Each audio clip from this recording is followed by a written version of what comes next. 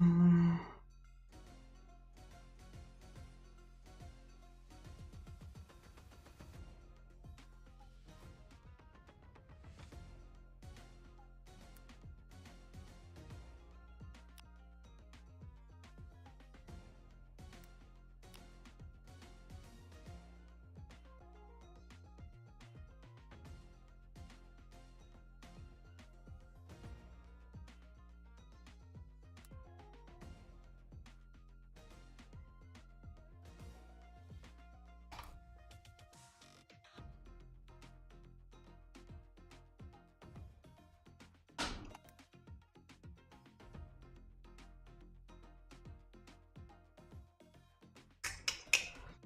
E manos, como é que nós estamos? Como é que estamos hoje? Tudo tranquilo, gente? Tudo tranquilo?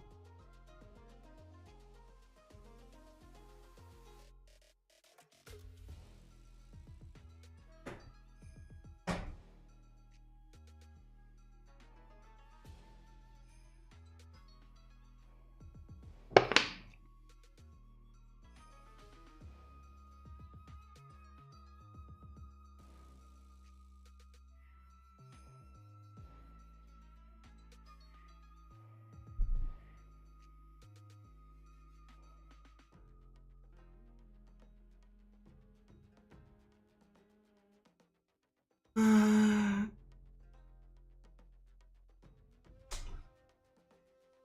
Zlé.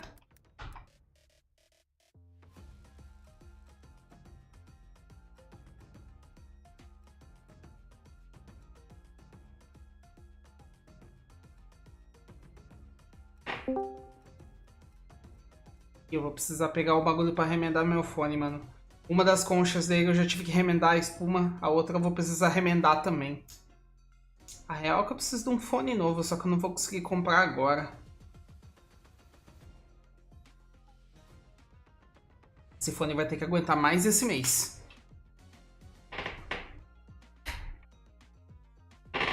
Cadê o bagulho aqui pra carregar o controle? Depois. Bom, vamos lá, manos. 5 minutos aí pra começar. Último dia hoje, dia de decisão, dia de ver quem fica, quem vai.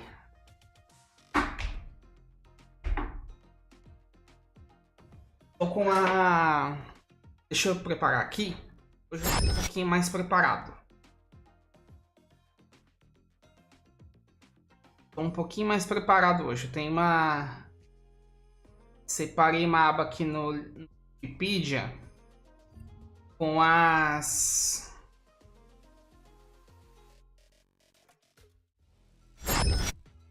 Separei uma aba aqui no Wikipedia com as... Com a classificação e a ordem das partidas. Aqui, ó, como é que nós estamos, ó.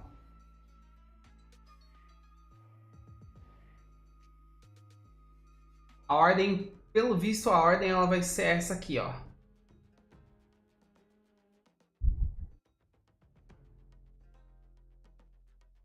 Tá, o Bolado ele vai jogar hoje contra o primeiro contra o Jabin e depois contra o Dual Kevin.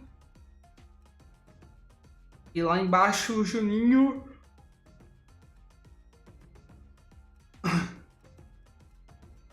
contra o Angry Bird e o Chuto. Hoje o Juninho ele joga as duas partidas difíceis, as duas partidas mais difíceis dele. Eu acho que das 5 partidas a mais difícil é contra o Chuto. E aqui tem o grupo D aqui também, que é o grupo do Blas, né? Hoje o Blas ele joga com o Bravery. Por último, o Aidon. Hoje é uma skin do Terry.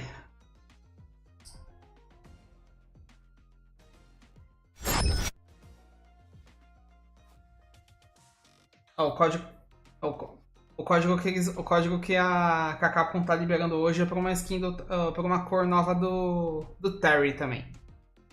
Legal. Legal. Eu tô gostando desse negócio deles irem liberando. Deles darem umas coresinhas diferentes diferentes a cada dia de torneio.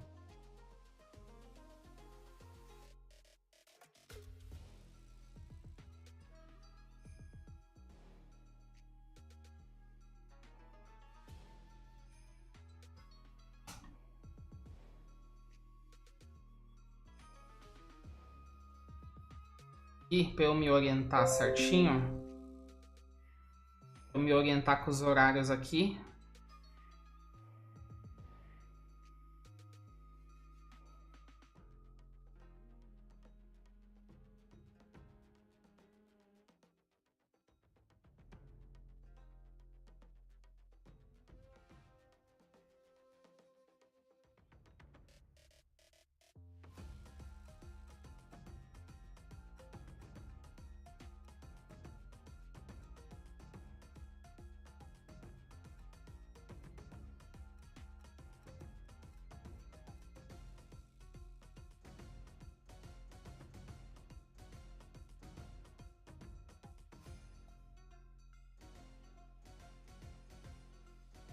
Aqui.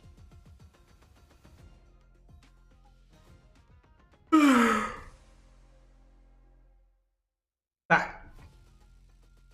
Me orientar aqui rapidinho. Cadê a. Eu tirei aqui? Caralho. Ah, não. Tá. A gente vai começar pelo grupo do Juninho e do GH. Vai começar primeiro pelo grupo do Shanghai e depois o grupo do Juninho. O Juninho, eu acho que ele vai jogar hoje por volta de 1h30 da manhã. Aí depois vai ser... Aí depois tá marcado os grupos A, B e C. Então eu acho que o bolado ele vai jogar por volta das 5.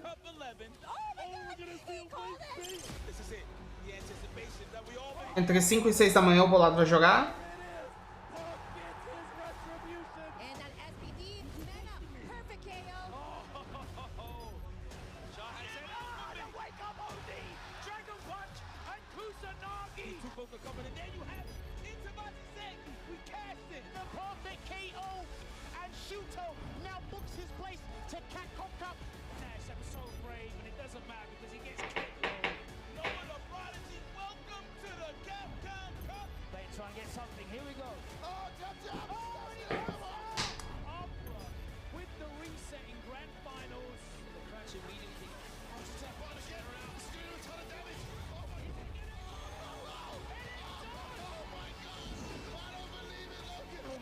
There's beef all throughout this group. This is nuts. There's history all over the place. Ladies and gentlemen, $1 million is going to be awarded. The trophy along with a ticket to Capcom Cup 11.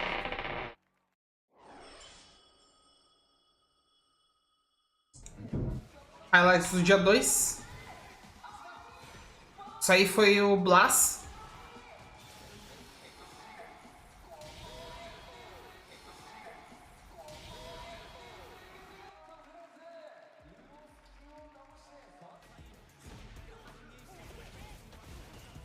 Isso aí foi o Fudo.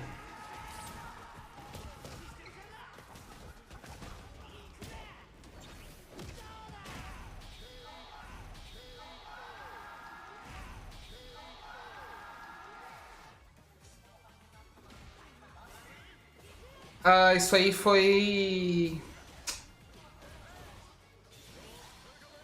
Foi o Jack. É, Jack e Xian.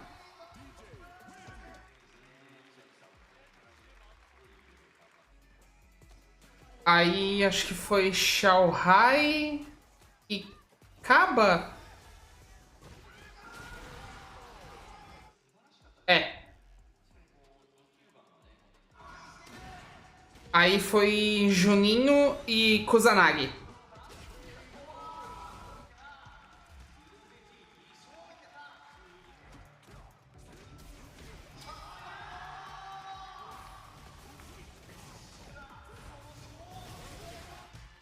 Chuto aí, se eu não me engano. É, foi o Chuto. Aí foi dual Kevin e Caqueiro.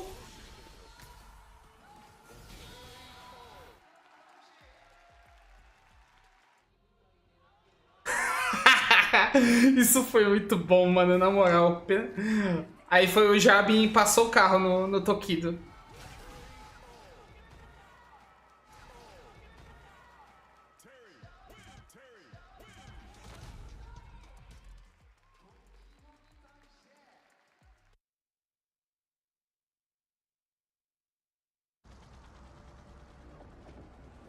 Ih, rapaz. Tá, tinha um Blanca ali em cima.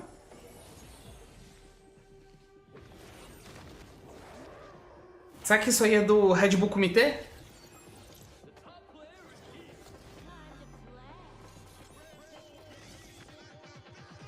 Ah, não, é do Red Bull BC One.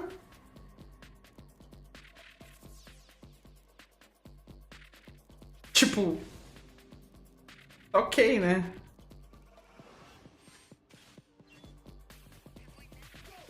Ó, eu só digo um negócio, mano. Se não tiver. Se no Red Bull BC One, que vai ser em novembro, não tiver nenhuma. Não tiver ninguém com com set com a track do Jamie, mano.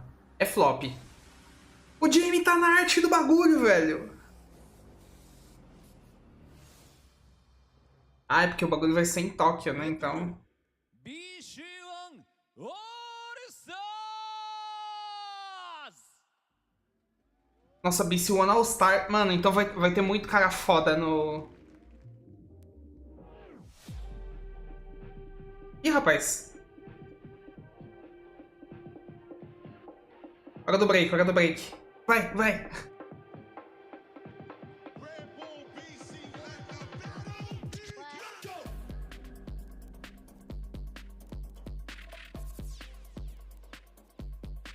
Deixa eu ver se eu conheço alguém dessa formação aí, mano. Porque.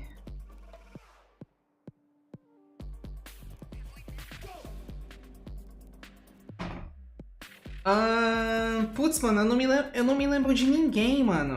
Porque no BC One, mano. No time do All Stars, mano, tinha um ou dois brasileiros, mano.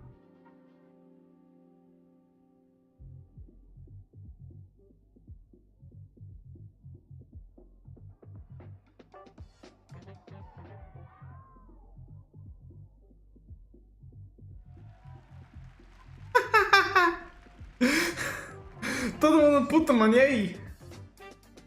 É o Neguinho. Esse brother aí é brasileiro, mano.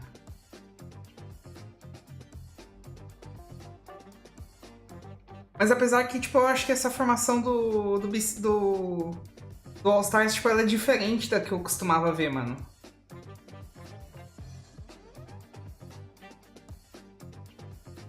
Deixa eu ver, tipo, a que eu via era Rox. Ah, é o. Quer ver? É o. Se bem que o. Não sei, mano, agora eu tô confuso. Tipo, eu não sei se é os mesmos caras. Se. Provavelmente, tipo, é uns caras completamente diferentes, mano.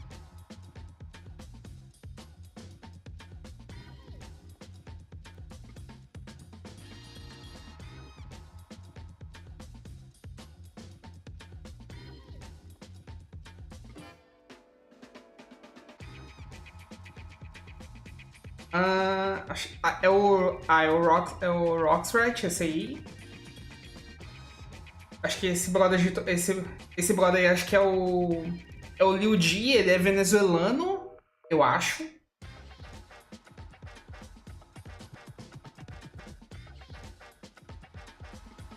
Eu acho que alguns dos caras só são os originais. Os originais que eu digo, tipo, da época que eu acompanhava a cena.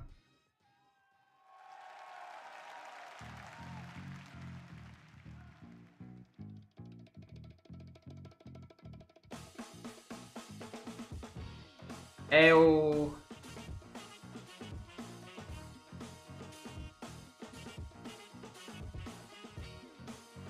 mano, é ele mesmo. É o, não, esse aí é esse é o Liu Jin, na verdade. Ele que fazia esses bagulho. Esse loiro aí, eu acho que é um mano japonês, acho que é Taisei o nome dele.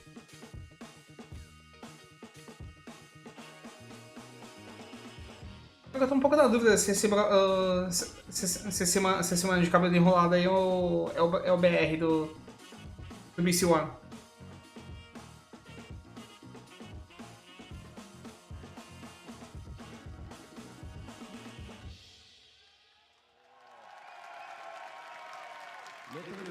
É ele mesmo, é ele mesmo. Agora reconheci. 最高のパフォーマンスありがとうございました。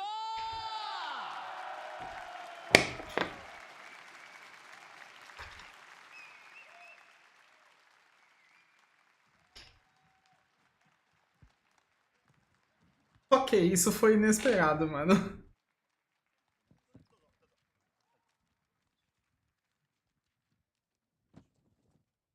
はい、ということですごかったね、ライアン。すごかったですね。レッドブル BC1 オールスターズもう一回大きな拍手お願いします。とってもかっこよかったですね。最高のパフォーマンスからね、この Day3、始まりましたが、会場にお越しの皆さんもすごかったっすよね。Absolutely incredible scenes from the Red Bull BC1 All Stars crew. Brilliant stuff, amazingly talented group of people. やっぱね、日本の Agora eu tô curioso, mano. Eu vou ver quem que é a formação dos caras. パフォーマンス見られるという、結構サプライズでしたね。ですよね。びっくりしましたね。はい。マジかっていう感じでしたが、さあ始めてまいりましょう。会場へお越しの皆さん、そして全世界で配信を見てくださっている皆さん、カプコンカップ 11Day3 開幕です。 Yes, indeed, we have arrived at the halfway point of Capcom Cup Day 3, the final day of the group stage tournament, and it's all to play for as everyone is vying for those. Não. Na verdade, eu errei o nome de todo mundo. Eu errei o nome de todo mundo, não tem nenhum dos caras que eu falei. Ah, não, tem um dos caras só. Mas tem um brasileiro que é outro brother. É só o... Caralho, só o Liu Ji continua entre eles, mano. 今日は3日目ですが、ライアンどう？いや、とても楽しいですね。楽しいよね。すごく面白かったです。疲れなんて吹っ飛んじゃうぐらいね、試合がすごいし、いろんな各国の代表の選手たちとコミュニケーションがね。Tem uma mina também, mano. Tem uma mina brasileira. E uma japonesa. いろんな地域のね。Interessante. FGC の話とか聞いててもすごい面白いよね。そうですよね。なんかいろんな社会の話、いろんな知られてない社会の話を聞いて、すごい勉強になりました。今まで。勉強になりますよ。さあ、ということでですね、このカプコンカップ11、今年は日本の国技相撲の聖地、両国国技館よりお届けしております。はい。The focus of the event is indeed the beautiful venue, the Ryogoku Kokugikan Arena, where loads of amazing legendary bouts from all different disciplines, you know, whether it's sumo wrestling or traditional wrestling, have taken place here. And also, 30 years ago, Street Fighter was also on this very stage as well. So there's a lot of history and heritage coming into this sumo arena. It's absolutely incredible. それではカプコンカップ11のご説明からさせていただきます。カプコンカップ11とは、ストリートファイター6の世界王者を決める年に一度のビッグイベントです。優勝賞金は昨年に引き続き100万ドル。Now, for the tournament overview, Capcom Cup 11 is the annual event to decide the Street Fighter World Champion. And exactly the same as last year, the first prize for winning is $1 million. そしてこのカプコンカップ11はおとといから8日土曜日までの4日間、本日までは、総勢48名のプレイヤーによるグループステージを行っております。そして明日8日土曜日にはグループステージを勝ち抜いた16名のプレイヤーがトップ16トーナメントを戦い、カプコンカップ11の優勝者を決定いたします。Capcom Cup, as you know, runs for 5 days from the 3rd until the 9th. Of course, the first 4 days are the solo, and the 5th day is the Street Fighter League World Championship. So until Saturday the 8th, that'll be when the top 16 is decided, and then of course up after that will be the 9th where we have the Street Fighter League World Championships. さらに最終日の9日日曜日にはストリートファイターリーグワールドチャンピオンシップ2024が開催され、世界3地域の熾烈なリーグ戦を勝ち上がったチームが世界一の称号をかけて激突いたします。 On the final day, Sunday, the 9th Street Fighter League World Championship 2024 will be held, where teams that have won their regions from around the globe will compete for the title of World Champion. 5日間という非常に熱くそして濃厚な日程となっておりますが、会場にお越しの皆さん、そして配信をご覧の皆さん、大会最後まで楽しんでいきましょう。 The remaining days are brilliant, amazing action to come. Let's enjoy it these days. First 2 days were Vamos lá. exhilarating, and we've got only more action to come. Man, it's going to be absolutely incredible. I can't wait to see what's going to go down today, tomorrow, and the day after. But let's enjoy these days. さあグループステージのスケジュールの、ご覧いただきたいと思います。48名のプレイヤーは抽選で6名1組の8グループに振り分けられ、 Day1 から Day3 の3日間でグループ内で総当たり戦を行っております。グループ内の順位決定方法は同じグループのプレイヤーマッチ勝利数、そして獲得バトル数による得失点差の合計、グループ予選で直接対決した結果で勝利した選手の順に順位付けをさせていただいております。 So the group stage elimination schedule is on your screens, as you can see what happened day 1 and 2. Today, day 3 will start with group G to H, and then after that we'll be following through with groups A to C, and then lastly it will be groups D to F. Day4 に進出できるのは各グループ上位2名のプレイヤー、トップ16のプレイヤーによるトーナメントマッチとなります。各グループ1位はウィナーズサイド、各グループ2位はルーザーズサイド。ウィナーズサイドで敗北した選手はルーザーズサイドへ行き、ルーザーズサイドで負けてしまうと敗退となります。こちらダブルエリミネーション方式とさせていただいております。 So the 48 players, as you know, were assigned random groups of 8 groups of 6 players. The first players are on the winner's side, and the second players that come through the groups will be on the loser's side. Players from the winner's side who then lose will drop down to losers, and players that start on the loser's side and lose on from there, that will result in elimination from the tournament. 果たして優勝賞金100万ドルを手にするのはどのプレイヤーになるのか、皆さんと一緒に最後まで見届けていきたいと思います。 Nobody knows who is going to get $1 million prize purse, but let's enjoy the show as we jump into action on day 3. それでは昨日の Day2 É, manos, hoje é dia de matar ou morrer. 表を見ていきましょう。お願いします。 Alright, with that said, let's look at the group standings so far here as day 3 is about to commence. さあ昨日2日目まで終えて、なんと各グループが大混戦模様になりましたね。それはそうですよね。はい。はい、勝敗数が同じようなプレイヤーがですね、たくさん生まれてしまった。つまりこの最終日、はい、3日の結果によって誰が抜けるかというのが決まってくると。まだわかりませんね。まあわかりそうなのは結構あって、3勝0敗っていうのはもう確定に近いんですよね。4勝すれば抜けは確定する。はい、ただ4勝の選手はまだ出てないんじゃないですか。まだですね。はい、それは。はい。そういった中で、3勝の選手ももし本日2敗してしまうと、状況によっては危ないですからね。まずくなりますね、それは。はい。何でもありますからね。何が起きても不思議はない。そして出てる選手たちと結構話したんですが、みんなどのグループも厳しいと。いや、すごく厳しいですね。ハードなグループだと言ってますよね。はい。どこに入っても楽勝はありません。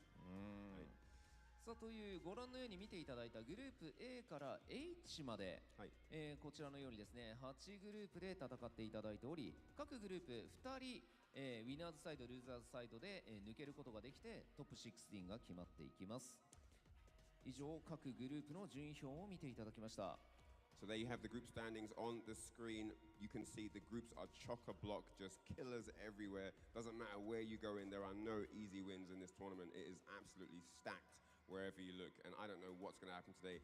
Players that have 3 wins and 0 losses are still not guaranteed to get through. They could come through today ending up with losses that put them in a tiebreaker situation. It could get ugly real quick here, but I'm just along for the ride and I'm super excited. 続いて本日のスケジュールとなります。こちらご覧ください。本日は Day3 なので一番右側ですね。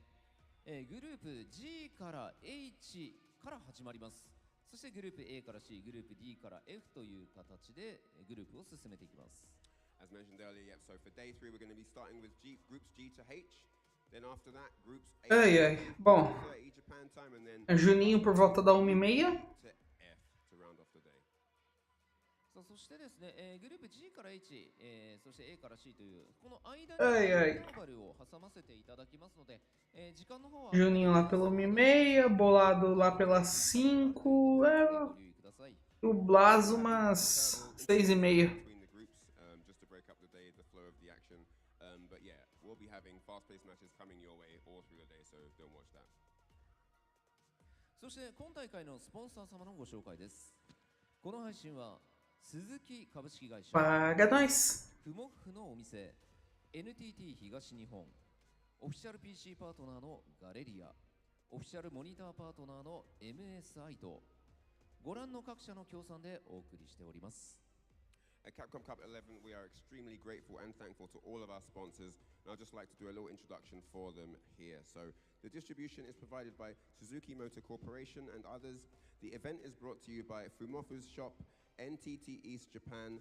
The official PC partner is Galleria, and the official monitor partner is MSI. Thank you so much to all of our absolutely amazing sponsors.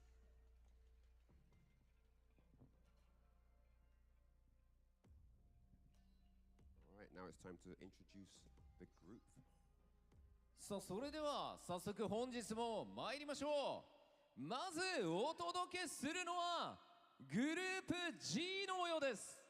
And now it's time, as we start day 3, to introduce Group G.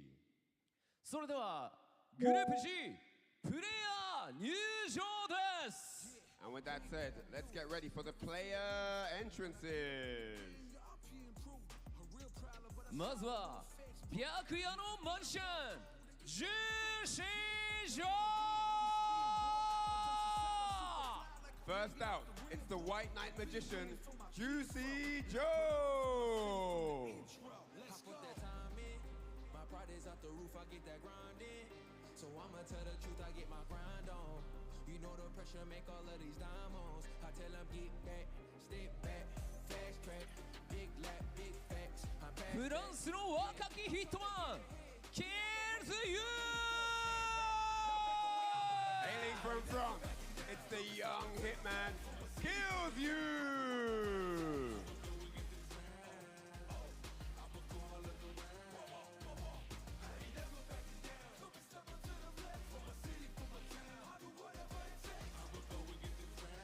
China 14億分の1シャオハイ。 The King of China, it's Shanghai!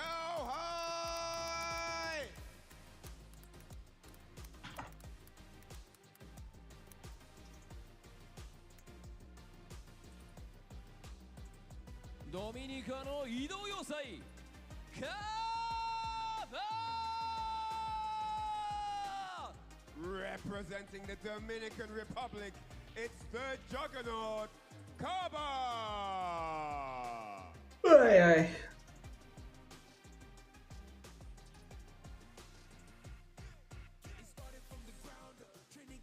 フロリダの星中田。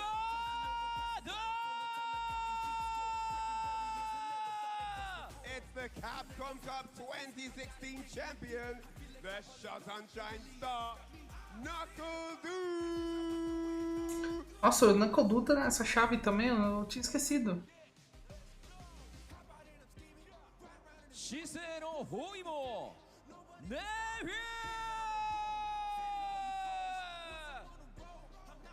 Next up, it's the intellectual nephew.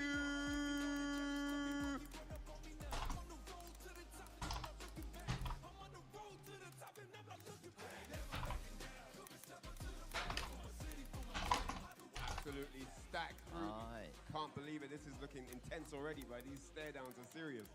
今日はこのいきなり G から見ていくわけですが、はい。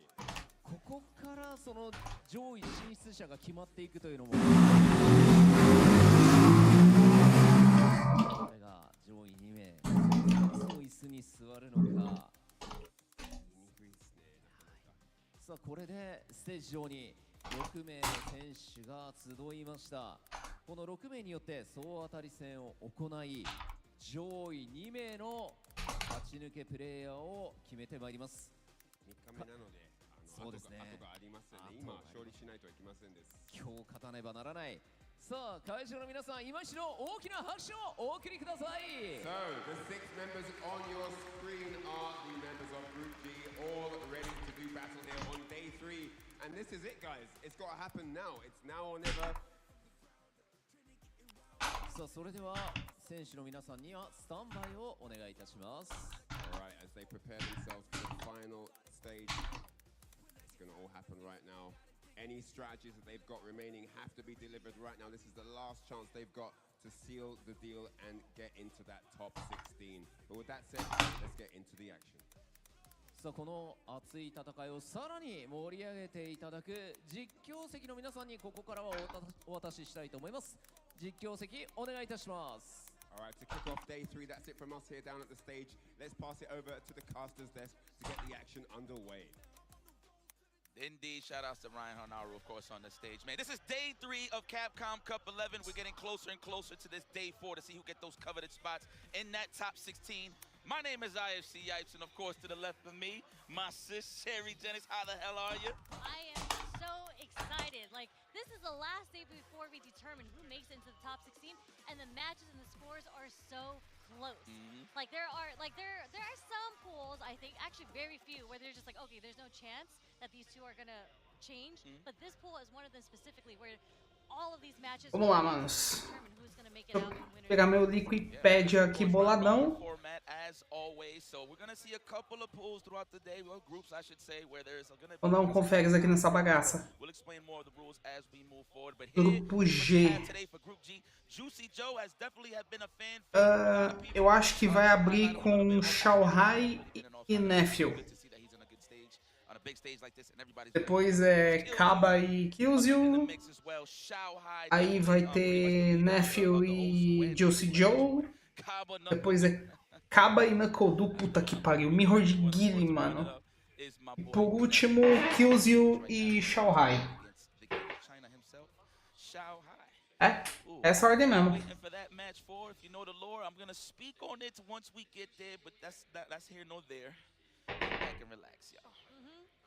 The King of China. Do you know how godlike that name sounds? Shanghai versus Nephew. That's the King of Guangzhou. What that mean? Zhongguo. Sorry, he's from the region of Guangzhou, but Zhongguo is China. Yeah, I'm a little Chinese, you know. I got a little Chinese Mandarin in me. That was kind of smooth. I hear you. Man, I need to step up my languages, man. Everybody can speak 2 languages and stuff, but here it is. Spanish. but here it is the play out here, of course. Shanghai with a dominant 3-0. I would say Juicy Joe on the 3-1 side of things. So he's second place here in this group. So he's on the second place side of things. That's all right. So they do look comfortable. However, they have to win all of their matches to really confirm and to have that comfortable seat in the top 16. Yeah, I mean, there's a potential for a 3-way tiebreaker here. It's really dependent on how Nephew does here. If Mano, o Shanghai ele tá praticamente classificado já, então. Esports World Champion. Shanghai, but who knows? I was actually stalking them in the player room. I was kind of like wandering around, seeing what's going on over there, and I actually saw Shanghai because he plays Bison. He's been playing Bison. We all know that Nephew plays Jury. Sometimes there's whispers of him playing Mai, but Shanghai actually has Akuma. He's actually hovering over Akuma right now, but I actually saw him playing Mai against Kaba's Jury. Ah, okay, so a little bit of a warm-up. I'm wondering who he's gonna choose. He has an Akuma? I'm not surprised. Like, let's be serious. This is Shanghai we talking about. I'm not surprised, but I'm like wondering when did you add him? I guess Eu nunca vi o Akuma do Shanghai. Eu quero agora. Despertaram a minha curiosidade. Quero ver o Akuma do Shanghai agora. Characters for the Capcom Cup, but you know what? That Shanghai. Let's talk a little bit about nephew.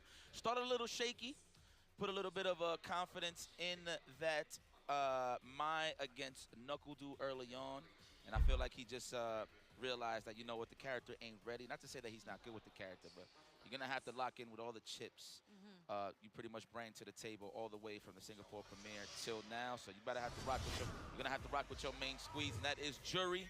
And here we go, opening gambit time. Make some noise, everybody at home. Sherry, I'm excited for this one. Vamos lá, vamos lá. Caralho, só porque eu falei do Akuma. This is new data for me. I mean, I pretty much have a general idea. He is a Shotokan, so he's probably going to play it the same way as. Vamos lá, isso vai ser interessante. Eu quero ver esse Akuma dele aí. Damage phenomenal as usual. Already with the counter poke Xiaohai.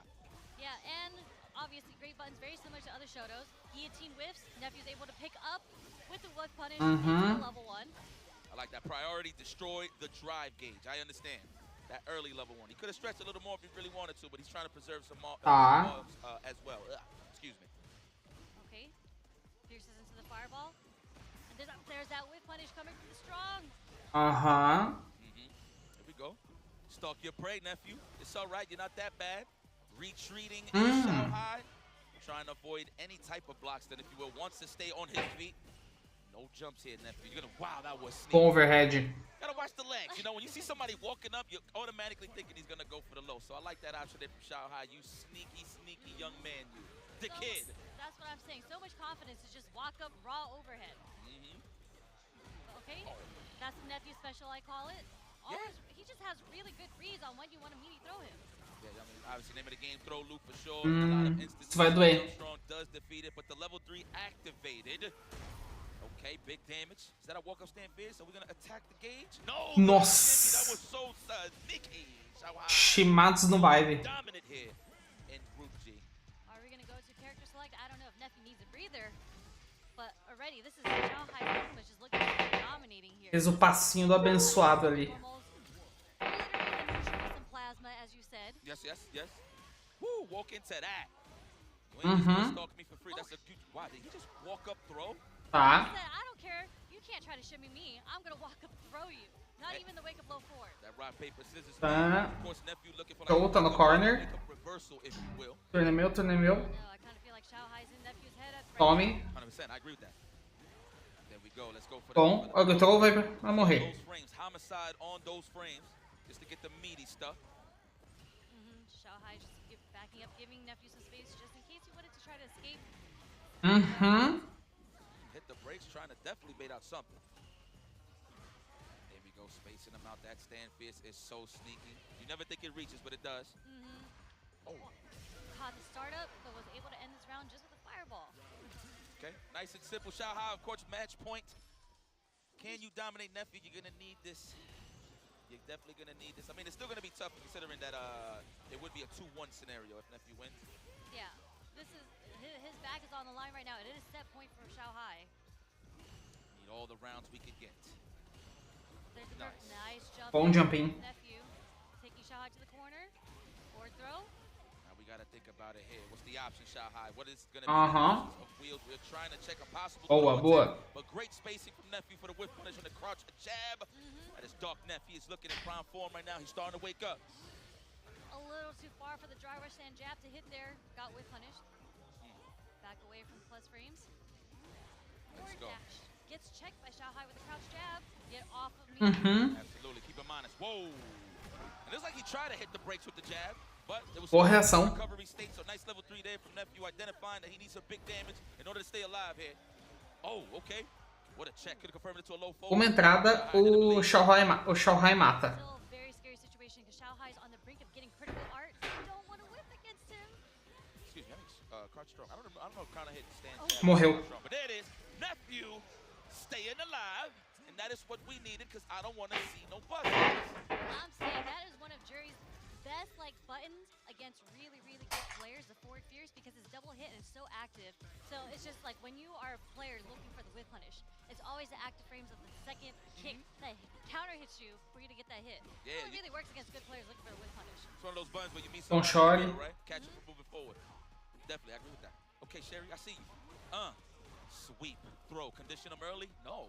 You know, Shahai's one of the only few that I see when he does set up like a classic setup, like a Tatsu sweep, or just in general. He'll go for the before he goes for the throw. Ih, vai doer. Then he'll go from the wall rinse repeat from there. Okay, held the parry there. Olha, defendeu o overhead agora. Double throw coming from Nephew. Okay. Ih, Fireball, dart rush. trincheiras. Build as much Boa. later as you can. This is definitely not a counter with the counter poke overhead. And it's like nobody's expecting it. I wouldn't expect it at that point. Of course, the classic would be a low forward or crouch jab, but here we go. Set point here for Xiao Hai, the kid. Oh, the bait. He felt that one in his soul. What? Was he trying to get the big damage and get the shimmy on top of that? I'm not too sure. But hey, this is Nephew's world. I think it was very unfortunate for Nephew that the combo dropped there. There you go, for sure. There it is. The button that you was talking about. Everybody walks into that. Nice. Ele tá de Feng Shui. You need some electrolytes, my friend. Oh, that was sneaky. Xiao Hai tried to avoid the back throw and he got clipped on the way out. Okay, wake up lights, just keep Nephew in check. Ay, your legs. Sandals, that's why. He ain't wearing sandals here, right? Oh, no. Not at all. It's open toes. It's open toes for sure. They're both open toe technically, right? Ai. Take the throw. Boa. Reversal. Ai, pegou o segundo. Fierce is so deceptive. You cannot whip punish it. You are going to get counter hit by the active frames, and the lights are going to take it. Nephew takes it 2-1 over Xiao Hai. Yes, sir. Yes, sir. He needed that, 100%. And the man says, Nephew says, hey, Xiao Hai, you can bleed like the rest of us. Xiao Hai has been dominant the whole time, so pretty good that Nephew put a dent into the program there. Foi bom isso. Shook him off the throne a little bit because he was sitting high. He was cooking everybody. Like the past 2 days, day 1 and day 2, Xiao Hai has been cooking. So it's kind of good to see how Nephew adapted to this. Yeah, I'm just very happy that Nephew is just sticking to his guns with the jury. I mean, it's good to have multiple characters when it comes to a grand stage like this, but you just gotta have to stick with what everybody knows you for and garner your best results. So, I mean, good stuff to Xiao Hai. Respect the Akuma pick. This is the first time I've seen his Akuma. I'm not surprised. This guy plays at an optimal level, knowing that he's going to be in these grand stages as well. So, but definitely, Nephew, great adaptation, just walking the man down properly. It's a beautiful play. I mean, this is very, very standard Shotokan versus jury, right? And again, as I mentioned, the way that Xiao Hai plays is so fundamentally solid. Nephew also plays the same exact way. So it's really who gets the upper hand in the neutral when it comes to these players. And at first it was Xiao Hai. Xiao Hai was cooking with the whip punishes, 100%. with the strong, with the fierces. But Nephew was able to adapt the timing and which buttons. He started going with the heavies. So he wasn't whiffing the low forwards anymore. He started going with the heavies, and that started clipping Xiao Hai. Facts. yeah, man. Shout out to Sherry, man. But yo, our next match is going to be a fire one. I mean, this is a teaser for me because you already know what I'm really waiting for. But Cabo versus Kills You is definitely on standby. Two of the best in the business for sure. But yeah, just a friendly reminder.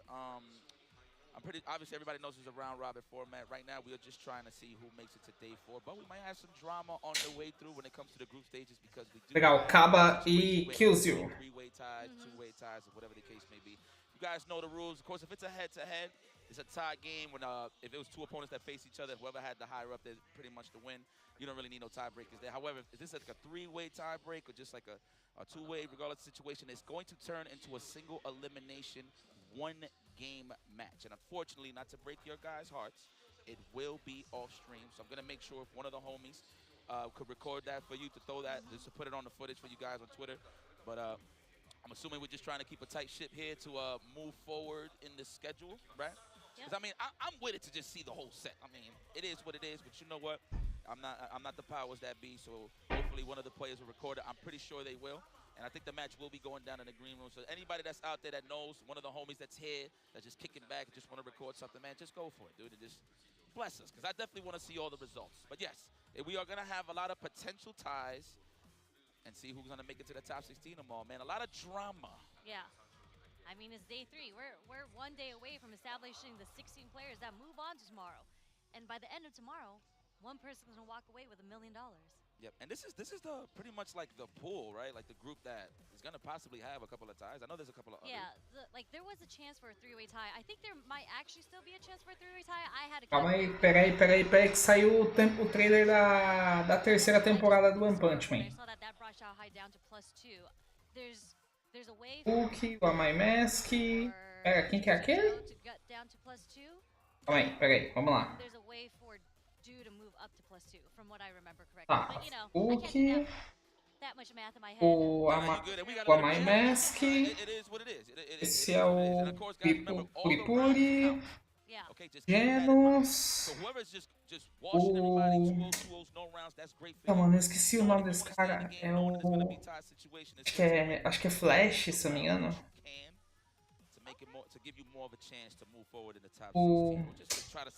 O negão bombado, eu esqueci o nome dele. Caralho. Não lembro o nome dele. A Tatsumaki, o Glutão, o Zombie Man, King, DJ Emperor, o Atomic Samurai, Bang. You already know what it is. Do you know a bit of lore behind Killzoo? Do you know that he was like a professional FIFA player before he moved on to Street Fighter? Yeah, he was. He played sports games for sure, and I think he just had to make a decision. I'm not too sure if it's the sponsor made it for him, but to be honest, in terms of the group of competition that he does have on the EU side of things, I feel like that was an excellent choice. To be very honest with you. I mean, he's cooking. He's one of the strongest players coming out. Outubro de 2025? And he's been doing well. Puta que pariu, vai demorar essa porra ainda. Yes.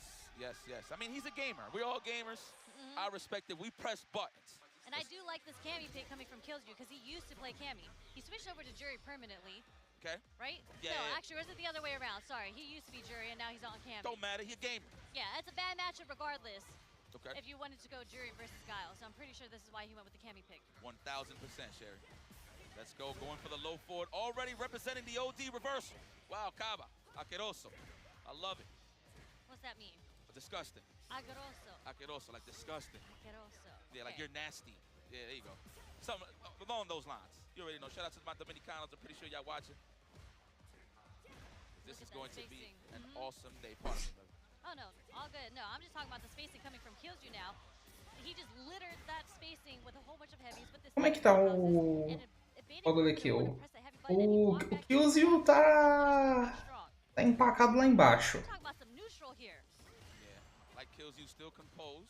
This is where you want to keep him, even if you're not opening him up. Wail on the drive gauge at all possible times. Wow, no flash kick or crouching fist. Respecting the dive kick. I see that, Kaba. Oh, wow, right out of range. That could have been a low forward. Okay. There's that flash kick. I definitely text. So delayed. Boa, Kaba. That's what I call those overheads on drive rush. Those are just delays. All day. Catches the overhead or the technical. Wow, you went for it again, you scumbag. Like Killzoo was able to block this time, and he's just gonna have to find a Por way. enquanto tá passando o Juicy Joe em primeiro e o Xiao Hai em segundo. Those are the same joints that Kendrick was wearing, no? Yeah, he got the little bell bottoms with the belt going on. I don't know actually don't know if Kendrick had a belt, but he did have the bell bottoms going on. No saldo, o Juicy Joe tem um ponto a mais. Oh yeah? Yeah, for the one time. I gotta get skinnier though. All right, here we go. Look at that. Tit for tat. We're just trying to find our pace here. Who is gonna score the first knockdown? The one that really matters the most for Kaba, at least. And of course for Killzoo, who's trying to survive. Yeah, Killzoo so fundamentally strong. He's just walking Kaba into the corner. But as a Guile player, you are kind of used to just standing and waiting in the corner. Yeah, he's identifying that Kaba is just sitting there trying to wait for the space out into the dive kick. Looks like he tried to backdash possibly to avoid a tick throw. No counter hit from that jab, so good conversion coming from Kaba. Let's get that level 2. Let's burn Killzoo out. Yeah, man, he spaced him out. He wasn't even close enough for the drive reversal. Okay, the pressure's on. We do have 3 balls, however, Killzoo is very aware of that. For the drive impact, Kaba just wear him down, shave and file those nails down. You think he'll go for another overhead? What you think? I think so. I thought he was gonna do it right there. Achei que ele ia fazer Drive Impact ali. Ah, mano. Oh, get the hell up off of me. O tempo é seu, mano. Oh, and he thought Acabou. he was out of reach. from the low forward and kills you survive. Só segundo. Just frames, a little pixels of the low forward reached. Unfortunate for Kaba, that was a misread. No! Ô louco, não chegou. Both, actually. There's an OD flash kick just to get the pressure off of him. Tried to walk forward. Nope, Kaba was walking back. Okay, nice check. Bom, não vai matar, mas vai doer. Okay, what's it gonna be here to follow? Of course, the classic. No, not even drive rush. Boom, boom, boom. Open the door. It's ATF. Bom. Man, Kaba with those delayed jabs, those delayed crouch jabs are catching Killju every single time because Killju is trying to switch up how he's approaching and trying to open up Kaba, and he's getting checked a lot for trying to walk up button. Correct. I think he's trying to sneak in like a crouch strong or a throw, of course, but yes, correct on what you said there. Like, nice call. That's the name of the game, man. If you don't have a plus frame situation off the drive versus jab, you don't get the guarantee like guess for sure. So if you see the drive, bones, crouch jab, enter throw, that is like one of the best ways to just go and try to establish some offense on the defensive side of things. Beautiful spin knuckle through the sonic boom. First one that finally connects. Kaba is set on getting these dry rush overheads. Yeah, he's setting him up. Watch, he's gonna go for the legs next time. Okay. Nice side switch. Yo, Killzu's played a lot of guile, man. Shout out to Akanu. I know for a fact he's very familiar with that bazooka knee setup. Ain't nobody taking nowadays on that. Target combo level 1, I concur. Troll. No, not even. It wasn't close enough. I thought he was in the corner, like for real. There's a whip punish. Nothing off the punish cover, though. Come on! Wait a second. It's good. Do I feel a reversal coming along the next time Kaba is next to Killzu? I have this feeling. Okay. Stand medium kick. Boa. That's definitely one of her best buttons. Yeah. Outside of the crouch strong low forward. O Killzu não ganhou de ninguém, né, mano? I'm a big fan of her punish counter roundhouse. Não, Pushes you to the ganhou de corner ninguém. little by little and it just wails. Ele. So I'm loving the space and he's staying in that guy range, so Kaba won't be comfortable for the sonic boom. It would catch a start for the sonic boom if he was to do a sonic boom from that spacing. Waited for the spin knuckle, reacted with the crouch jab. Beautiful stuff coming from Ele Kaba. errou o sweep.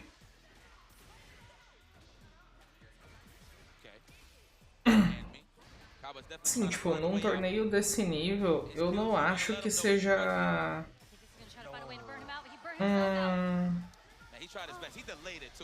Assim, mano, num torneio desse nível, eu não acho que seja, tipo, vergonha você, tipo, não ganhar de ninguém, tá ligado? Porque todo mundo aí é muito forte.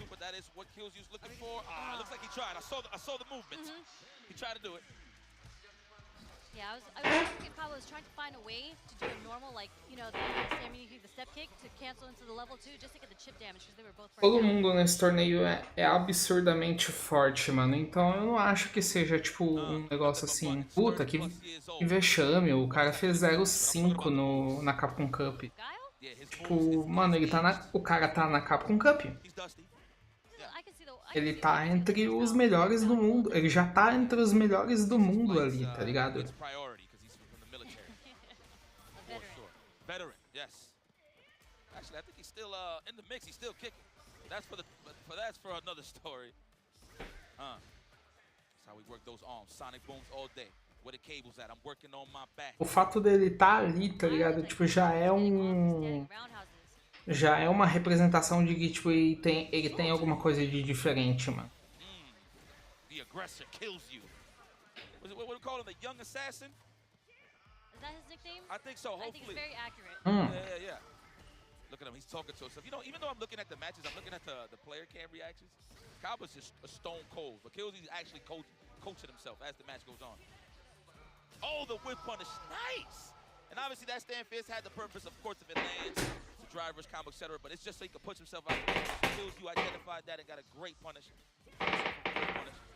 Yeah, a little too late on the sweep attempt for the whip punish.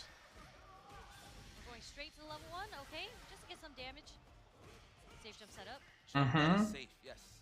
Good health insurance on that one. No anti-air coming from Kaba there. I'm seeing that Kaba's respecting the whip punish game a little more, so. He's actually just trying to wait for Killsy to press buttons first so he can actually attack. Now it's my turn. Ooh, we caught that. Put that in my back pocket. Kills you for the throw situation. Oh, I thought he was gonna do two, Kaba. Early level 3 to attack the drive gauge immediately. Eu acho que veio muito cedo esse level 3, mas tudo bem. What do you think is gonna happen? Apesar que ele tem um monte de barra e matou. Matou. Só porque eu falei que o cara não tinha ganhado de ninguém, ele vai e mata o Kaba.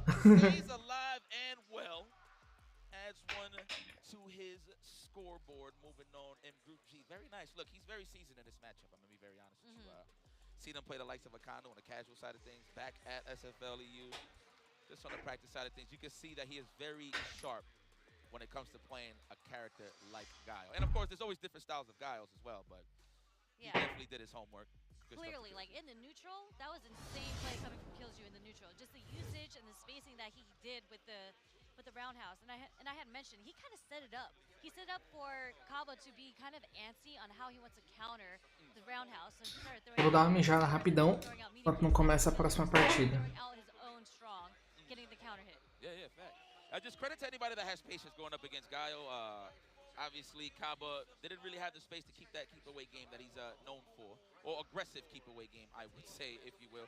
So credit to Kills You for always staying at that stand fierce range. You never know. And mind you, credit to Kills You as well. He definitely adapted once he saw that Kaba flash kicked one dive kick. As you can see, as the match played on, he really wasn't throwing dive kicks like that. So he was definitely trying to stay on the healthy side of things in the neutral. Yeah, so very nice. Kills You was grounded. As you mentioned, he only did one dive kick and I got flash kicked immediately. He's like, you know what? We're just going to keep on doing roundhouses in neutral. I'm going to try to find a way to get in with the low forward, with the whiff punishes, and just using Cammy's walk speed back and forth. Amazing. Yeah, man. Good stuff from Kills You. Adaptation. The young. You know what? Let me see his name. I gotta see. Do I actually have the paper for this? Or I left it in the green room. The players like government names? No. I don't even want to know. Oh, you know what? I'd rather know their gaming names than their real names. You're talking about the nicknames. Yeah. Is that still here? Hold up. Let me see. Is this it? But here is the point spread, ladies and gentlemen. I have it. Kills You, adds one to the board. Wait a minute, no, so he beat Kyle. Próxima match. Okay. Juicy Joey. Gotta be consistent. Nephew. Due to the fact, you know what I'm saying, everybody's more ahead of him in terms of the brown side of things, so I get it. And he's gonna have to play Shao Hai later too. Kills You. I would like that match. I want to see that. He could do it. He's definitely possible, but that's here nor there. Let's talk about Nephew. You know what? We all know Nephew. Let me not disrespect the young lad. Shout out to Dark Neff, the intellectual. But the White Knight Magician has won the hearts of many that has been watching at home. Again, I was stressing this. A lot of people didn't know about Juicy Joe, all the way from Sweden, doing well in his War Warriors in his region. It was mostly on the offline side of things, you know, the salt mine side of things, etc., etc. But he never really had his big break when it comes to being on the big stage. And here we are. He qualifies, and he's here at the Capcom Cup. And he's letting it be known that he possibly might be the best JP next to Kakuru. You know what? I'm not going to front. He does got a little more sauce. Juicy Joe has more sauce? I think he got a little more sauce than Kakuru, man. That's just me. I think the only difference is maybe the parries. Okay. Kakuru is known for the parries a little more, but the strategy is still there. But I ain't going to lie, though. Kakuru's ridiculous. I'm just being a hater here because I'm just more of a fan of Juicy Joe. Shout out to Kakuru. But, yeah. I think there's some clear differences in how they play. I think Kakuru, obviously everyone has some baseline of amazing neutral, right? But I think Juicy Joe's neutral has actually been the highlight of his play. And that's something that, you know, I would think that this is kind of what you want JP to be known for, this neutral, because he is those type of characters that want to keep you away. He's playing a little mini game with you, go in and be aggressive. But Juicy Joe is really, really good with his spacing and the way that he wants to get around how you want to get on him, which is, I feel like, the whole point of JPs. But I've played online JPs before, and that's not how they play. No, I get you. Yeah, it's a different, it's top shelf, if you will. It is top shelf for Juicy Joe. So I'm very happy of him. I'm very happy, very proud of him, man. Again, shout out to Problem X for pretty much letting me know that this guy's a killer, because I had no idea who this man was, and I apologize. You already know. I know my man Benjamin is watching at home. Everybody from the EU, I'm sure, is watching this. Shout out to Ritas, you know, Salt Mine League. This is how I knew about Juicy Joe, because I commentated one of the Salt Mine Leagues and he was playing in it. Oh, nice. I was like, oh. Damn, what time was that? What time was you up? I don't even remember. I think it was Sunday at like 7 in the morning or something like that. Right on. Okay. Man, commentating. Look, you think it's easy, but it's not when you're in the moment. I'll tell you that. That's love. It's cool that you're here, Sherry. I can't believe I'm here. Hey. I'm happy to be here. Me too. Me too. This is pretty cool. And I hope you guys enjoying our vibes over here at home. Please just show some love. I can't really see the stream, but if you could throw a couple of hearts for us and just love. Just show some love, man. You know, love is free, hate is expensive. I have a question for you before they go into this match, because it seems like they're doing a little bit of button checks right now. Holla. You know how yesterday you explained to me what a donut and a breadstick was? Uh-huh. So what happens when they get 2 points? What's that? Like double breadsticks, like Roman numerals? I like that, but mine's just more non-esports. When you go to the bathroom, you take a 1 and a 2. I see what you're saying. So they're taking. I usually say they're taking a crap on each other when it's deuce. I got you. It's just me. Okay? We like that. We like that. Oh, I think we're going straight to it. I thought it was a button check. Let's switch this music. I don't know if you guys still hear what's going on the stage. Oh no, this is a button check. Is it? No, I think this is it. This is it. I'm so sorry. No, there were some weird interactions going on. There's a little pausing. That's because they're both trying to feel each other out. So it kind of felt like a button check at first. Okay, there it is. Poxa, eles estavam fazendo battle check, não lembro. Try to look for that counter here. Let me see. We do have. Não foi nada. We can survive the drive impact onslaught. Woo! You know, I've been seeing a lot of people do that when he teleports. They'll do neutral jumps just to stay still, right? Just to stay closer to them for more offense, which I think is pretty sweet. And of course, if you try to cross cut, it might go under, so it might whiff. So that's why it keeps it more solid. Man, speaking of solid ass whipping right there from Nephew. I do think as much as we talk about neutral and how great Juicy Joe's is, just on paper, this matchup from Jury to JP, JPs have always historically said that they hate playing against Jury because she has so many options, so many movement options to close in on him. Yes, the fireball, right? It's just trailing. Woo, the perfect parry to just cut through the parkour. He said, huh. Let's go. The accountant is in. We got some movement coming in from Nephew.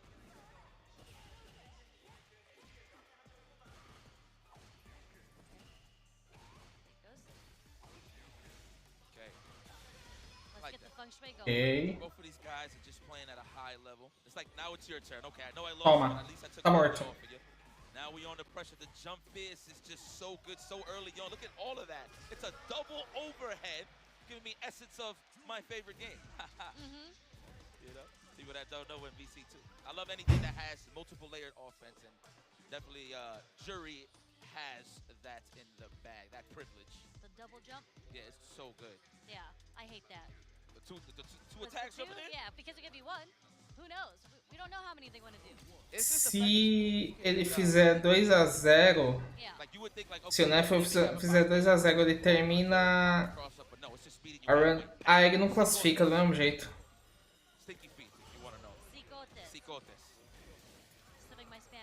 Ele não consegue classificar do mesmo jeito. Mesmo que ele ganhe. O Juicy Joe ganhar ou perder aí vai definir se ele vai ficar em primeiro ou segundo.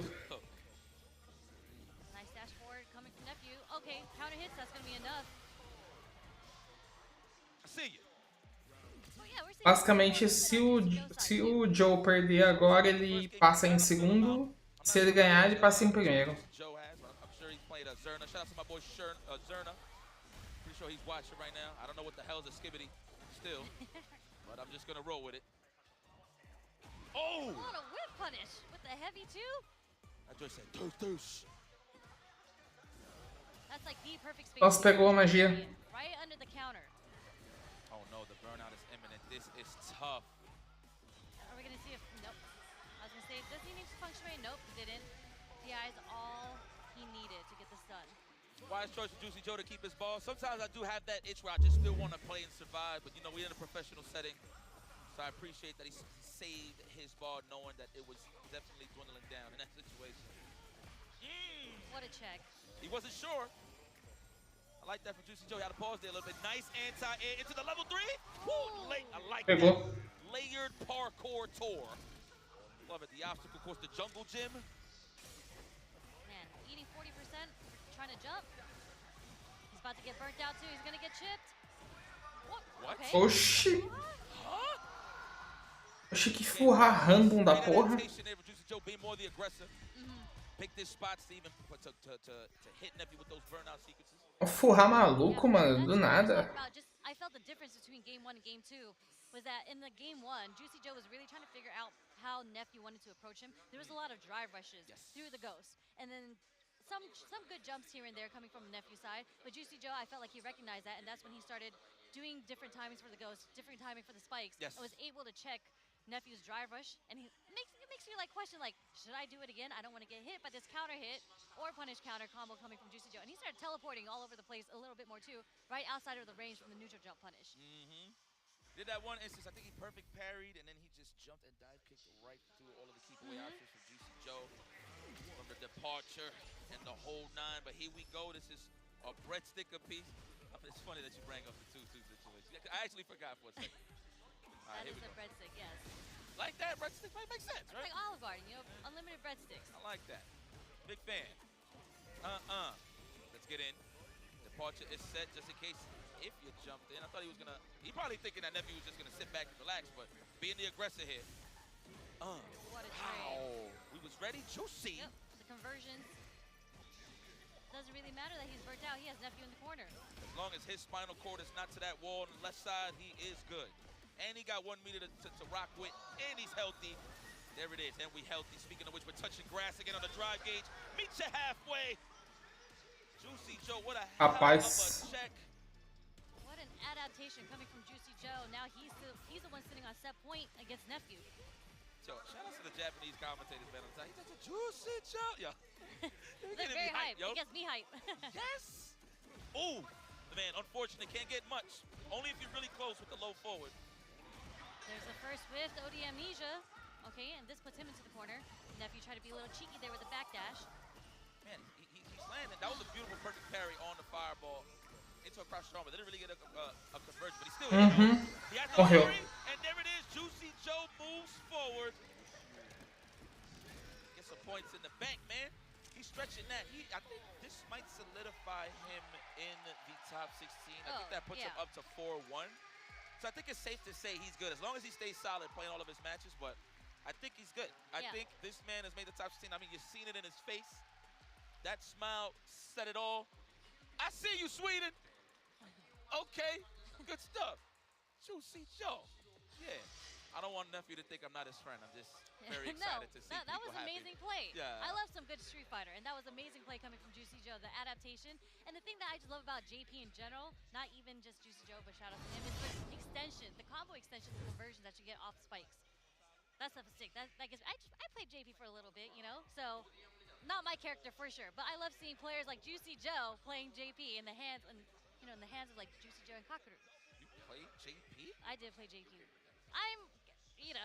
Sometimes when a new game drops, you don't know what character you want to play. So I tried JP, I tried Kimberly, I ended up on Luke. And then I tried Bison, and then I tried Akuma, and I'm back on Luke. There you go. To the main squeeze. But, yo, excellent. Look, so game 1 dominant for Nephew. The walk down was immaculate. Juicy Joe wasn't really too scared going into the next game. So I know that was dry bones, but it's as simple as it gets. Yeah, I mean, like, you really can't be deterred. You still have a game. It's like, what is it? It's not over till it's over. That really, really is a case of fighting games, because you do have that time to adapt, whether it's in the next round, whether it's in the next game. Facts. But again, like, even if Juicy Joe lost his 2-1, since it went on a back and forth scenario, I think he still would have been healthy in the group stage scores. But Juicy Joe, man, I think I could put this on record. Welcome to the top 16. I think so. Whether it be losers or winners, he's sitting pretty in winners right now. Xiao Hai still has to play one more match. And if he goes 2-0 or even 2-1, I think it's going to be Juicy Joe and Xiao Hai in winners or losers. I think it's in the bag. Yes, as you can see, he played everybody in this group, only losing to Xiao Hai's mind. So, yeah, congratulations, Juicy Joe. Okay, now, Xiao Hai obviously sitting comfortable on the loser side of things. He still has one more match. Quem é o próximo? Make this good for himself. It is against Killju. So if he is to 2-0 Killju, he Agora é Kaba e Nakodo. against Juicy Joe. Yeah. Because it'll be based on the score between the two. I think for Juicy Joe to just keep that top spot, he would have Xiao Hai would have to lose rounds, possibly. No, actually, no. I think if Even all right, if Shanghai wins dominantly 2-0, no rounds, this is that's in the back. Oh yeah, oh yeah. This is what I've been waiting for. Hold on, guys. I think y'all know the story behind this one. Let me explain it to you guys. And shout out to Sherry. She could just hit me with the extra. Read all about it right here. I went through the Twitter because like I was. É verdade, tem lore nessa fight. Between these two. Okay, all right. So, for those that know who've been watching the online series, the offline side of things, hell, let's go to Twitter. Let's go to Twitter on this. Cream City Convergence, Knuckle Deuce suffered a loss to Kaba. Now, apparently, Kaba popped off, right? And Knuckle Deuce didn't like that. So, you know what? I'm going to read a message, okay, verbatim. Quote it. I got you, Shayla. So, Knuckle Deuce responds. He says, Kaba definitely popped off and said he's the #1 guy. Didn't know beating me one game with Guile erases all tournaments I've destroyed him in with Guile and Cammy. If he truly believes it, let's run a first and 7-4. Big amount of money. And we could do it in his home DR. What's up? That's it. You know, Kaba, he was probably like, ¿Qué pasa con este tigre? Este tigre un loco, ¿qué es lo que pasa? Right? Pretty much saying, what's wrong with this guy? This guy crazy? Well, this is more than just what y'all was trying to play originally for. This is for $1 million. Who wants it the most? And obviously we in the group stages, but who wants to get to that point? And you know what? This is a little shaky too, because if Kaba wants to even have a chance to make it, well, actually I might have to look at the scores after this. I don't even know if he has a shot to actually win this, but just to keep in contention, he has to win all of his matches. Kaba? Yeah, and he's gonna have to deal with Knuckle Deuce on top of that. Still show some respect. Look, at the end of the day, it is a rivalry, but they show respect to each other because it took a lot of hard work to get here and a lot of dedication. So I appreciate these guys, these combatants, legends of the game for sure. Yeah, 100%. And I really don't think, obviously they have played each other so many times. They played online, they played offline. And I think Du has approached this matchup with Guile and with Cammy. But I especially watching how Killju just handled Kaba, I think there's a chance that Knuckle Deuce is going to play Cammy in this matchup. Yeah, I was actually shocked for a second, but now I think it's safe to say once we see these characters outside. Gotcha. Unless, of course, they're trying to hit production with a mix-up. It's happened. We've been mixed up before. Oh, a couple times. When it's on, it's on. Let's go. Let's go. Opening match. Woo! This is the championship for me. Oh boy. Beautiful. Let's get this going. Tem muita lore aí, né? Nossa. Flash kick from the start of the round. Okay. Nossa. Oh, the aggressor. Look at these guys. No emotion on their faces. Yeah, that is pure. That's pure threat. That's pure. Trying to open him up. That counter hit while the cross hit. He stood up for a little bit. What? Man, this is just such a difference in pacing on how he approaches the matchup with Killju. Let's go. This is revenge time for Knuckle Deuce. Let's go, Knuckle Deuce. Down on the chips, but you're still looking good, my boy. All you need is one knockdown. And you got that corner. You gained it. Ai, ai. Slowly moving over Kaba. Ai. Like that. Pagando o planeta. Bagulho. Sonic boom, I dare you. Damn, it's all buttons. And you see those normals when they advance, you think it's a Sonic boom. And you run into it. Yep, 100%. Thinking you can walk a block. Oh, yeah, there it is. That's that opportunity he needs. Okay, waiting on it. Nice. Bom. For the perfect parry, this is going to burn him out with the punish counter. He's not going to have any meter to flash kick, but he can super. Wake up super, I promise you. Next knockdown, wake up super. Yeah, I was going to say, there's maybe 2 more guesses before he decides to wake up super here. Facts. Uh-oh. Oh! Oh, yeah. Sorry about that. No worries. Knuckle Deuce try to get a little cheeky with it, you know? A little reset into the DI. Imagine, maybe if he spaced it out a little bit, but it wouldn't have been too obvious, huh? Yeah. Off the low forward, that is a tech that you can do. Just be ready to throw, because it's not true. You have to do it off a heavy. Correct. To be unable to throw a DI. So you have to have true strengths. You can't lie in your offense. True strengths. Let's go. Kaba has been here before. If you want to be a professional Guile player, you got to know how to post up on the block. Down back. Yeah. Oh, Well, we the made jump it. short. We cleared it. How many plus frames? There were plus frames there. Took the trade. What's math? What's a plus frame? Oh, well, actually. Let's go. Drive rush? No. Damn! Right in the chest cavity. Okay. Respect to Kaba. Adapted. Last time he thought it was a dive kick, but no, he committed to the crossover again, and Kaba didn't commit to the flash kick. This man wants to survive. One hit away for both of these guys, really, in the favor of Kaba. Yeah, Kaba's gonna keep trying to go. Oh, what a jump round Morreu. from Knuckle do. Level 1, yes, never be cheap on. I'm gonna say this like the third, fourth, and fifth time they went out on a date.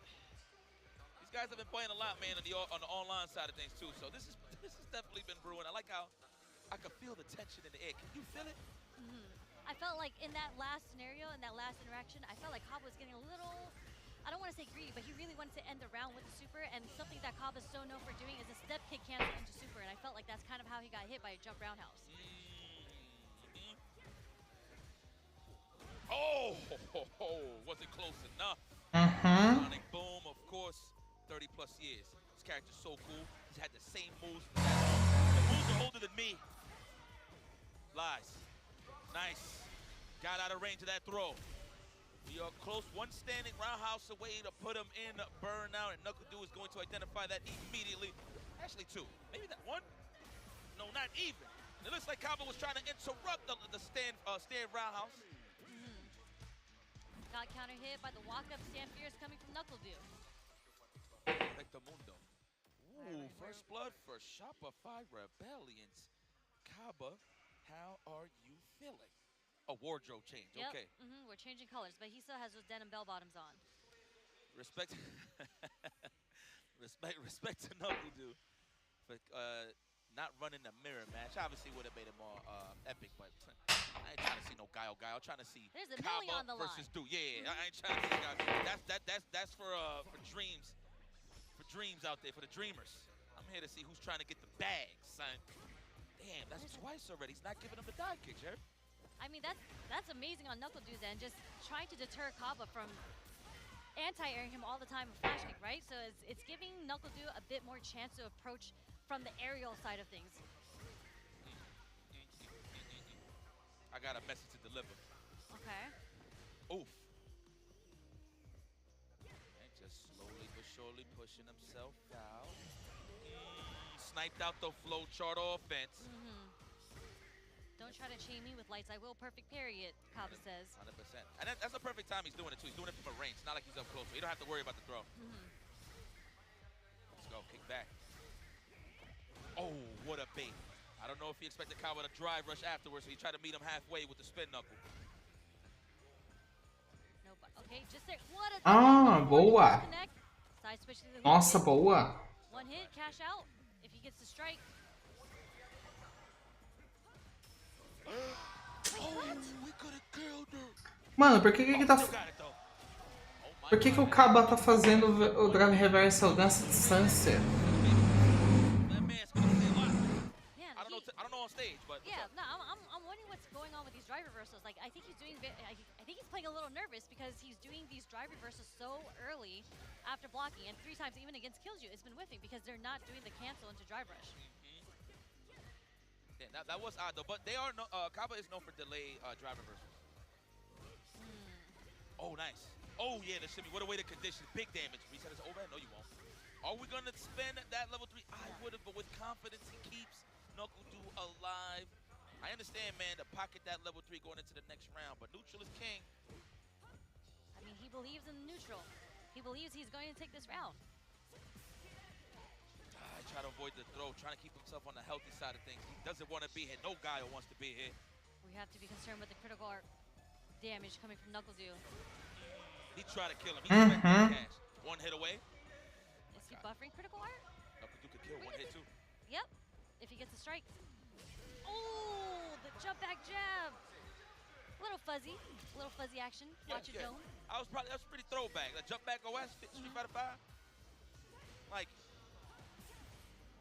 Wow. Oh. They can do a walk-up throw there? I don't know. It looked like he kind of moved forward. Man, I see so many scenarios where like the shimmy was successful, but they still get thrown anyway. Unfortunate.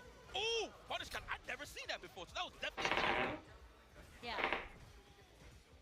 In terms of the animation, by the way, of course I've seen the air grab before. Oh yeah. Pow! Right in the ACL meniscus. What a way to survive. Brett Sticker piece. What a last interaction. I'm wondering if he did DI there in the scenario because he's expecting Kaba to do a medium or a heavy because it was kind of at that range. But Kaba did a drive rush. Like he did a cancel from a light into a drive rush and had enough time to DI back. So really good stuff from Kaba because that was literally the first time Knuckle Dude decided to do a DI. Let's see, sir. I like that, man. I like hearing facts. I love me some Street Fighter, you know? I know, I see that. You travel the world, compete. Hey, I seen it. Trust. Oh, yes. First one represented in terms of that scenario. Will he do it again is the question. No, actually, Knuckle Dude blocked it the first time. So, what a way to represent. Mano, eu tô vendo que eu vou ter que assistir o bagulho deitado de novo. Okay. Aí eu vou dormir. The adaptation here, he's not trying to guess whether or not Knuckle Dude is going to go for the dive kick or the jump short now. He's going to punish with the air grab against Knuckle Dude. And he's more stationary, too. He's not trying to walk himself down either. Oh, now he teched. I tech too. It's okay. Might be a Dominican thing. Let's go. No, we don't shy away. We love playing roulette. Ooh! Do thing!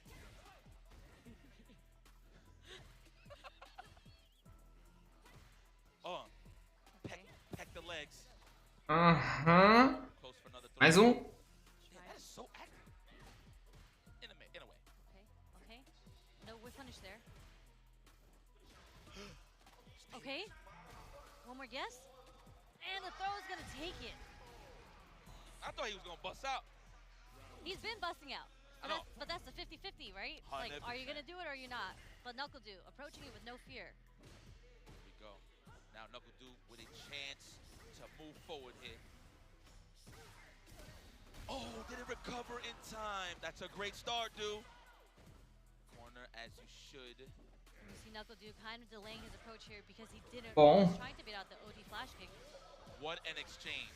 Holy smoke. Boa. Parry and still got the Ai. He did the tech! He did Oh, the shit. DI tech, baiting the DI coming from Knuckle Dude, recovered enough time. Que DI porra gets foi back. essa? Closing off this round, taking the set point for both. With that level Caralho, mano, isso foi. tech online. Hell yeah. Mano, isso foi muito Big Brain. And that all drops down to human error. You just see those colors, you want to react naturally. So yes. Because you're like, oh, he messed up the timing on his meaty DI. I can wake up DI him back. He's like, no, I recovered in time. 100%. All right, kick back and relax here, Kaba. Push out a little bit just to have a little more leeway, a little more acres of land. Ooh, the jump fist. Oh, that is troublesome. Though low on the drive gate side of things is Kaba. Knuckle Dude trying to hit a defensive dive kick there or a back dash. Good block on the overhead. The onslaught here for the Juggernaut. Again, the perfect parry on the chain lights. Oh, didn't recover in time. Like that he didn't get greedy for like a flash kick or something like that. Oh. Man, the witch. Oh, defensive dive kick. Oh, he got the level 3. That should be enough. That should be enough. Wait. Survey says not a pixel. Is it a pixel? Oh, not even. No. Definitely not dead. I'm tripping. Wow, challenge the throw attempt Kaba with the wake up buttons. Nice and delayed, I should say. Boa. Kaba is talking to the people here in the building. He said, yes, I am number one. What will Kaba be saying right now? In Spanish. It's not, I don't want to get fired. I don't want to get fired. So, you know, look, excellent, look, rivalries might lead into great friendships. These guys don't got no real life beef, guys, if you want it. It's all video games. Última partida do grupo G, guys. Shanghai e Killzone. But hey, it is what it is. If anything, that's just going to fire you up for the next time you guys meet up. So, excellent performance from Knuckle Dude, but great stuff from Kaba. What a way to challenge the throw in that last minute right there. I'll be shook. Me, I'll probably do like a jump back or a back dash. But that is one of the better cases. Again, if you don't have like a plus frame jab off of a drive rush, whatever the case may be, it's not a free throw. So good recognition there from Kaba to survive those last couple of seconds and close out the set. I mean, we saw it in the set against Killzone. Like, if you do try to approach him with the walk-up throw, he is so good with the late jabs. It's counter hit every single time, and it did eventually work against Knuckle Dude for the last sequence to take the win. Yeah, man. Great match. This is what I've been waiting for a week. Actually, like 2 weeks. Yeah. Whenever they pulled, whenever The names, Rob and Brian decided to pull the names, and the Street Fighter gods have given us the fate of this match. This is destiny. I'm This going to be very destiny, honest. yes. So we'll see more of this in the future, but Knuckle Dude's going to have to hold that for a second. But yeah, man, credit to Dude, though. I mean, you can clearly see he knows how to fight Guile, right? He knows of the tendencies of a guy trying to poke back with a low forward, try to score the counter hit flash kick. There was scenarios he did do strings into parry just to snipe that out, which was very solid from Knuckle Dude. This guy's a professional, and he's still out here chilling with us, putting on a great show. And he has kids, so it goes to show you he loves you guys. That's so godlike. Drive rush. It was drive rush, stand short into the DI. Man, That was good stuff. that's the first time Kaba ever did that too. It's just both these players were so ready for every scenario possible. Insane. Professional players, as you say. Yep. Let me see. He does it right here, right? What a Mano, guy. isso foi muito What a louco, velho. guy. He's like, oh yeah, that's right. Did you see the little smirk that Knuckle Dude had? He's like, all right, Yeah, you he be got like, me with that. Yeah, he'd be like, that was cute, Kaba. Nah. You know, I respect the fact that Kaba, well, you know what? It's not that he wouldn't want to represent it the whole time in the set, but that was the scenario that he needed in order to land that faint drive impact setup. Damn, he saved it for nationals, man. On the big screen. He saved it for nationals. Oh, Kaba, you son of a gun.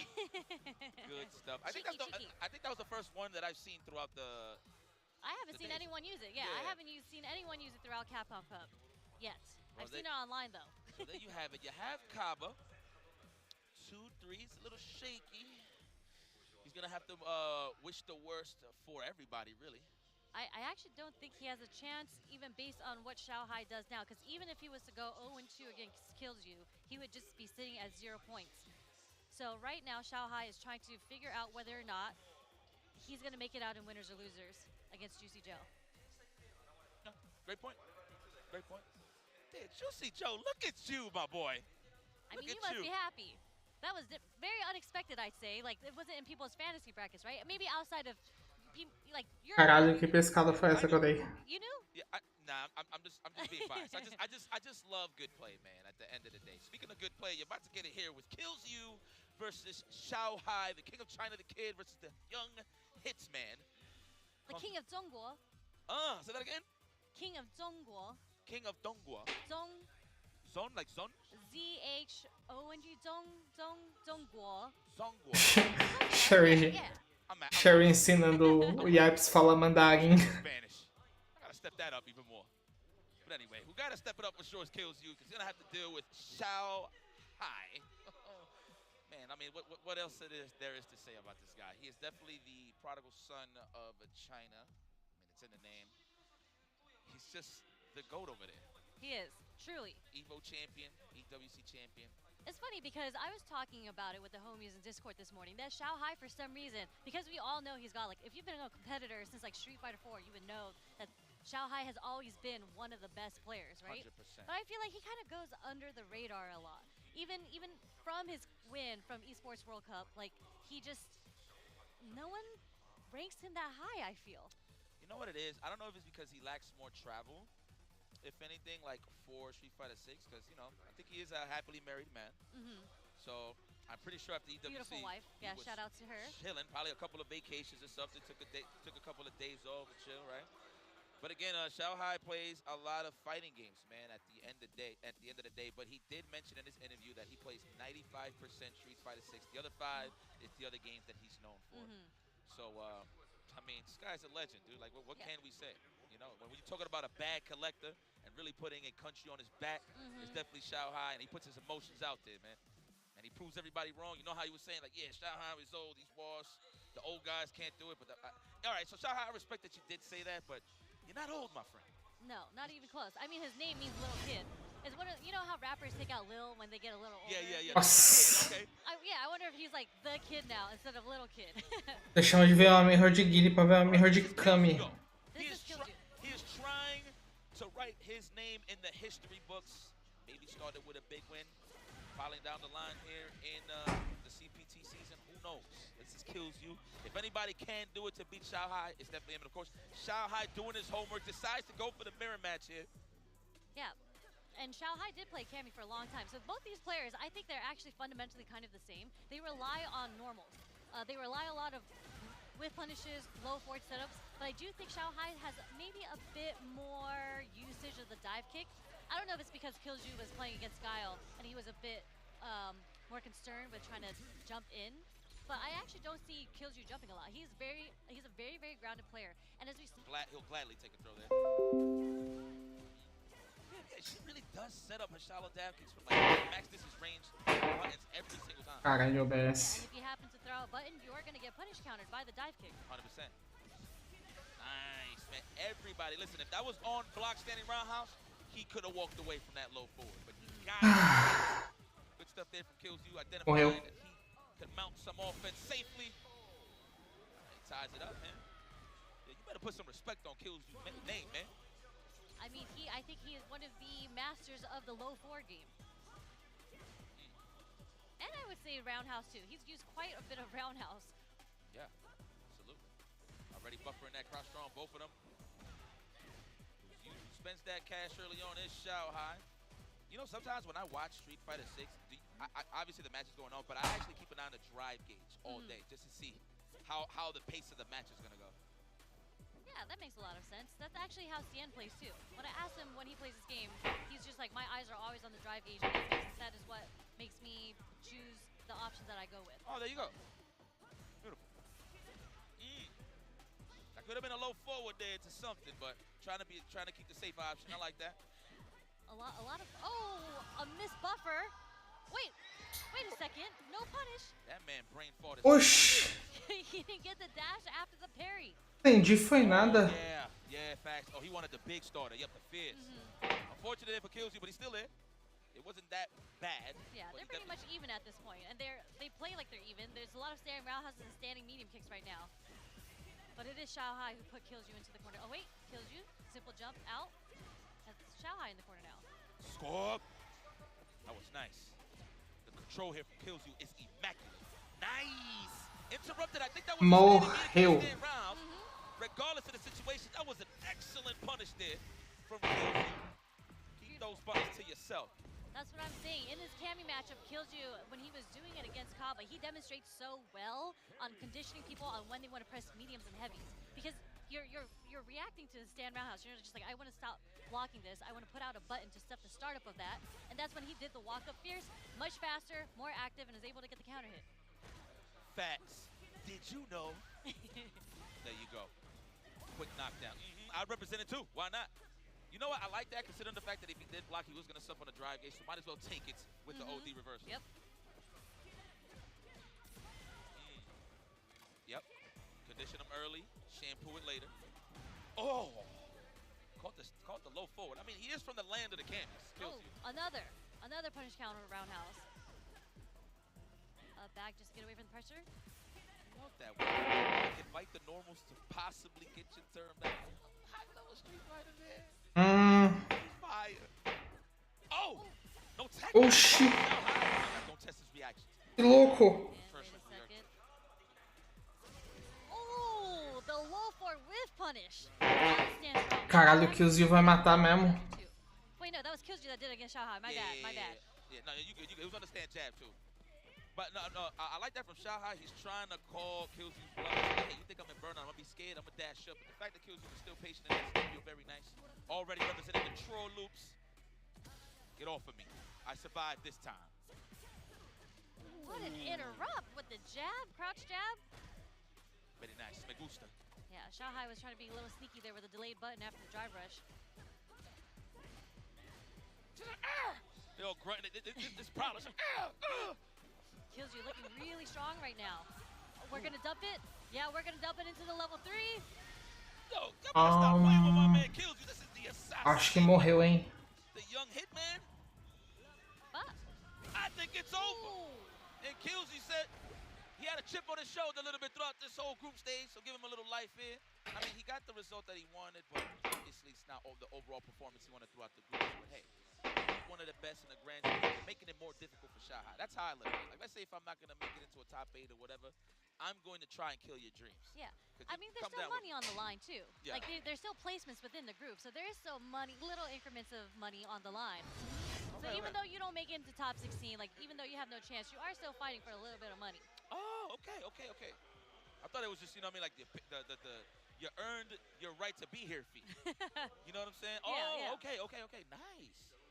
But man, look, shout out to Kills You. He's very well versed in this matchup. I don't know if Xiao Hai had that information, but Kills you playing guys like Hurricane?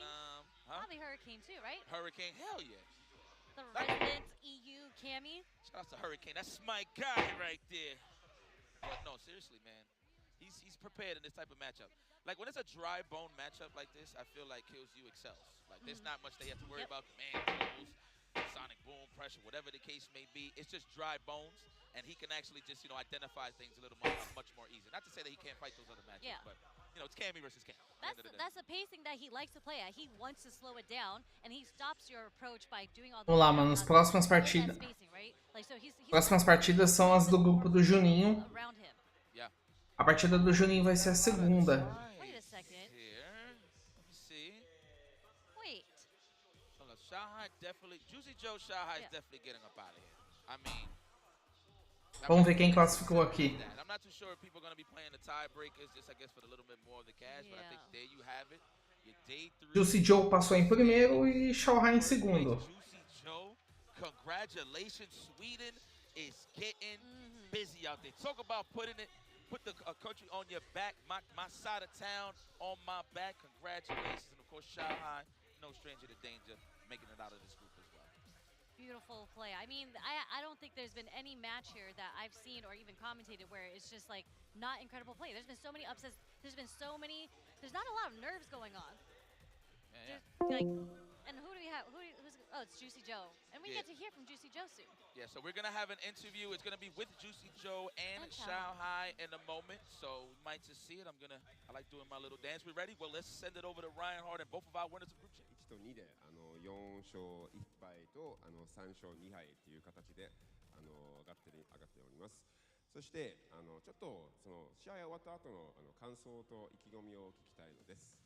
So, amazing performance from you. 4 wins and 1 loss. Absolutely outstanding performance. Your first ever Capcom Cup, and having such a dominant run in one of the most stacked tournaments of all time ever in Street Fighter history is very, very phenomenal. How are you feeling right now? Talk to me. I'm feeling very good. This is the best moment of my career so far yet. Yes. Wow. キャリアの中で一番いい時です。一番いいすごいいい感じでクリアできて、グループをクリアできて、すごい嬉しい幸せな気分ですよね。You're really excited and really happy. Amazing stuff. 素晴らしいパフォーマンス今までのは。で、シャオヘイ選手ですね、2番目になって聞きたいのはですね、これからの調子いかがでしょうかって聞くのです。So moving forward, obviously second in the group, you had a good run yesterday, and then today coming through gets you through into that top 16. What are your thoughts moving forward into the top 16, and how confident are you? Unfortunately, maybe today my performance is not good. Maybe it's lucky. Maybe the group is every player is too strong, so maybe just the score lucky I can get in the top 16. But maybe today is over. I will focus for tomorrow. Already, even though I'm just a loser top 16, I will try my best. 今日はとりあえず自分のプレーあんまりなんか嬉しくなくて、あんまりいいプレーはできてなくて、とりあえずトップ16に入ったことで今日戻っていっぱい練習して明日勝利を目指すという形です。で、そういう形ですね。今はすごい幸せで、これからみんなすごい強いからどの相手が来ても絶対すごい難しい試合になると思ってるので、これからの練習も頑張りたいと思ってるのです。インタビューコーナーはこういうところで以上となります。これからも後でまたインタビューがありますので、その時にもよろしくお願いします。実況に行きましょう。さようなら。Oh, why am I waving by? Hello, welcome back. Amazing performance from the group, from Shanghai, from Juicy Joe. But before we move on into the break, we gotta give a shout out to the sponsors that make it. So, shout out to, there we go, Capcom's Arcade Classics and Fighter Packs. Hit your friends with a Punishing Shore Yukin in our Capcom Arcade Classics and Fighters Pack. Dive into a robust collection collection of Street Fighter titles, including Street Fighter V Championship Edition and Street Fighter 30th Anniversary Collection, and fantastic arcade titles like Mega Man and Final Fight. Get hyped for tournament season, test your skills, and help support the Children's Miracle Network hospitals with your purchase. That's beautiful. That right there, that put the dot on the end of the sentence, the period. So that was very nice. But yeah, that was a great group. Congratulations to Juicy Joe and Shao Hai for making it out. I know there's not going to be like I don't know if this is like a three-way tie, whatever, for placements or whatever the case may be, but we're going to figure it out and break it down as we go down. But don't go anywhere. We got more Street Fighter 6 action coming right here at Capcom 11. Sherry, it's been an honor. Good work. You did awesome. Thank you. For sure. You're the best. Love. Ai, ai. Thank you so much. We'll see you guys shortly. Ah, intervalinho. Eu vou encostar um pouquinho ali na cama. Tô voltando em intervalo, eu já volto pra cá. Já volto, gente.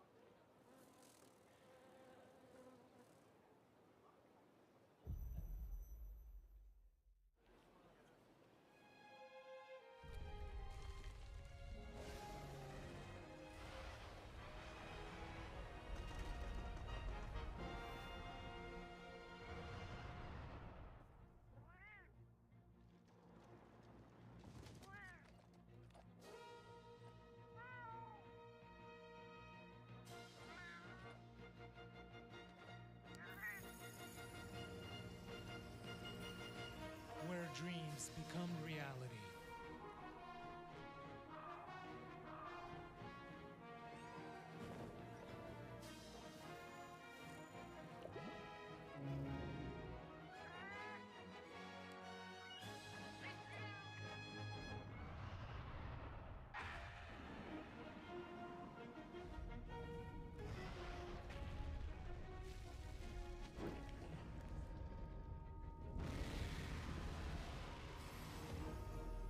Monster Hunter Bridge.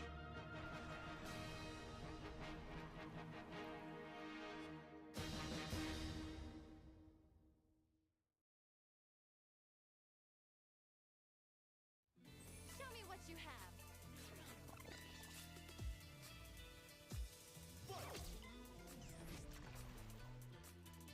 What? How silly.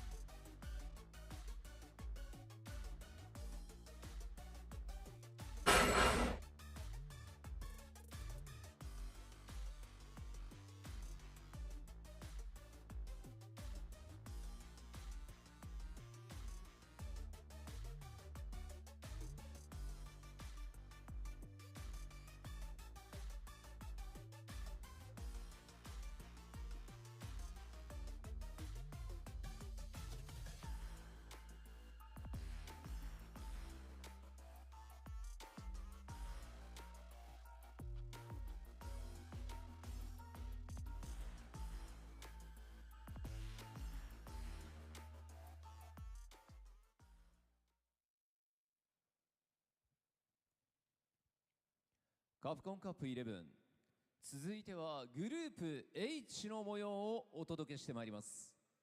Capcom Cup 11, ladies and gentlemen, it's time to introduce Group H.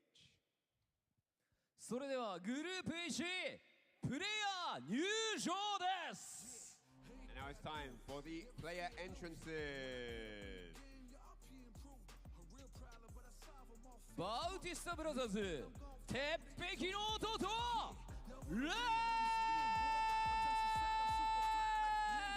ス。 First up, it's the Lexecutioner, Lex.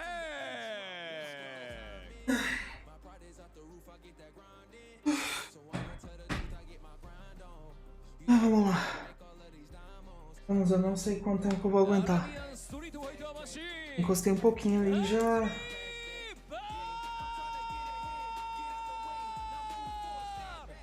He is cool, calm, and collected from UAE Abu Dhabi. He is the Evolution Street Fighter 6 World Champion, the robot Angry Bird.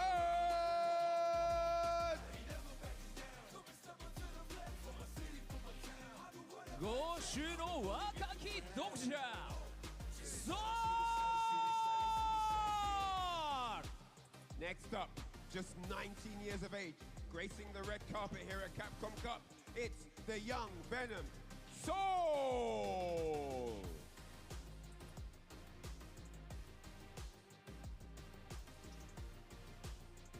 ブラジリアン同技術ラススタイルジェリーリョラス。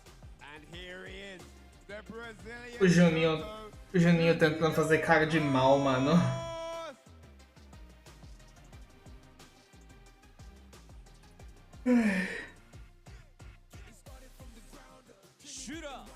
Ai, ai.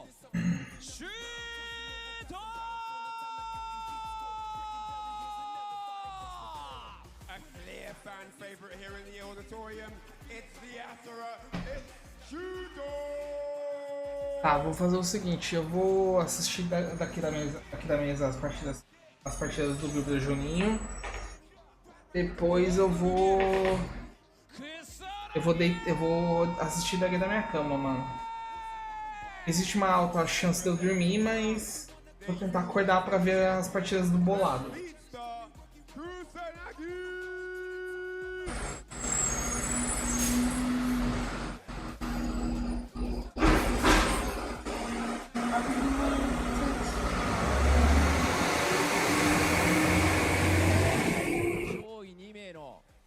Top 16進出者が決まります。はい。いや、どうなるんですかね、ここはね。かなり難しい混戦模様。はい。一試合一試合見逃せないです。さあ、それでは、ステージにお集まりいただいた6名のプレイヤーによって総当たり戦の最終日、最後の戦いをしていただきたいと思います。上位進出は2名。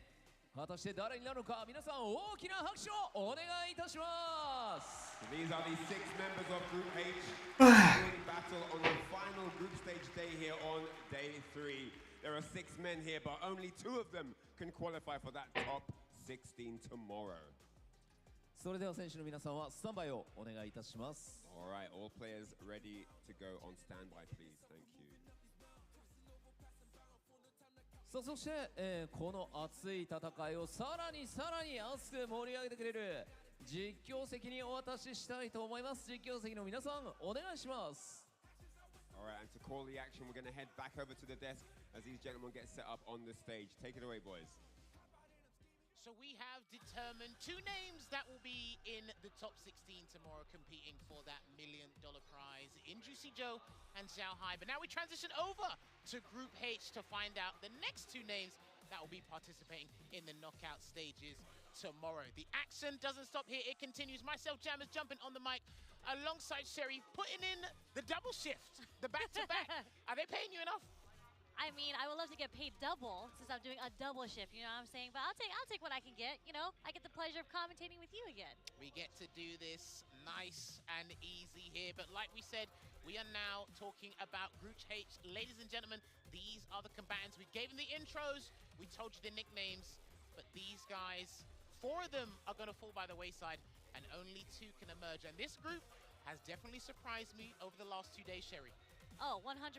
And I can't wait to see the spread. I think we're going to see that next. But I will say, do you know who is sitting in winners right now? Because I think no one would have guessed that.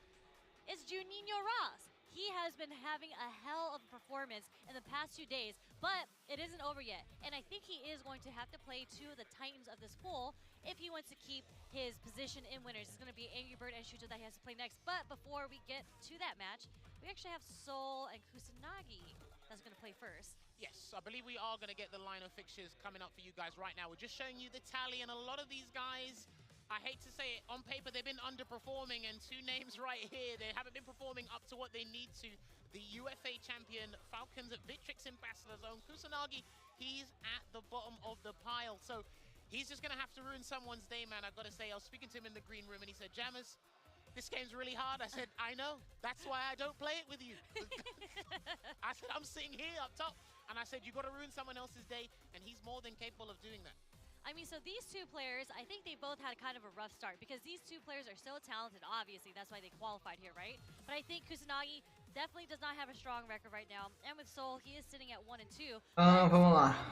Soul e quem que é esse aí mesmo? Of his skill against Shuto yesterday, who is the titan of this pool. I think a lot of people actually have Shuto winning the entire tournament, but Soul actually was able to take it over Shuto. Ah, o Kusanagi. Well, he's been building confidence in his gameplay since day 1, so hopefully he's going to blossom into a thing I like to call a flower here, because he is using a toxic one. The toxic bloom, as they say, right? Should be fine here, especially after what he done for the comeback, like you said, against Shuto. He's got another Shoto to go up against. Damn, say Shuto and Shoto 5 times fast. That's crazy. I just realized what I said. Shuto, Shoto, Shuto, Shoto, Shuto, Shoto. I'll give you that. I'll give you that. I'll give you the props. All right, they're going straight in here. No button checks, and Soul is off to an exhilarating start here, getting that frame advantage and putting Kusanagi in a dangerous spot in the corner, Sherry. Yeah, I do think, funny enough, Kusanagi, I think, has a lot of experience because he plays against Broski. But as we mentioned, every player plays their character differently. So although he might be familiar with the Aki matchup, the way that Soul approaches the matchup is going to be different than how Broski approaches this matchup. Well, Soul already introduced the entrapment command grab there to take the round. No parry from Kusanagi, no DP on wake up either. So I think he's trying to assess how Soul is going to play in neutral in general before he actually piles on the pressure. And he's going to get that Nightshade Chaser there to chase him down. Plus frames catches him walking back with a low forward for Kusanagi. I think the way that this matchup is going to go is whoever is on the offense, because I think once both players get their offense off, they are both very aggressive. Well, the thing is, Kusanagi might be a little bit more passive and defensive to see how often Soul's going to drive rush and use EX moves to pile on that pressure. Because Soul's very excessive with his dry gauge usage, so when he's low, he becomes a little bit more tentative because he knows that. So Kusanagi's going to have to take advantage of that and then try and burn him out, which is what we can see on our screens right now. Let's see if he gets the burnout, Sherry. Okay. So with the roundhouse anti-air, Kusanagi is trying. They're both in the yellow, but just like that, Whiplash, Soul is able to take game 1 with the level 3. Well, he's starting to show us his finest work with the magnum opus there, and Soul is taking game 1, and Kusanagi another game that makes him closer and closer, cemented to the bottom of this table. If you're gonna go down swinging, good sir. Let's take it to the last game, at least, right? That's what we want. Yep. Introducing the dry rush overhead for the first time too, and it does catch Kusanagi, puts him in the corner, was poisoned for a little second now. But look at the spacing that Soul has. You can see how comfortable he is in this matchup. Yeah, if you look at this in comparison to day 1, this is night and day. The confidence is building. Try to get a delay there just in case of a button or a DP, and he will close out that round with a medium slash there. Yeah, and just the way that Soul is approaching the neutral, and even when he has the space against Kusanagi, he's not allowing Kusanagi to get these heavies off of him. As I say that while Kusanagi does 3 solar plexes in a row, funny enough, but Soul just seems to have a good read on kind of when Kusanagi wants to press his buttons out, and he's closing in on that distance to stop Kusanagi from getting these fierces off. There you go, he's going to try and build momentum here and get a conversion into the Tatsu, then gets the crouching fist into the Hashigeki, but because it wasn't an amplified one, he couldn't get a combo, so Soul did that delay tech. Let's see if he can take this round though. Meu Deus. Might as well do one more. Yeah, he might as well do one more. And Soul thought the exact same thing. And there's that DP. He might actually lose the game. If he gets this right, he might actually lose the damn game. Are you done? Oh, I think he's done. No. Still alive. He's still alive. With the poison on him? I think he's just about alive. Good lord, he risked that all on the group. Oh, and he's just about alive. There you go, burnt out. One Nightshade will do it, but he's got to be careful. Oh, he tried to slid into the DM. Meu Deus. And he said no. I mean, that was incredible patience coming from Kusanagi's end right there. But again, beautiful play from Soul. I do feel like this is an uphill battle for Kusanagi right now. You say that, but if this goes to one apiece, it's going to be a lot different in terms of that mental state for both these players right now. Gets a crouching fierce knockdown here as well. But one clean hit from Soul and we're done. One clean hit here from Soul and we're done. But there's too much scaling on this. And he's going to do the reset into the entrapment command grab because he knew the combo was going to scale. And he gets a solid 2-0 victory against Falcon's own Kusanagi. Porra! Continues to leave him at the bottom of the table, but Soul, he's got one more game. Vamos lá, agora é o Juninho, hein, guys. É agora, hein. Vamos, Juninho. Juninho e Angry Bird agora.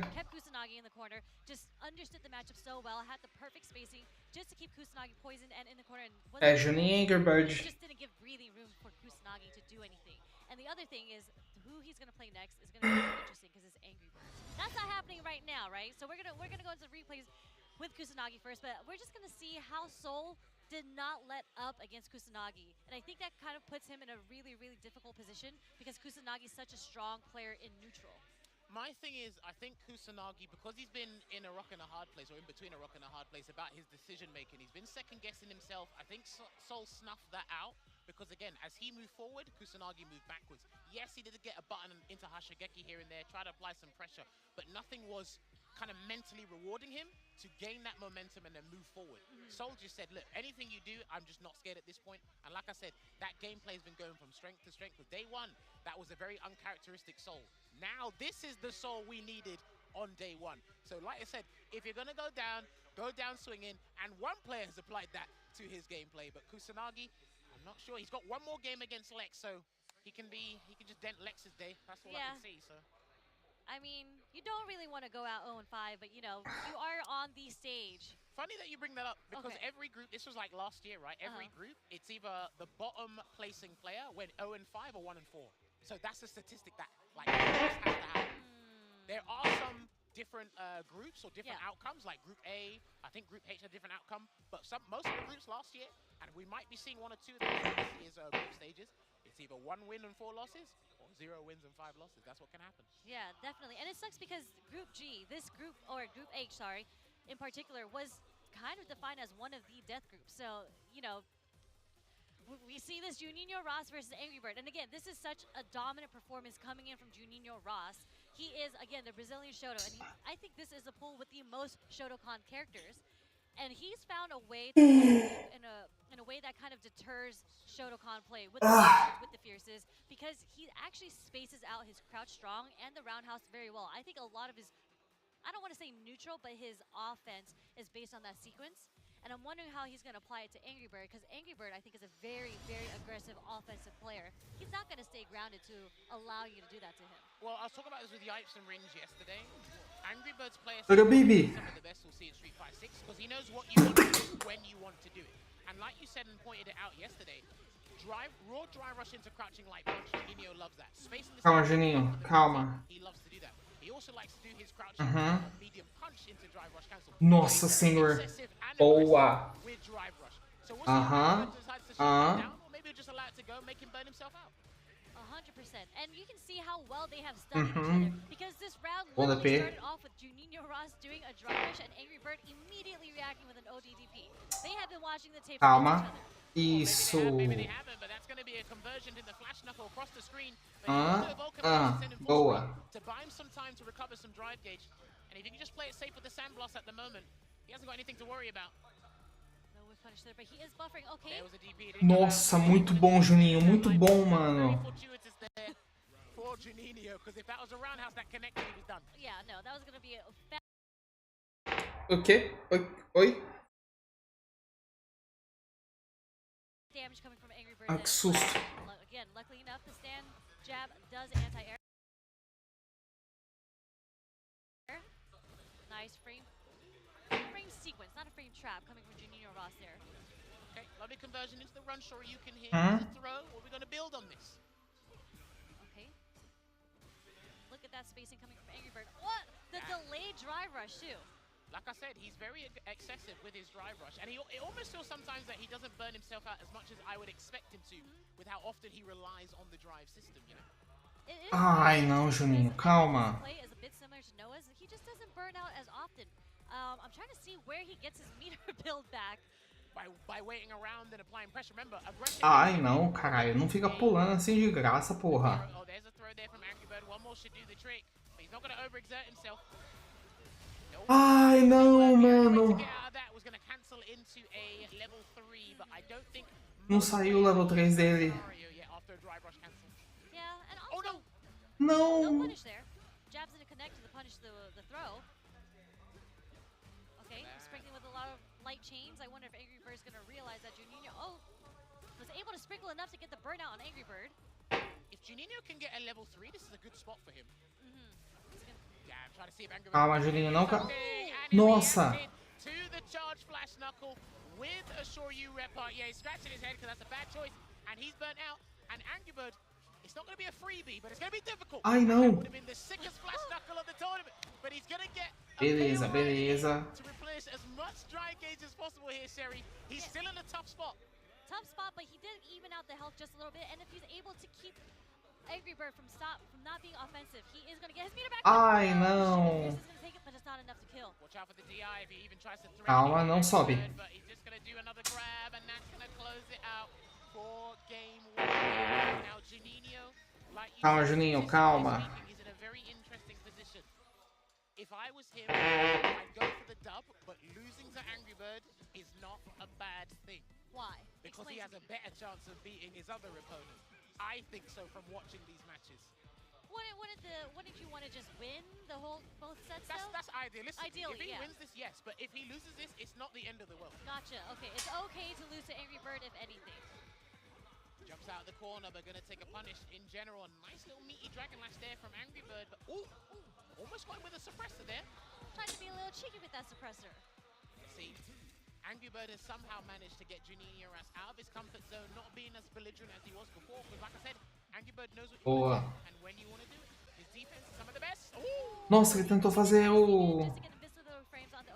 But the level 1 super coming from Luke, it actually takes a while for it, and Angry Bird got caught by the because he wanted to use the projectile invincibility. There you go, almost get burnt out here. He can actually stun him. Yeah, that was a bad choice there from Juninho. This is guaranteed. Yeah, it's guaranteed. A solid 2-0 victory here. Caralho, mano.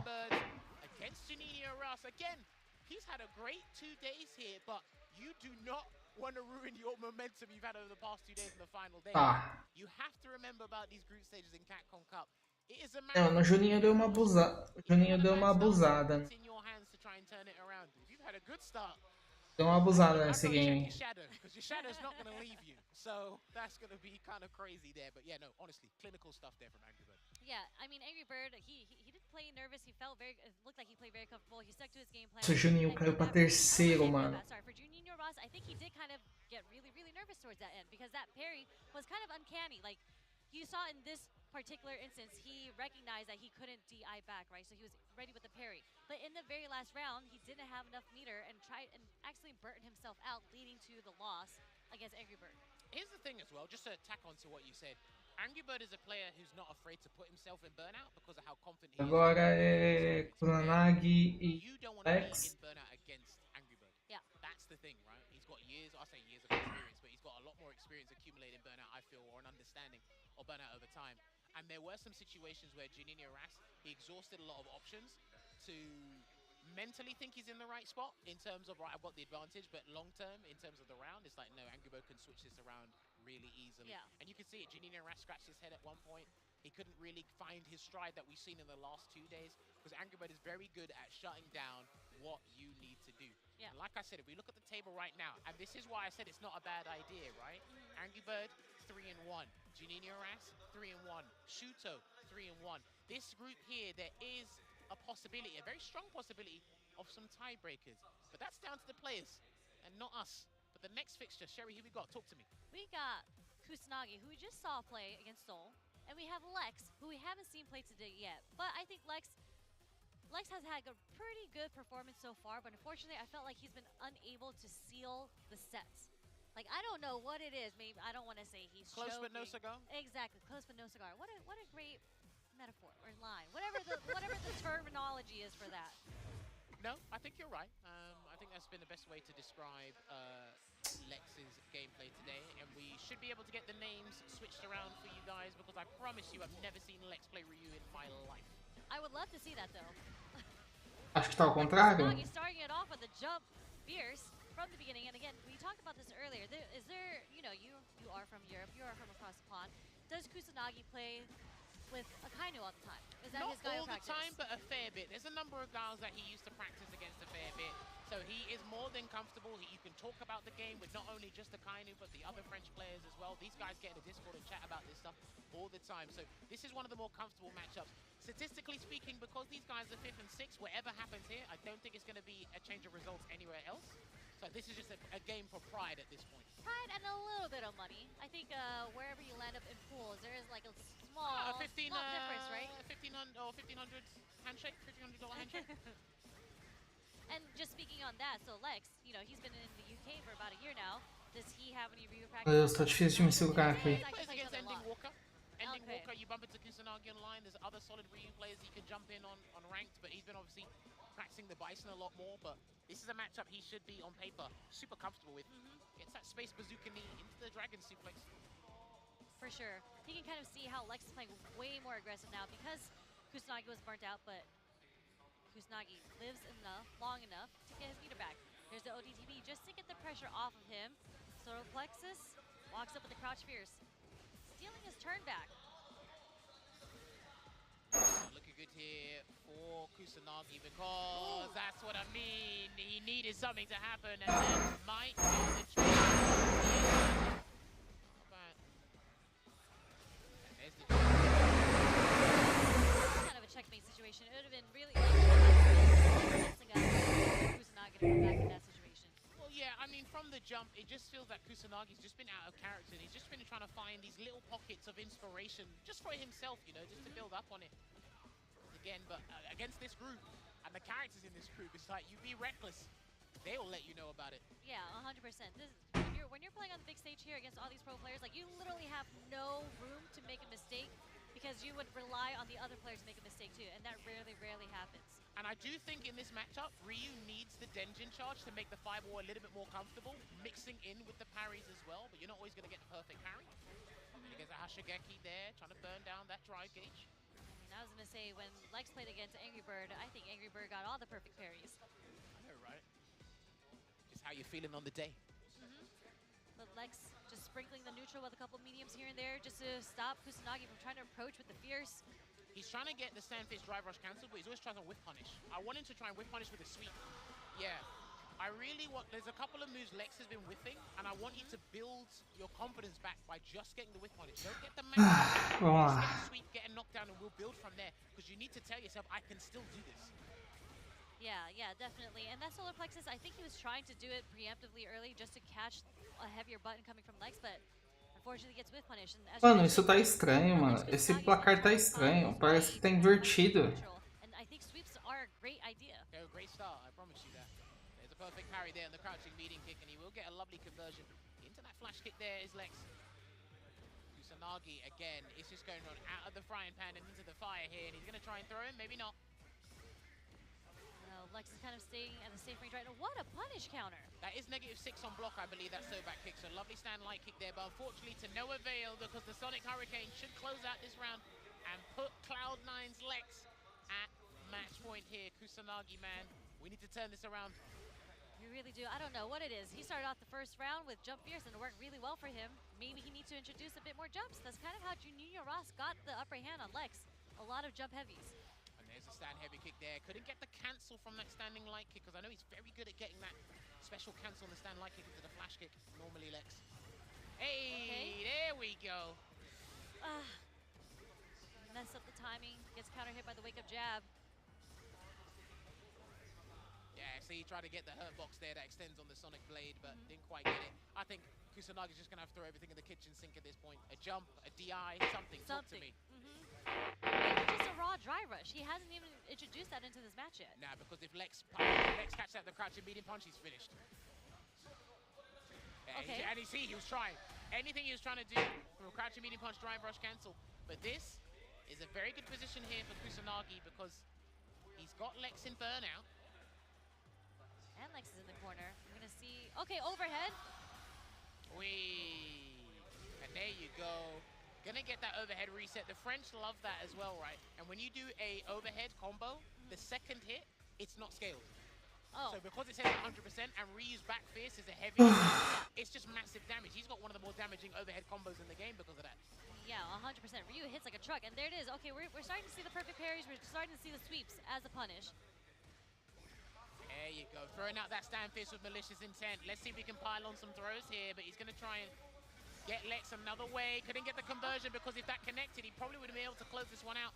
So he only has Shin Hashigeki to work with here, but he's going to get a nice little three-piece into light Hashigeki. And this is what I'm talking about. Slowly regaining his stride. I think he's reminded himself. There you go. What you called that in the very first game, Sherry. Kusanagi's done it again. Fantastic. He's finding his rhythm again. Yeah. Definitely looking way more comfortable in the neutral. Ah, tá, eu tô com sono demais, mas agora eu entendi. Acho que na hora de escolher o lado dos players, eles escolheram errado. He's kind of in a tough spot right now because this is where Lex wants him to be. But we're seeing a bit more movement coming from Kusanagi's end. But what an OD flash kick through the fireball. There you go. Starting to find the cues to get those perfect parries and land that colossal damage out that we know Ryu for. Charges the Denjin. That should be the round here. Let's see how he goes with this one. There you go. Always love a good extended Ryu combo here. And boy, is the shoe on the other foot now, Sherry. So quickly. And just the dry rush with the Sam medium punch.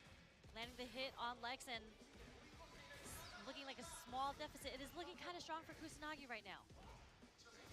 Well, Lex can still turn this around, but like you said before, he needs to regain control of the neutral and then put himself in these conducive positions to try and take it away. But he needs to be careful what version of Sonic Boom he's throwing, because remember, Kusanagi is trying to get that perfect parry into the jump again. And you see how many times he's attempted to parry the Sonic Booms. Once he gets the next perfect, I think he will do another jump roundhouse. If Lex wants to introduce the Sonic Booms again.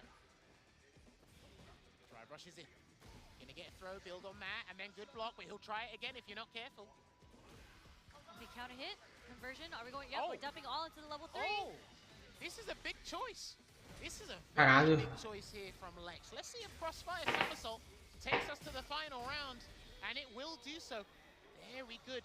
That must have been the exact calculated damage, because I wasn't sure, especially with the combo starter, if that was going to take the round there, Sherry. From the counter hit? Yeah, I wasn't sure. I mean, that super is a very disrespectful super. He has his boot to your chin. It feels like it should kill you. Hey, this is why Lex is the pro and I'm not. Drive rushes in. Okay, we're seeing a lot more low fours coming from Lex just to stop Kusanagi's approach from moving forward on him.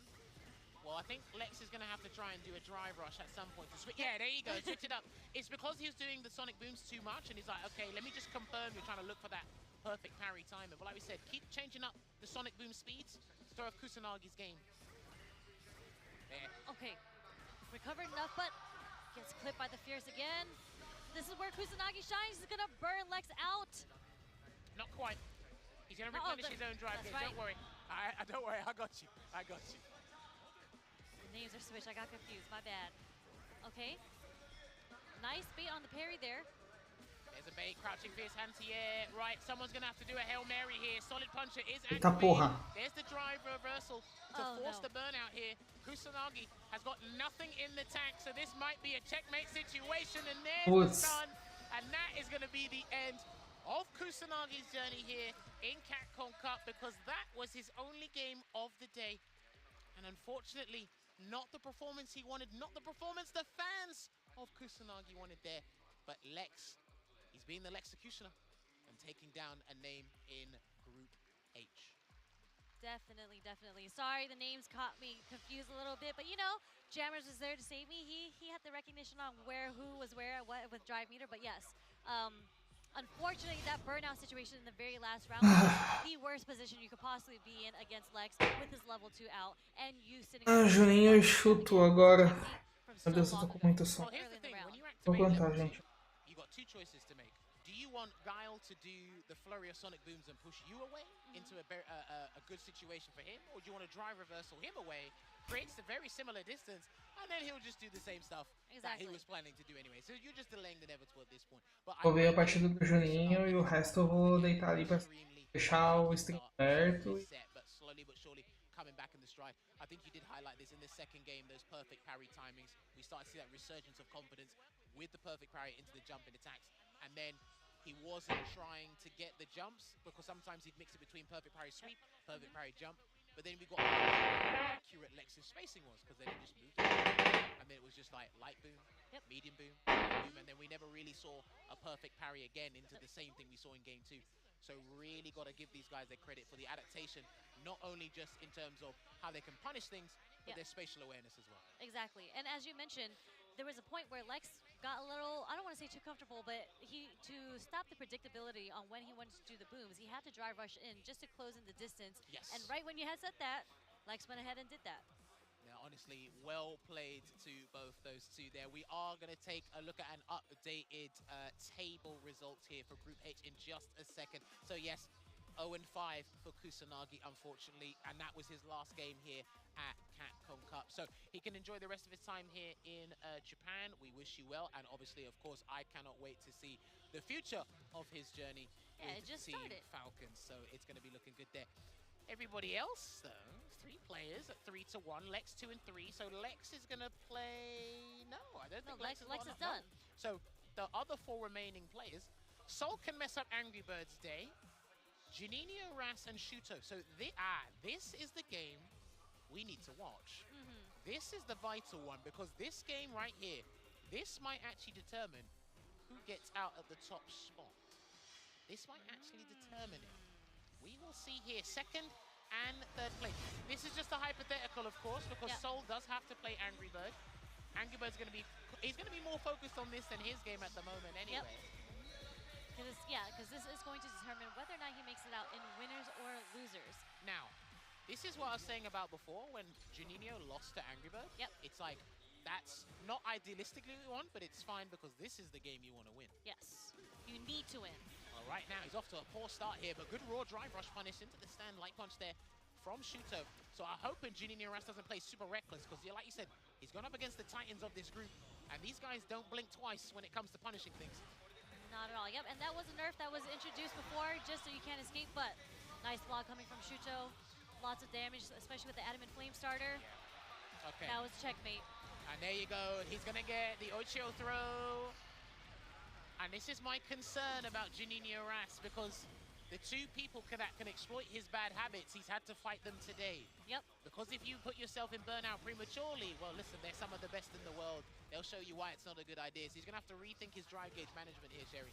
Definitely. I do think this might be a little bit easier for Juninho Ras versus Angry Bird, mainly because I think Shuto as a player likes to play a bit slower too, but Akuma, I mean, I played Akuma for a little bit too. I think significant, and as you mentioned, he burned himself out just to get this damage, and he's doing a Noah right now. He has to stay on the offense because it's not a good look for him if he ends up being on the defense like he is now.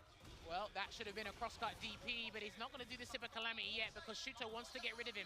He wants to get rid of him, but what Juninho needs to be careful is that stand light kick or that stand light punch drive rush cancel.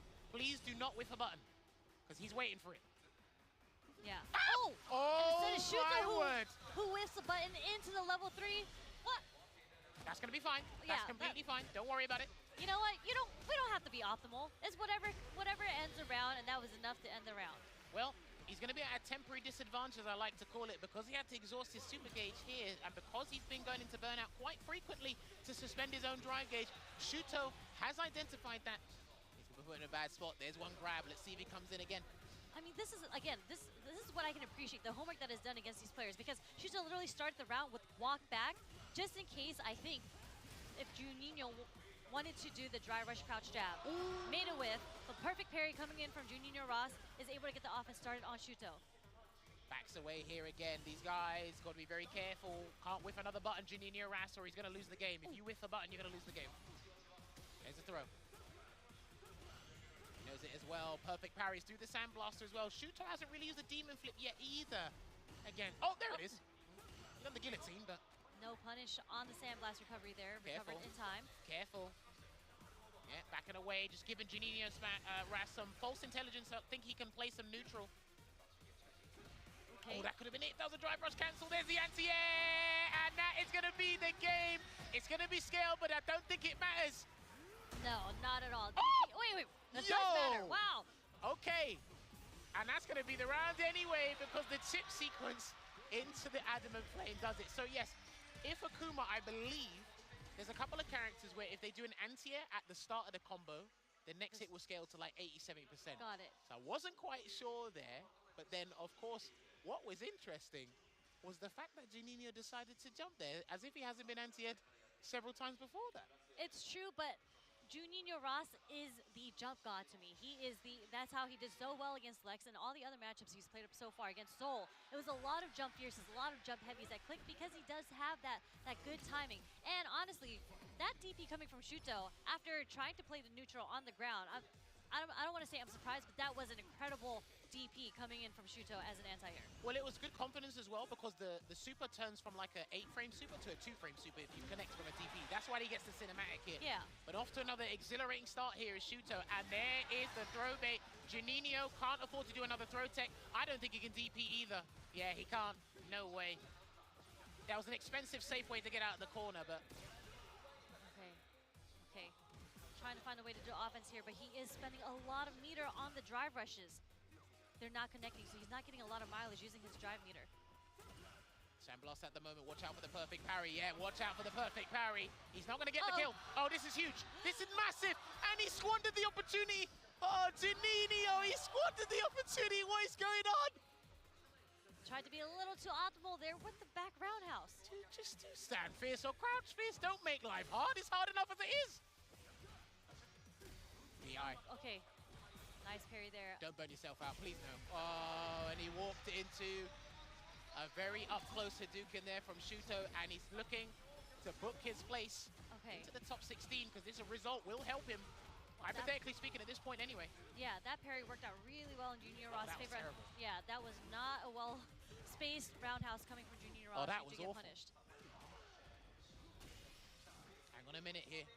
Juninho's got to be very careful, and again a whip punish with that light kick. Juninho's got one or two more choices to make before it's not going to be his destiny is not in his hands, and he's going to have to cancel until a level 3. He's going to have to do the level 3. 100%, yep. You're going to get that drive meter back because you don't want to be close to burnout. And you get put into a situation, are you actually going to do a meaty on Shuto here? You can, but Shuto does have access to Raging Demon. I'd be careful about the drive rush cancel Demon if I were you. Like the perfect parry here. Yeah, do you know what? He thought the Demon was coming. Yeah, and he's going to combo into the Raging Demon anyway. And we are going to get Shuto getting that 2-0 victory and getting closer to that top 16. He's done all he can here. Yep. That's what he's done. So now we need to find out via Angry Bird going against Soul if he'll be in the winners or the losers side here. But hey, hometown hero Shuto working the magic, baby. Beautiful play. I think that's the usage of the stand light kick was so strong in this matchup. And as you had mentioned, you really cannot whiff against Shuto. And unfortunately for Juninho Ras, like Luke's crouch strong got nerfed. So it is 3 more frames of recovery. It is way easier to whiff punish. And that is kind of what he relied on in the neutral. A lot of preemptive strongs trying to catch whether whiff punish or a counter hit. Shuto just did not bite. He got the whiff punish a lot with the stand short. He did. Look, we know Shuto is a very industrious player, and Juninho, I'm not going to say he overperformed because this was a very good spot for him, but again, because he has such a fantastic start, like we said before, it's a marathon, not a sprint, and you know a lot of people, they have a lot of oxygen at the start of the race, and then somehow they fall by the wayside on the final corner. But this is what's going to have to happen here, right? I love the adaptation, but I think there was too many holes for Shuto to exploit. Like you said, in the neutral, in the corner. He definitely deterred a lot of Juninho Ras's defensive decision-making, Shuto. And then, of course, once he actually utilized that level 3 to make sure he doesn't go in burnout, like you said, but you give Shuto now access to the second Super Art 3, which is a Raging Demon. And once a Drive Rush comes into play, there's about 6 or 7 different ways he can go into the Raging Demon. And he thought he was actually going to do a button Raging Demon, that's why he jumped, but Shuto said the safer way is just to combo into it. That's what people do forget. You can combo into Raging Demon. Ai, meu Deus, cara. You can Eu combo não to tô me Raging aguentando Demon, and aqui. yeah, you put yourself in a 50-50 in that situation again. When you allow Shuto to activate critical art, when he has that meter, you have Ai, to gente, eu vou... you're gonna get hit. Right, so Shuto is at 4-1 right now. Yes. Angry Bird has the possibility to get to a 4-1 as well if he beats Soul here. Soul is at 2 apiece. Peraí, calma aí. All eyes are on Angry Bird and Mano, o Juninho jogou e eu não vi. This next match is going to determine whether or not Angry Bird makes out in winners or losers. Yeah.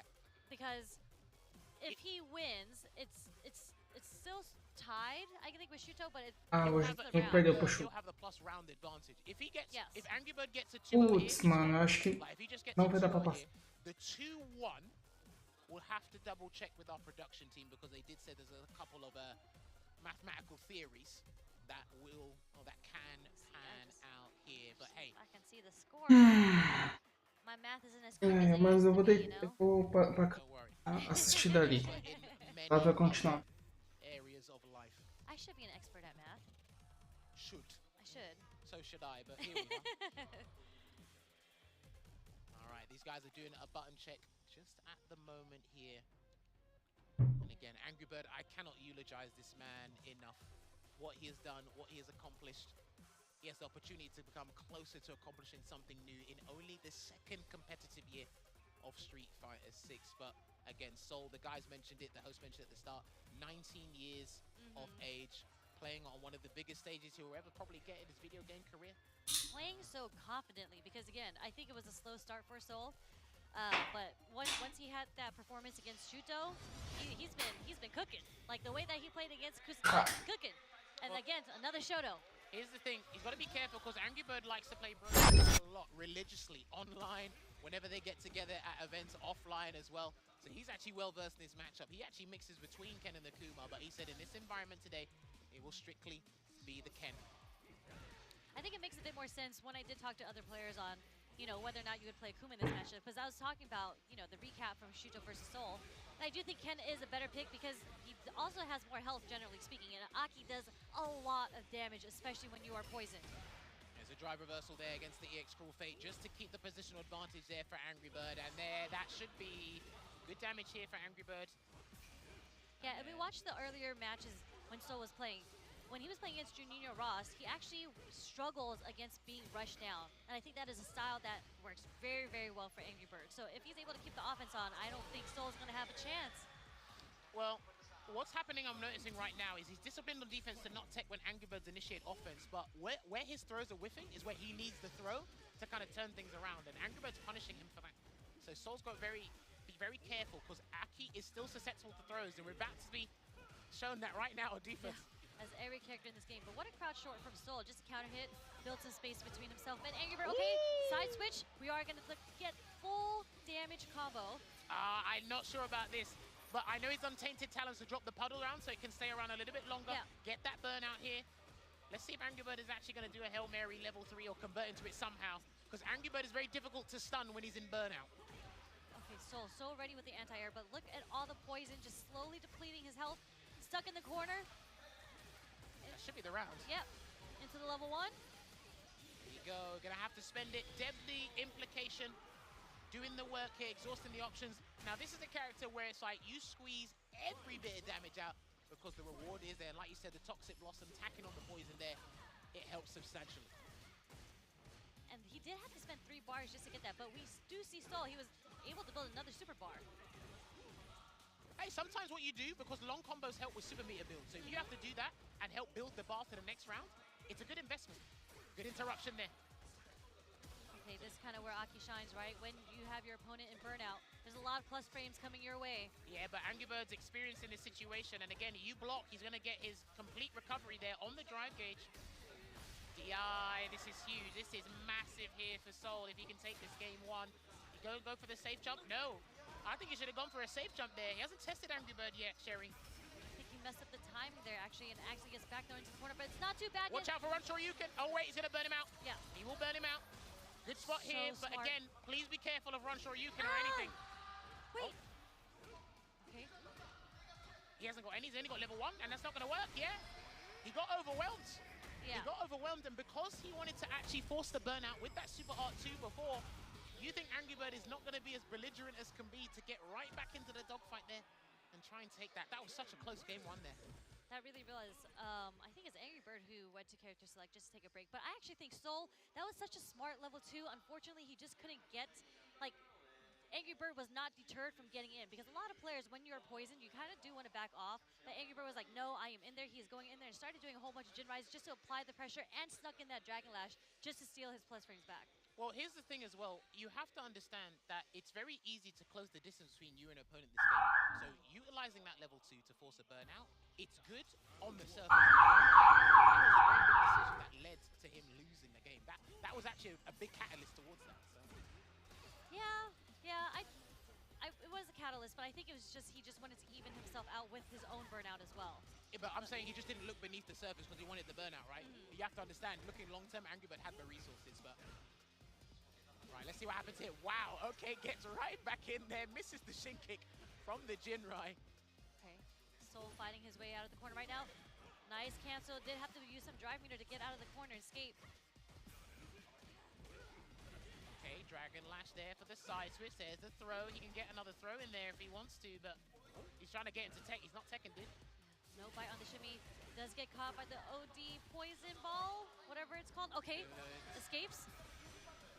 Low, and that's not going to be dead just yet. Careful! Fireball trap, and he wasn't expecting it. He did the neutral jump. Angry Bird said, let me run in and burn your skirt real quick. Yeah, unfortunately checkmate situation for Soul because that run DP was coming regardless for the chip. Okay. Good block. He hasn't been hit by many of those extra Yukins in this set, so he's had a very good opening against Angry Bird in that regard. That's +3 on block there, that drive rush crouch heavy kick in that scenario. Oh no! No punish on the whiffed roundhouse anti-air though.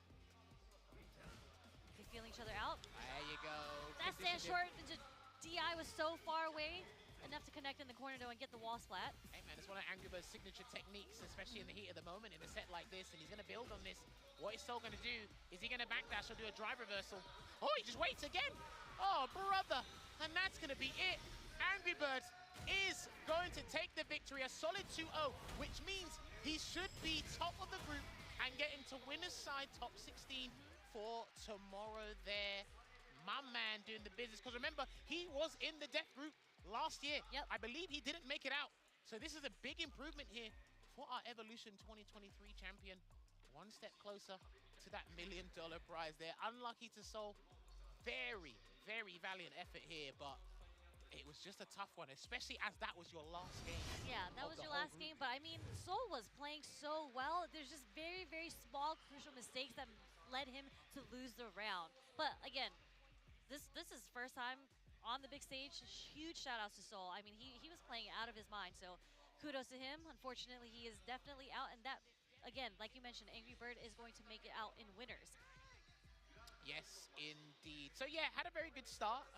I think what happens is whatever Soul tried to do, I think Angry Bird felt like it was 2 steps ahead. So it's like, okay, because of the familiarity he has in this matchup, it's like I said before, even if he feels he's in burnout, I can confidently defend against this stuff because I've faced Broski many times, I've studied this, etc., etc. But I've got to give Soul credit for baiting not only Shoryukens, but being disciplined on defense in the corner to not tech, right? But even then, that's a clear indication to me is I can just bully you in various other ways, right? Yeah. Which that's what allowed Angry Bird to kind of build that momentum. And it also makes you as a defender more scared because you're like, please stop throwing me. Yeah. Please, please. I mean, that's the name of the game, right? You're either going to get throw looped or you're going to get shimmied, or even in that very last interaction with Soul, he didn't even go for the tech. He actually did a delayed stand jab, but you're already looking for a sort of shimmy, right? So Angry Bird was ready with the punish counter low forward, and look at that. Angry Bird 4-1, but +7. So we're going with the game differential, the round differential, over Shuto, who is only +4 points. So that does mean Angry Bird is going to make it out in winners. Shuto is going to make it out in losers. Yes, indeed. I've got to give credit to, you know, the whole of this group here, because this was another one of those tough groups. But as you can see, as Sherry alluded to just moments ago, this is the final standings here for Group H. So Angry Bird emerged victorious, and he will be representing Team Reject in the winner's side of the top 16. Shuto, he will be on the loser's side there with that +4 differential. Juninho Ras almost got out of this group. Almost. Almost got out of this group. But hey, we need to head on over to the interview to talk to the qualifying players. Congratulations on coming first in the group. Started out rocky. でまず聞きたいのはですね、勝った感想とかを聞きたいので、はい、聞いてみます。So, how do you feel about your performance? You know, obviously started out slightly rocky with the Shuto set not going your way, but then after that you delivered, as we saw on the screen, +7, not a score to be sniffed at. How are you feeling right now? I'll be completely honest. I thought I'll not make it out of group stage. I'm really serious. I thought I hear you. Because in FT2 I'm very bad. So it's good to qualify. Of course, I think I'm lucky I qualified in winners because Shuto beat me. Right. But he dropped the match versus Sol, which costed him the winners. Then, yeah. So I think I got lucky. The winners is lucky, I think. Okay. Yeah. アングリバー選手に聞いてみましたら、やっぱり2先はすごい下手って自分で言ってて、なんかプレイス意思になることがなんか運が良かっただけでみたいな。シュートに1日目負けて本当にもうグループから出られないのかと思ってもうグループから抜けることができてとても運が良かった。すごい嬉しい状態です。Do you have any comments for the fans, you know, everyone watching live in the arena and all around the world? Anything that you want to say to the people out there? Man, the crowd here is amazing. Since I'm reject, everybody's cheering for me as one of their own. So it just feels amazing. And I just love all the fans, man. I just love all the fans. It's amazing. It's an amazing feeling to play in Japan here. この来ていらっしゃってるファンたちも素晴らしいし、リジェクトになったところで自分のものみたいに扱いがすごいみんなすごい親切にしてくれて嬉しいっていう形になってます。で、これからシュート選手とちょっとおしゃべりをしたいところです。グループから抜けてまずはおめでとうございます。ありがとうございます。自分のプレーなんかやっぱり思い出して考えるとどう感じるんですか？自分のプレー。はい、昨日も一昨日もあったし、なんかやっぱ自分の中でこれじゃないなっていう自分のプレーが結構焦っちゃってて、はい、勝ちはしたんですけどアングリーとかにそれでもやっぱ内容には満足いってなかったんで、その1日目2日目の反省を生かして、今日はうまく調整できたなって自分でもいい内容だったなと思えたんでよかったです。はい。So I asked Shuto about his gameplay. You know, obviously we've had 3 days of group stages. He's been able to analyze his play over the initial period of the group stages. He wasn't that happy. He didn't feel that he was able to deliver himself, his regular standard gameplay in the first couple of days. And he decided to tidy everything up and get things ready for day 3. And we've seen what he delivered on that big stage. Absolutely phenomenal stuff. 続いてみんな、ファン見てくれてる、友人や家族やとか友達と見てくれてる皆様には一言お願いしたいんですけど。そうですね、やっぱカプコンカップ優勝する上でウィナーズ抜けっていうのはすごい大事で、そこをすごい意識したんですけど、アングリーにウィナーズ取られてしまってすごいそこは残念ではあるんですけど、ルーザーズでも優勝できるっていう自信というかはあるんで、このまま引き続き明日も頑張ります。応援お願いします。はい。So everyone here heard in Japanese. I'll just translate in English for you guys. So Shuto said he was really serious about getting top spot. He wanted that first place in the group, but unfortunately, just beating Angry Bird wasn't enough because Seoul got that W and put him into second place, and so he gave Angry Bird a friendly hug there because he knows that that's the only reason he's in second place. But even though he's in the losers bracket, he's going to try his very best and aim for the top spot and try and snatch that very coveted Capcom Cup 11 trophy. So that's it from me here. We're going to head back to the desk momentarily after I translate back in Japanese. それはそれでインタビューコーナー以上というところで終了となりまして、後でまたインタビューがありますので、その時にもよろしくお願いします。実況に移りましょう。ありがとうございます。さようなら。Why, wise words there from both the combatants. I've been around Angry Bird long enough, so when he starts an interview and he says honestly, it's going to be followed by I was lucky. That's the default line he's going to say. The humbleness. He's just a humble person. Listen, he gets the job done when need be. But that will conclude it for Group H. But before that, I must thank the people that make Capcom Cup as good as it is and able to run. So we got to give a good shout out to our guys over at Storm Collectibles, ladies and gentlemen. Storm Collectibles is a figure designer and production company from Hong Kong, which makes high-quality, officially licensed collectible action figures and specializes in fighting games. They bring classic and iconic gaming characters back to life and also keep up to date on the blockbuster games like Street Fighter series from Capcom. Storm Collectible products quality is at the standard meant for the true collectors, with high likeliness to the finest details from the head sculpt to the body, articulation, and the accessories.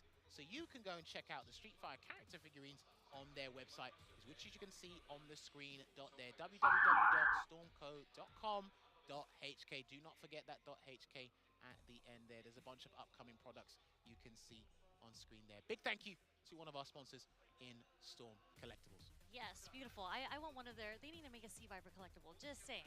Just saying. I haven't seen one. But anyways, wrapping up. Any excuse to get the cat. That is the end of Group H. But that was only the second group of today. We have 6 more left. 4 players are determined into the top 16 already.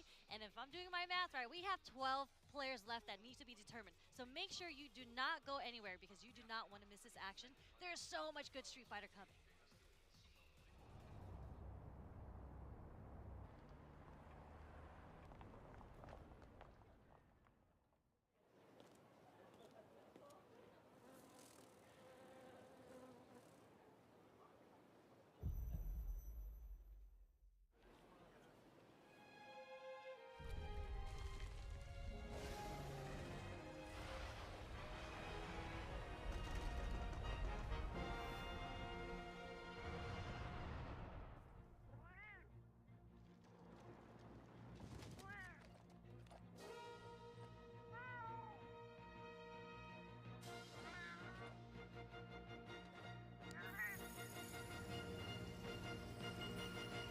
Where dreams become reality.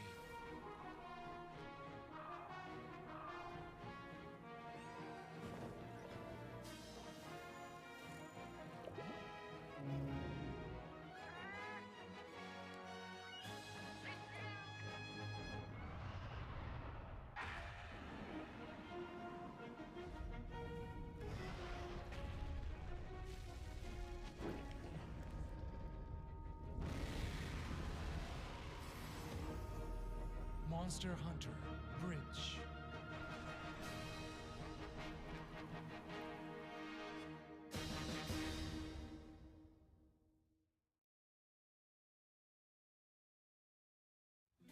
Show me what you have.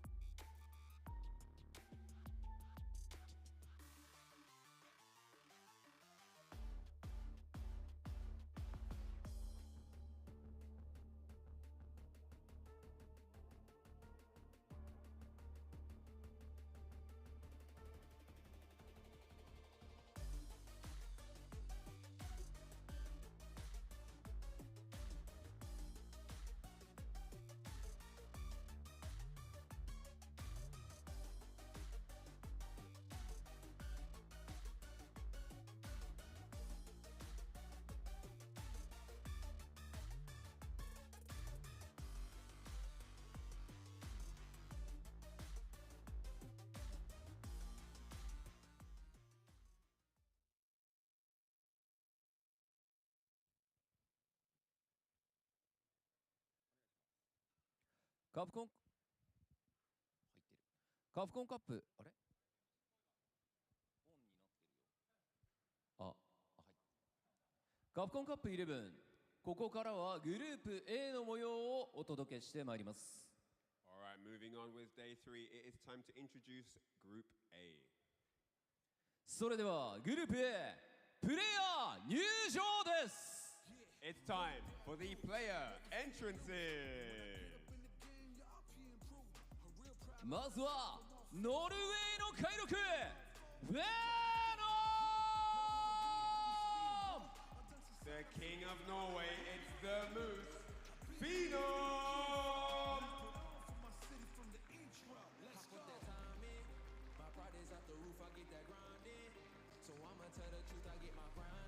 ブリュッセルの静かなる鷹高村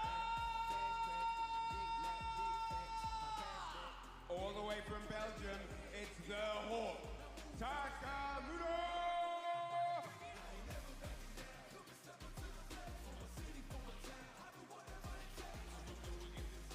香港の熱き魔剣ホットドッグ And here he is, all the way from Hong Kong, it's the Infernal Hound, Hot Dog!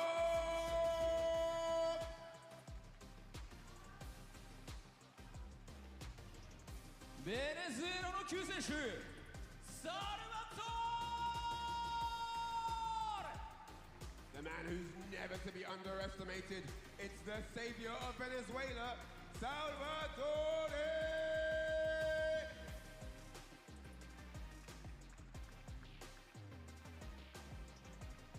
ぐるぐるご案大監督板橋残業 Next up, the command grab master, it's the meal ticket, Itabashi Zangief!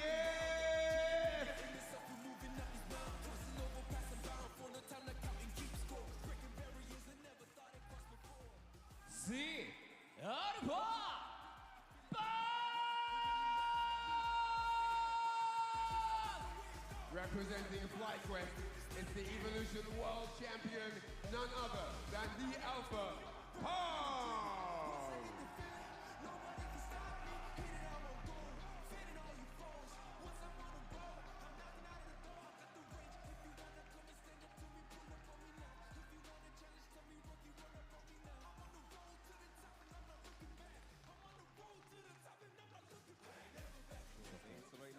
そうですね、そしてまあ3日目ともなると、もう海外のねプレイヤーにもたくさんの声援がね、客席からのはいいですね。それはそうですよね。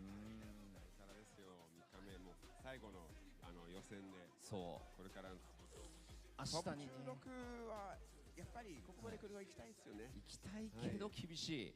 厳しい。誰が勝ち残るのか。さあステージにはこのグループ A で戦う6名の選手に来ていただきました。この6名で総当たり戦を行っていき、本日が最終日となります。So that is the lineup for Group A. You see these 6 members on your stage. 2 of them will be qualifying for the top 16 tomorrow. 明日に生き残れるのは上位2名のみ。今一度ステージの選手たちに大きな拍手をお送りください。Massive round of applause to the gentlemen on stage. All, of course, amazing, talented players, but unfortunately, there can only be 2 that make it up from this group. それでは選手の皆さんはスタンバイをお願いいたします。All right, players on standby at the ready. Thank you very much. そしてこの熱い戦いをさらに盛り上げていただく実況席にお渡ししたいと思います。実況席の皆さんよろしくお願いします。To call the amazing action to come, we now hand over to the caster's desk. Let's get to it. And we're back with more Capcom Cup action. Brother, this is the most, for me, electric group in terms of what is in contention. Okay. Only one is out, but all 4 remain. We'll see who makes it through. We got the Alpha in the building, the Glizzy Gladiator, and more in store. My name is Sikola. Who? I am joined with Jammers. Yeah, you heard me, baby. What? I'm sorry. I gotta call him the Glizzy God. He's no longer a gladiator. He has risen to the occasion. Hot dog and more are in store for this group. How long have I got with this guy? All day, baby. It's me and you. Is it how long? Is it 45 minutes? Yeah. Is that how much I got to survive? Have I got my 45 minutes? Oh, it's going to be a long 45 minutes. Anyway, all right, we're going to take a look at the players in Group A because it is about to go down. As St. Cola said, it's been too long since myself and him have been on here for the commentary. But yes, a lot on the line here. Unexpected. This was a tough fixture, but unexpected because Salvatore was a name that people were not talking about before Capcom Cup 11 started. And by the end of this, now he's thinking, I could get out of this group. But his fate is in his own hands. This is what the fixtures are looking like right now. We're going to be kicking things off with Hot Dog 29 going up against Punk. But then if we look at this table, just as St. Cola alluded to, man, this is looking rough because no one is safe. Itabashi only has one game today, and that's against Salvatore. But we'll cross that bridge when we come to everybody else. It's all up in smoke, isn't it? Up in the air. We could have that EVO champion fall the wayside or making it through. Who knows? Takamura's been playing hot. Hot Dog understands how important it is right now for every game to be picture perfect. Speaking of that, I feel like at this point, all these players understand that every game, not just the matches in totality, but every game matters. There's going to be maybe some differentials coming through. Who knows? We talked about how there could be those ties at some point. I don't want to go down to that. I want to see all the matches on the stage right now. But as you alluded to, a lot of surprises with Salvatore.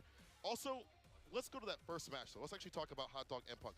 For Hot Dog, for me, talking with him on the first day, before everything had happened, he was like, yeah, I'm good against Cammy.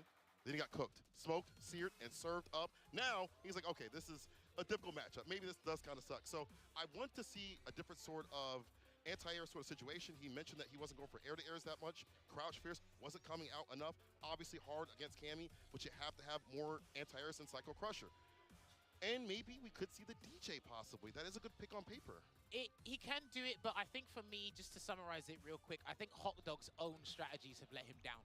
And because they were letting him down in day one, I think he's being a bit stubborn on himself because it's like, well, I know this works, I believe in it. Because like we said, since the December patch, Bison's in a pretty good spot. A lot of the players' opinions on Bison has changed, arguably the best in the game, depending on who you ask. But he's been over-reliant on the regular Psycho Crusher. Yes. Amplification from the bomb, as you talked about before with the anti-air situation. But dude, we can't play around now. If you have to go back to the basics, the rudimentary style, so be it. But you're going up against the Alpha. Now, the Alpha, me and Ringe had a long chat about this group because Punk needs a win here. Everybody else needs it to be fortuitous to them for him to lose. But this is, I think this matchup is solely based on what Hot Dog does. We know how Punk reciprocates in the neutral. It's some of the best fundamentals I'll ever see in my Street Fighter lifetime. 100%. But after this, when Punk has to go against Phenom, well, we'll talk about that because Punk overcame a hurdle about not winning the big championships. He done that with Evo. That's true. Now there's another mental hurdle that we're not quite sure about. But hey, we tackle one problem at a time. It will be our callous dictator going up against our British espionage here. Hot Dog 29 going up against Punk. Hot Dog needs to ruin somebody's day. Oh, yes, he do. Definitely wants to get through too as well. But Punk, as you mentioned, the hurdle of getting through some of these first few scenarios and really acclimating with the quickness is going to be key. And speaking of key, talked about that neutral, how Punk is so fundamentally sound, already finding a crouch humidity can confirm, head up the corner, Hot Dog striking back. A little more active than what we saw on the first day, I feel, on defense. Here we go, and he's going to get the conversion, and he's going to put the back fist combo on to drop the bomb, and he just respects the DP, and he does a regular Psycho Crusher anyway. Good clip of the airborne character there from Hot Dog, just backs away again. Not doing things in trepidation, he just needs to assess how Punk's gonna react. Gets that whiff punish with the sweep. Stays in front. There's the Oki. Ooh, that's done. That's the round! That could have been the round if he was closer. Man's got the bar, he's got drive gauge bar at the bottom. He interrupts a drive rush. You can't have drops like that against the Alpha. He'll make the beta real quick. Good walk under there. I thought he was gonna get a punish counter on that jab, and he's only got level 1 to save him here. He might have to look for a heavy button, but hey, Punk had other ideas. And it will be the charged cannon spike to close that round. You've got to be careful in the neutral. I know he was trying to utilize stand medium kick a lot, but you've got to be careful, man. Cannon strike is a footsie tool for a lot of these Cammy players because it will punish counter any limbs that are lingering out for too long. The problem we see is I think he tried to use that as a measuring tool to get like a sensor kick possible to get that game started. Perfect parry does happen though. Puts the bomb on. The back fist won't miss. The medium after that back heavy kick. The mix up off the plus frames to get the bounce off the stomp and another bomb. 2-for-1 deal. Yeah, he's respecting it. I think he was paying attention to how like flustered Punk was yesterday. Yeah. And that's going to be a big punish. I think you got to get rid of him, but he's going to drop another Psycho Mine on there, and he's still respecting. And that will work. That will work. Yes, sir. It burns him out. What a smart option. Canceling into the super. never-end kills. As you mentioned, spin to win doesn't in the end, and Hot Dog ties us up. But Punk in a third round, level 3, could be dangerous. That's a big amount of damage at the very end, maybe a lead if he wants to. We'll see what he uses it for. Well, Hot Dog's been whip punished too many times here, so he's actually going to threaten him with that super gauge and try and chip away as much as possible before he needs a fat combo. There's one grab, Hot Dog, you can't drive reversal. And he tried to escape, and this is what I was talking about. I think he's done. Charge up DP level 3. Let's find out, because that last hit does a 10%. Yeah, the executioner should do it. That should do the trick. Bam! Perfect! Coming back with a break from Punk, and that's the problem. You spend all that bar in that second round, nothing to rebuttal with, or even have the idea with, too, as well. But here's the thing, if he didn't spend the round, if he didn't spend the meter for the final round, we would be talking about the final round. That's true, that's true. Like, when do you want to die? Right now or later on? In hospice? You pick. All right, so he's had, I think he's been too respectful of what Punk's doing. And I think Punk's realized, he's like, oh, he thinks I'm going to do XTP. I can wake up with a dive kick instead, or not do anything at all. So Hot Dog needs to actually get out of his own head, get some more confidence here. And I think he's going to have to do a drive rush overhead after Psycho Mine or something. Force the action. Yeah, switch it up a little bit. I like that crouching light kick, though. We switch it up with these lows. There you go. Let's find the conversion again. Yeah, see? Just go for it now. Just go for it. Play your game. That's what you have to do against Punk. I like that. The stand block here from Punk takes it back from the brink. Can he find a way out, though? The throw, it's all adding up. Street Fighter 6. Keep going, just keep going. The medium this time, the throw would have been fine. Again, run your game. No drive rush cancel there from Punk. No whip punish on the stand media kick either. That is pretty difficult because this hurt box is not extended as much as other ones, but he clicks it anyway. I'm talking about the alpha here. At the tip of the toes. I didn't recognize your game, good sir. I'm sorry. It's in the name, bro. It's in the god. No anti-air. He's scared. He's got a hell attack. I'm pretty sure you were talking about with him as well. Yeah. He's not hell attacking. I think he's trying to like initiate too much of that stand media kick to space out and air to air. It's not working out because Punk with the drop of the combo. Did I just curse this man? OD lands. That's plus. He's gonna press the button. No! He blocks. He throws, and there we go. That was fantastic discipline there from the Hot Dog because he needs these rounds and he needs to disrupt Punk's mental flow here. Yes. And if he tried to overextend, that was not looking too good. So I like that he forced the level 1 out of Punk. Here comes the bomb. He's got to go for it. Yeah, go for it. He's not going to do anything after the bomb's planted. See, forced interaction right there. You're so afraid. Denied the conversion too far off for that counter hit. Problem with Cammy in some of these situations, got to be a little bit closer to get your counter hit. Off the stand light. Oh, don't walk underneath. That was not timed right for the jump in. If he gets a drive rush cancel, he's won. That's what he needs. There. You're right. See that bar at the bottom? Flashing. And there's a throw. Can try to force a burnout here, but if Punk jumps again, that level 3 is ready and waiting. Oh, it was down. Dude, it was there. He's going to charge Psycho Crusher anti-air. That's the problem. I think he's trying to rotate too many anti-air options now. And now, it's the throw, but Hot Dog still in his favor right now. As you mentioned, a one-touch scenario with the bar at the bottom. Doesn't really even need it. Yeah, Psycho Crusher. No, that's fine, that's fine. That's absolutely fine. He's going to get one apiece here on the board. So what Hot Dog's been doing in the neutral, when he's trying to wait for an opportunity to land big damage, he will try and wait for his dry gauge to go above the 3-bar threshold, and if nothing happens, he'll do drive rush cancel from crouch media kick, go for a throw, play neutral, and wait for the same sequence to happen again. I like that much better than what he was doing before. Stand like it, look for maybe scissor kick, like a distance to do that, or maybe an air-to-air. He didn't initiate with the drive rush before, but look at how it works out. Play your game right now. Drive rush. Yeah, he's got him with punish, so the hurt box must be around the stationary foot. But this is going to be another bomb plant here for Hot Dog. A DP hasn't come from Punk yet, so yeah, still not going to do it. Yeah, holding on to damn dear life right there. Stand meter kick, able to hit. Now it's become more of an annoyance tool. Medium does find the mark right after the light. The backdash is there. Oh, wow, that said punish counter. Wow. That said punish counter. I thought it wouldn't have been a punish counter there, but Hot Dog managed to turn this one around. And if he actually gets the dub, this is going to be a perilous situation mathematically for Punk. That's true. Punk might have to rely upon other people to get that win. That's not what you want to do. Not out of it just yet. Does get the DP pick up off the spiral arrow. Not getting with those jabs. I'm surprised Hot Dog wasn't able to tap that parry. Good. Oh, if he went a little bit longer, he would have got the grounded conversion there, unfortunately, for Hot Dog, but he's out. If that is fine, I'll take that back to the neutral. But that standing heavy kick has been whiff punished one too many times. He's got to switch up the tactics here, and a back fist combo places the bomb. Wing condition, stand block. The slight walk back. He knew he was going for that crouching unique kick to open him up, and Punk not steps ahead, but flights ahead. You're not dead. That does no damage at all. Bomb again. You might go for it. Just do it overhead. Do it overhead. I think you should do it overhead. We're working with ducking. And now we're final round. Listen to jammers, bro. Yeah, but this is the problem. I'm worried about Hot Dog's neutral. This is the final round. Once he gets one knockdown, you're going to try and run away from crouch fist, probably going to get clipped. Yep. That steamrolling begins. Lack of defense here for Bison without that bar at the bottom. Yeah, Before he bust out super. Gets the throw. Pull him in there again. And a kind of hit conversion. Here comes the bomb. Punk still hasn't DP'd yet. Oh, no! No! Ah! Oh, He's no! dead! I think he's done! Oh my god, he's got all the resources! Spin to win the OD Storm Fan Fierce level 3 victory for Hot Dog 29! Of all things, of all times, to let that reversal rip. He waited the whole damn match, Hammers.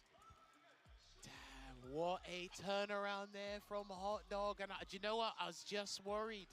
Every time I saw the bomb planted, he tried to bait it every time. I said, he still hasn't done it. He still hasn't done it. Oh, man. And do you know what? That's the decision you make every single time. Right, yeah. That interaction that you have to make when the bomb is on. What am I going to do after it? What am I going to do during it? Whatever it may be. Punk, I do feel like that same meter kick will start to get annoying when other tools were implemented. You mentioned the drive rush jabs, the initiation, just in general. That puts you in positivity if you are blocking right after. I just feel like if Hot Dog continued to run his game as we saw, especially at the beginning, that was like the path to success, and he realized it as things were going on. And towards the end, a lot more initiation, besides stand medium kick, and nothing after. Well, Punk playing the fundamental aspect of the game was fine. The differentiating factor was indeed the bomb.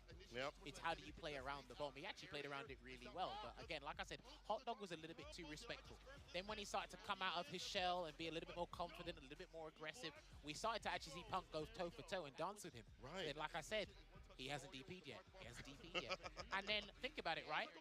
I don't blame that DP only because it was final game, final round. Right. It Are you desperate for the frame advantage to continue to sweat my health via throw loops or something else, right? Right. And again, the one time Hot Dog had to put the brakes back on is when Punk did a DP. Because that could have been a dive kick. That's true. TK dive kick to get him not outside the corner, but further outside of the corner. No side switch, obviously, but still. Do you know what? I think that target combo set everything off, yeah. Oh, because that was the first time he did the target combo the first time. Because last time he did drive rush medium into throw. Look at that. That is incredible. What a shakeup. This group has been a big shakeup since Salvatore stepped up on the stage, and it continues to be in this third day. Right. As we mentioned, one of the most contentious ones in terms of the groups overall, and this is how we start. So that's rough now. Both Hot Dog and Punk are tantamount on the scoreboard. Hot Dog still has to play Takamura at the final fixture.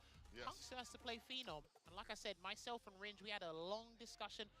Theories. The only thing me and Ringe were missing at the time were lab coats. And you guys would have loved the discussion we had here. The beakers and everything. Yeah, but we've got to transition over to this game 2 here in Group A. Cola, talk to the people. What we got next? Salvatore versus Takamura. Salvatore exploding on the scene. I feel like when you are not well known from a scene, people look down on you. They're like, oh, you haven't traveled. You don't know what it's like to be up on a big stage like this.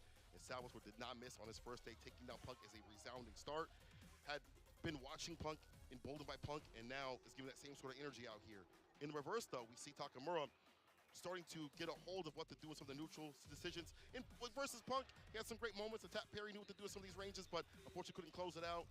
Has to do so right now, still sitting kind of pretty comparatively. Well, here's the thing. Some people may think that Salvatore came out of the woodwork. Well, guess what? I'd embrace it because he's actually in a very good position to try and emerge victorious out of this group here. Now, Takamura, I've loved him for a long time, man. Honestly, R.I.P. Keftaros, his brother would have loved this. Of course. Seeing him on this stage and really shining, because one of the best traits about Takamura is his strategy, unique strategies against top players. Now, he did mention before that because he has little to no information, decent information on Salvatore, right, he's just gonna have to learn on the job. And unfortunately, the probation period is 1 1st to 3. It's not, oh sorry, 1st to 2. It's not 3 months, so you're gonna have to figure this out on the fly. Yeah. But the thing is, Takamura has unpredictable neutral. Yeah. But I don't know if that's gonna work against someone like Salvatore. So we're actually gonna see how this unfolds. Now, I do think, I'm not sure what would be more favorable for Punk to get out of this group. If it's Takamura, I have to double check the mathematics here as well. But Salvatore, he's having a brilliant time in Group A. He stepped up to the challenge. Like I said, I don't think people were even expecting him to be in this position, but that's what Capcom Cup's all about, is the people you don't talk about that you should be talking about. And I want to give a big shout out to the South American community, because all of the South American players dispersed across the groups, they've all stepped up and they've surprised everybody. And again, as we talk about, on this huge stage where they didn't get to travel as much or go to other CPTs as much, given the opportunity to chance to dance out here, they've been doing nothing short of amazing. But I want to go back to the style of Takamura. You mentioned how he doesn't have that information. On the other hand of things, Salvatore, have you ever played as someone that paints a picture with punishes and beatdowns like Takamura?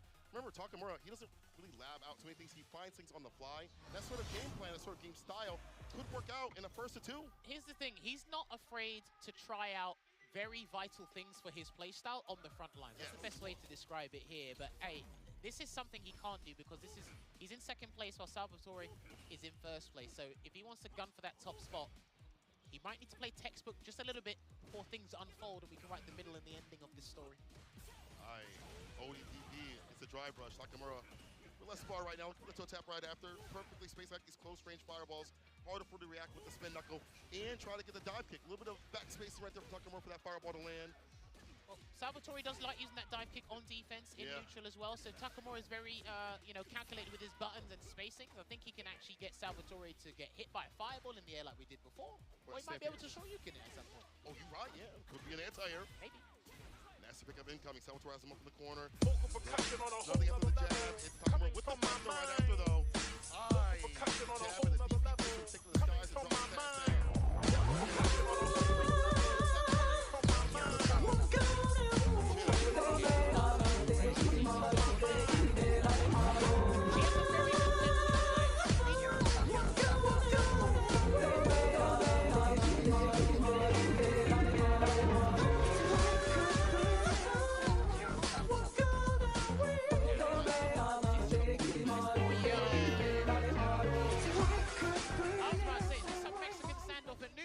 These guys haven't moved or even pressed. The respect and discipline both those guys exhibited for those 2 seconds. Like I said before, the DP on the dive kick. Ready with it. I mean, he trains with phenom so often, you better be ready to anti-air those dive kicks.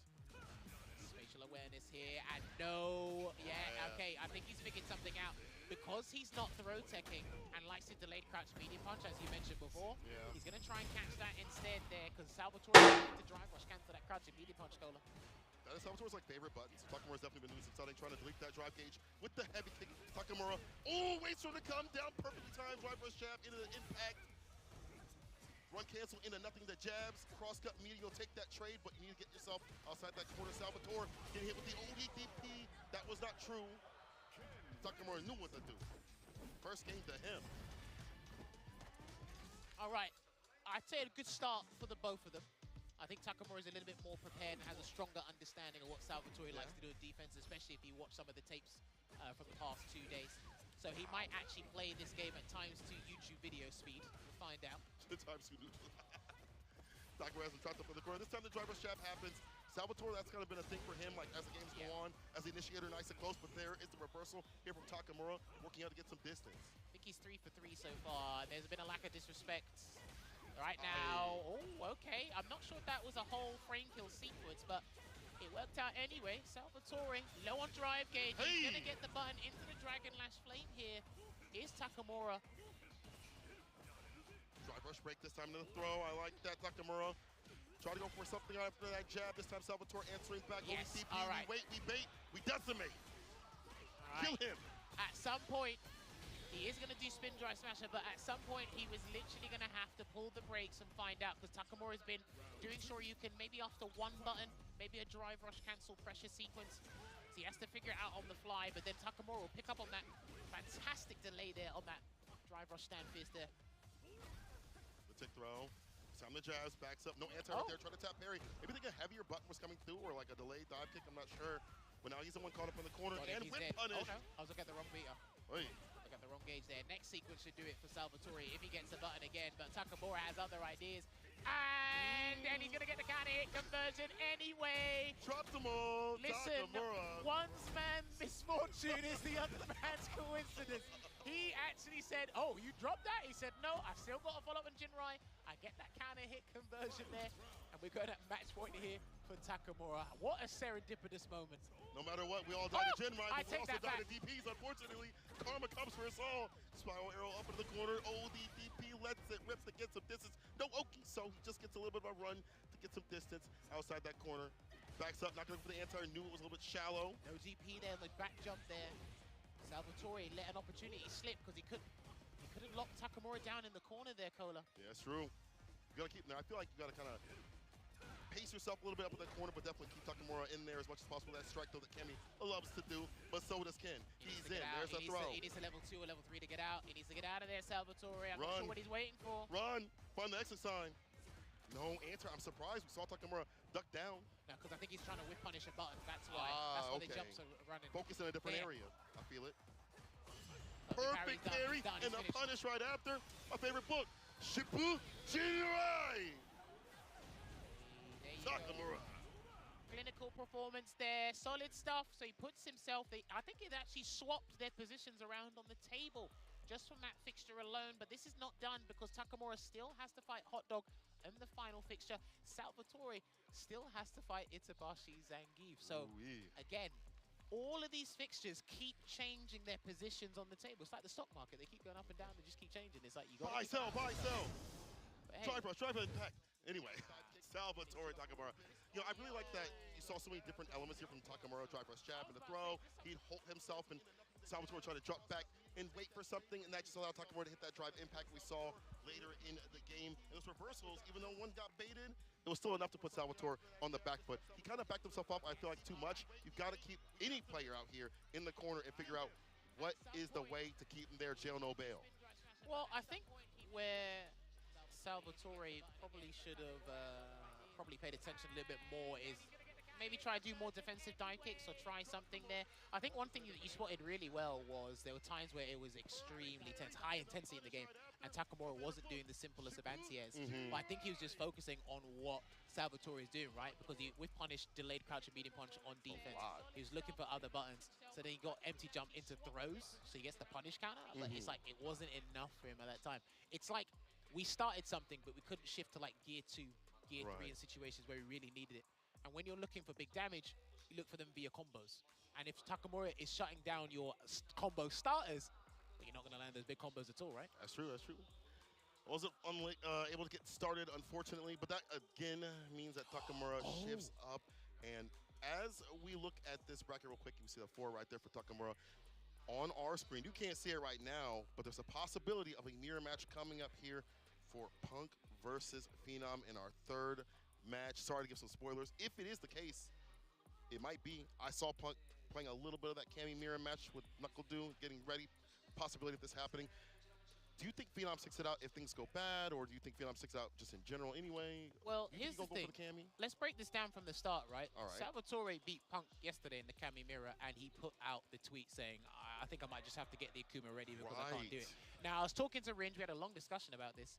Is before Punk's hurdle was he was one of the best, if not the best, but he couldn't win the big championships. Yeah. When he won EVO 2024, that weight was off his shoulders, as Rob TV alluded to. Now we think the problem is it mirror matches now? And if you are, remember, on paper and what he's done this season, you are the best player in the world. But the best player in the world needs to win mirror matches as well. If you're struggling against mirror matches, there's a problem. Yes. Now, we were talking about, is Punk going to use the mirror against Phenom here? I thought he probably wouldn't, depending on the hot dog result, but he has to do this now. And when these two have played, some would argue they have a very similar philosophy. Punk always beats Phenom because they have a similar philosophy. Right. If Phenom beats him here, I don't know what's going to happen, but Phenom does regret not preparing Bison for this group. He has said that before, but he's putting a lot of time and effort into the Cammy. So again, this is all to play for in this Cammy mirror. We'll see what happens. If that history rings true out here in the present day, the dive kick trying to come through, try to space out that crouching medium kick. It wasn't a crouching medium punch, and Phenom was able to get the back throw. And of course, we saw with Salvatore yesterday, right? When Punk was uncomfortable in this mirror match, he was doing a lot of EXDPs on defense. So I'm not sure if Phenom's paid attention to that. Maybe Punk has calmed down the nerves. But this is going to be tense. A lot of the Alpha fans from the Alpha Academy are going to be watching this.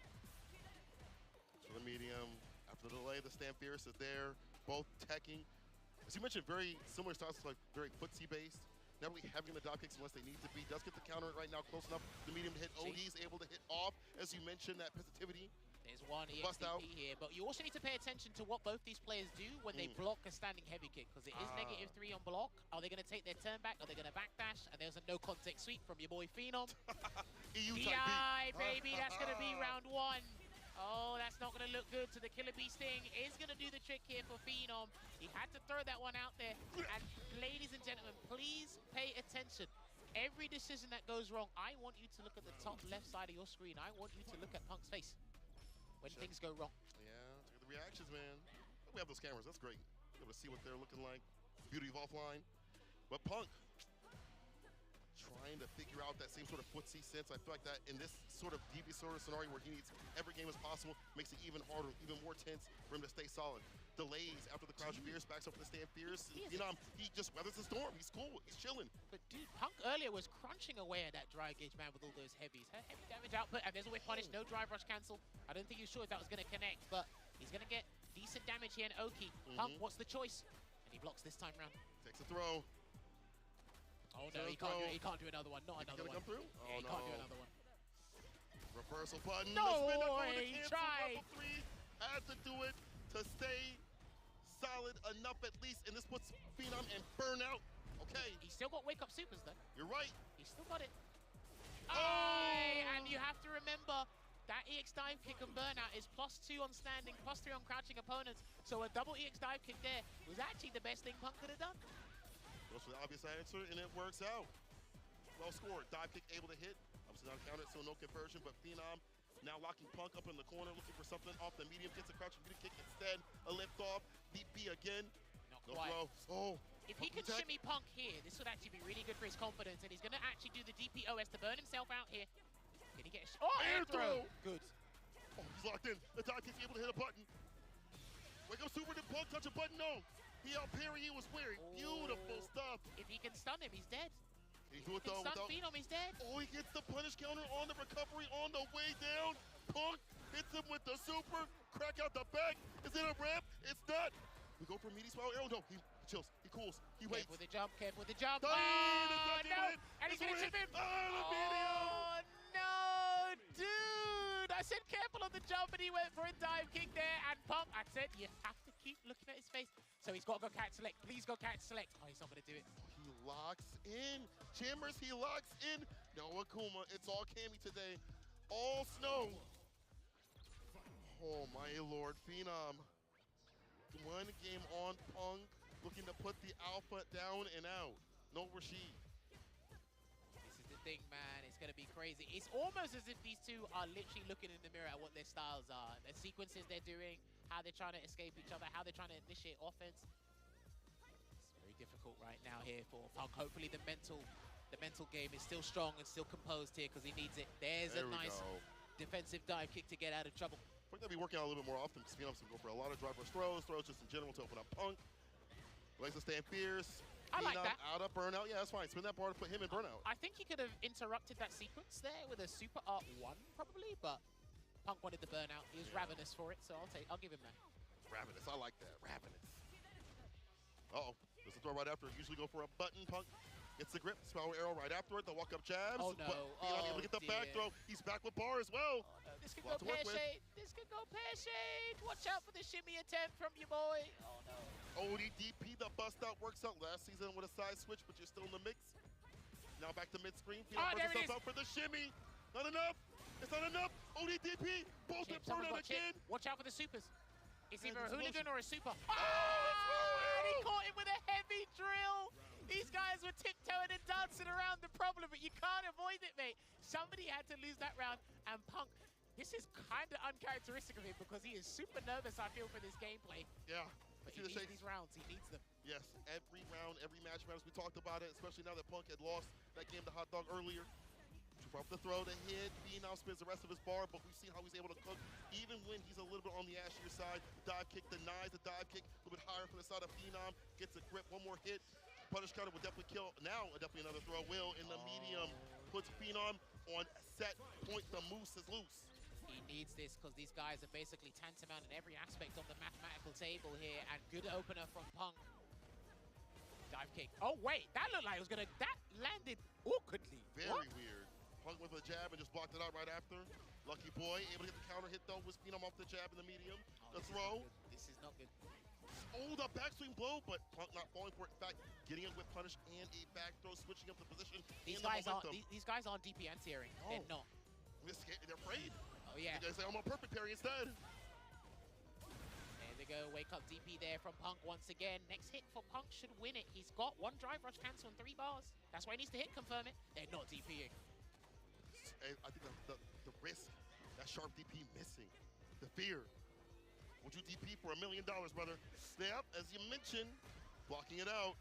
Oh, drive rush cancel, reset, and he was asleep at the wheel. The drive impact into the Delta Red Assault will close it out. Hit a solid 2-0 performance here for Phenom to increase his chances of getting out of Group A. Insane work by Phenom to play in that same sort of style that Punk does, but come out the victor. As you mentioned, mirror match is definitely something different. It's one thing to know a matchup where you have strengths and weaknesses, but in a mirror match, it's that player to player, and if someone's playing at your same pace and rumbles in your jungle, you got to be able to lock in a different sort of way. And Punk feels like he's not prepared for that sort of element, you know, that mirror match sort of thing. That's like the next echelon to correct his game plan. I would like to see the Akuma. I think his Akuma's great. His Akuma's fantastic.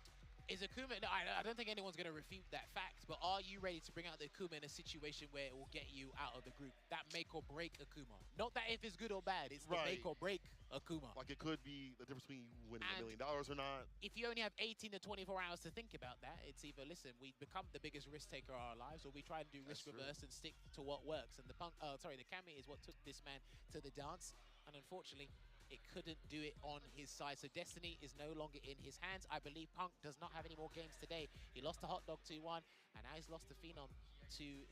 So we should be having a quick look at the table right now to have a look, unless we're going to transition over to our next game. Actually, we are going to show a replay first. We are getting that sorted here. But up next, this is going to be another juicy match for you. But before that, let's take a look back at what happened. Yes. A lot of different tactics here employed from both players, but it is the group stages at Capcom Cup. I do think this is exceptionally difficult for anybody, so you have to come with a kind of a randomized strategy or something that your opponent probably won't be expecting. But rotation. In a lot of aspects, in the early start of this game, it felt in certain aspects these guys were confident in DPing, and then as things went by, it's like, you know what? Let's just stick by the book. Let's play textbook. Yeah. Go for a drive rush. Let's stop people from trying to run away. Usual Cammy White stuff. Yeah, of course. And I don't think these guys did any more than 3 forward throws in the corner before they changed up their tactics. Yeah, yeah. Like with an eventual DP, backdash, whatever it may have been. But in the end, I feel like that wild style started coming out as things were going on. We saw the burnouts happen a little bit more often. We saw the desperation dive kicks that happen too as well on offense for the defense. And now, let's get more offensive with that Salvatore. Going up against Itabashi, Zangief. Obviously, Itabashi in that bottom spot, but could definitely play spoiler today against Salvatore in his play through this bracket. Well, I think judging by what happened with Punk's set just now, and Takamura still has to play. Yeah. I think if Salvatore can turn this around, he's still, yeah, look, I think. So Phenom's 3-2. Okay. Takamura's in top spot with the 3-1. If Salvatore wins this, he gets a 3-2, but then the differential will change. So, yeah, Itabashi, I think he's done. So he just has to ruin Salvatore's chances. So this might actually be a whole load of weight off of Itabashi's shoulders. And he's got some really good tech against Cammy as well. But the thing is, I was talking about this with Ringe as well. It's unfortunate for Itabashi because ever since the removal of jump cancel stuff on defense, that's really hurt Zangief. And in this group in particular, you're going up against characters that have brilliant Oki when they knock you down. Bison, Ken, Cammy. And you can't do jump cancel SPD to save you. Holding that in the corner. You have to hold that stuff, man. And I think that's really letting down. But but that'll be the case. You know, as you said, Itabashi playing with a weight off his shoulders. Could let that gambler style show out even more. Either way, Salvatore, Itabashi Zangief is our next match. And again, Salvatore needs to win, put himself further up in these rankings as much as possible. In 3rd place currently. Oh, so that tap parry round start? I don't Maybe think... drive rush there, Pierce? Yeah, no, it might have been raw drive rush. A lot of people still have that little issue with the inputs there, but there's a headbutt. Throwing that out with malicious intent early on there's Itabashi Zangief. Devilish. The slap drop, the 3-piece, the headbutt. Committed to the button right after. That allows Salvatore to get that jump in. Normal throw, nothing special right here from Salvatore, but we do go inside that corner, but the damage is definitely racking up. I hope Salvatore watched when Punk fought Zangief, Itabashi before, right? In case when he whiffs that stand heavy punch, he can just use stand heavy kick. Because it covers a lot of whip punishing aspects for Zangief's button, so it's an easy whip punish. Yeah, gotta be in that mid-range to hit it, you know? Oh, Itabashi just driving on in, getting on in, and Salvatore, again, as you mentioned, might have to go that heavy kick where you're outside the stand. Medium kick range, get that punish counter. There we go. Round sorry, he said, I got you, bro. Don't worry about that. I'm with you. No, okay. I was worried because if that was the non-charge version, it would have been the counter DI. We saw that earlier. Or yesterday, I should say. Oh, no tech, okay. Interrupts the headbutt, perfectly done here from Salvatore. Salvaging this round. Salvatore salvaging this, I like that. Feel me? Oh, I like that delay crouch medium kick. That's just Itabashi standing. Either he's going to walk back or, possibly just kind of hold his ground a little bit. Salvatore, he was exact without spinning the bar at the bottom. I think it's very important. You have that level 3, get a big lead or finish things off if need be. Cammy has a lot of access with that heavy kick. He's been using that a lot more often.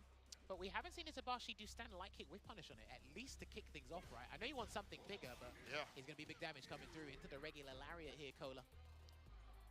Towards the corner, you have to chase this character down. I can't be whipping that stand fierce too far out. Easily done for the character. The throw right after Salvatore. Getting further and further towards the other side here. Itabashi cannot be put up in the corner, as you mentioned, lacking and slacking in defense. At level 3 definitely helps out, though. You don't want to overextend as Cammy. Yeah, but I mean, if you overextend, what do? You come in, then you backdash or jump out to avoid the level 3, but he has to wait until his health is below like 48% or something before he can probably try and do like a drive rush cancel situation. Just like this. He can drive rush SPD. He might SPD. Oh no! Oh, he tried to OD Laureate. Too deep with the dive kick. Wow, it doesn't work. Oh my god, it doesn't work. Oh dear, he's gonna lose because of that. Wow! That's not fair. Because he tried the anti-air, it unfortunately does not cover cross-ups. That is not fair. I think Geef players would agree. I think Itabashi and Geef would agree, because that's Salvatore's victory. Hey, he don't care. Whether Hook or by Crook get the dub, he's got one game on the board here, but Itabashi in 2 unfortunate situations. They were almost dead zones.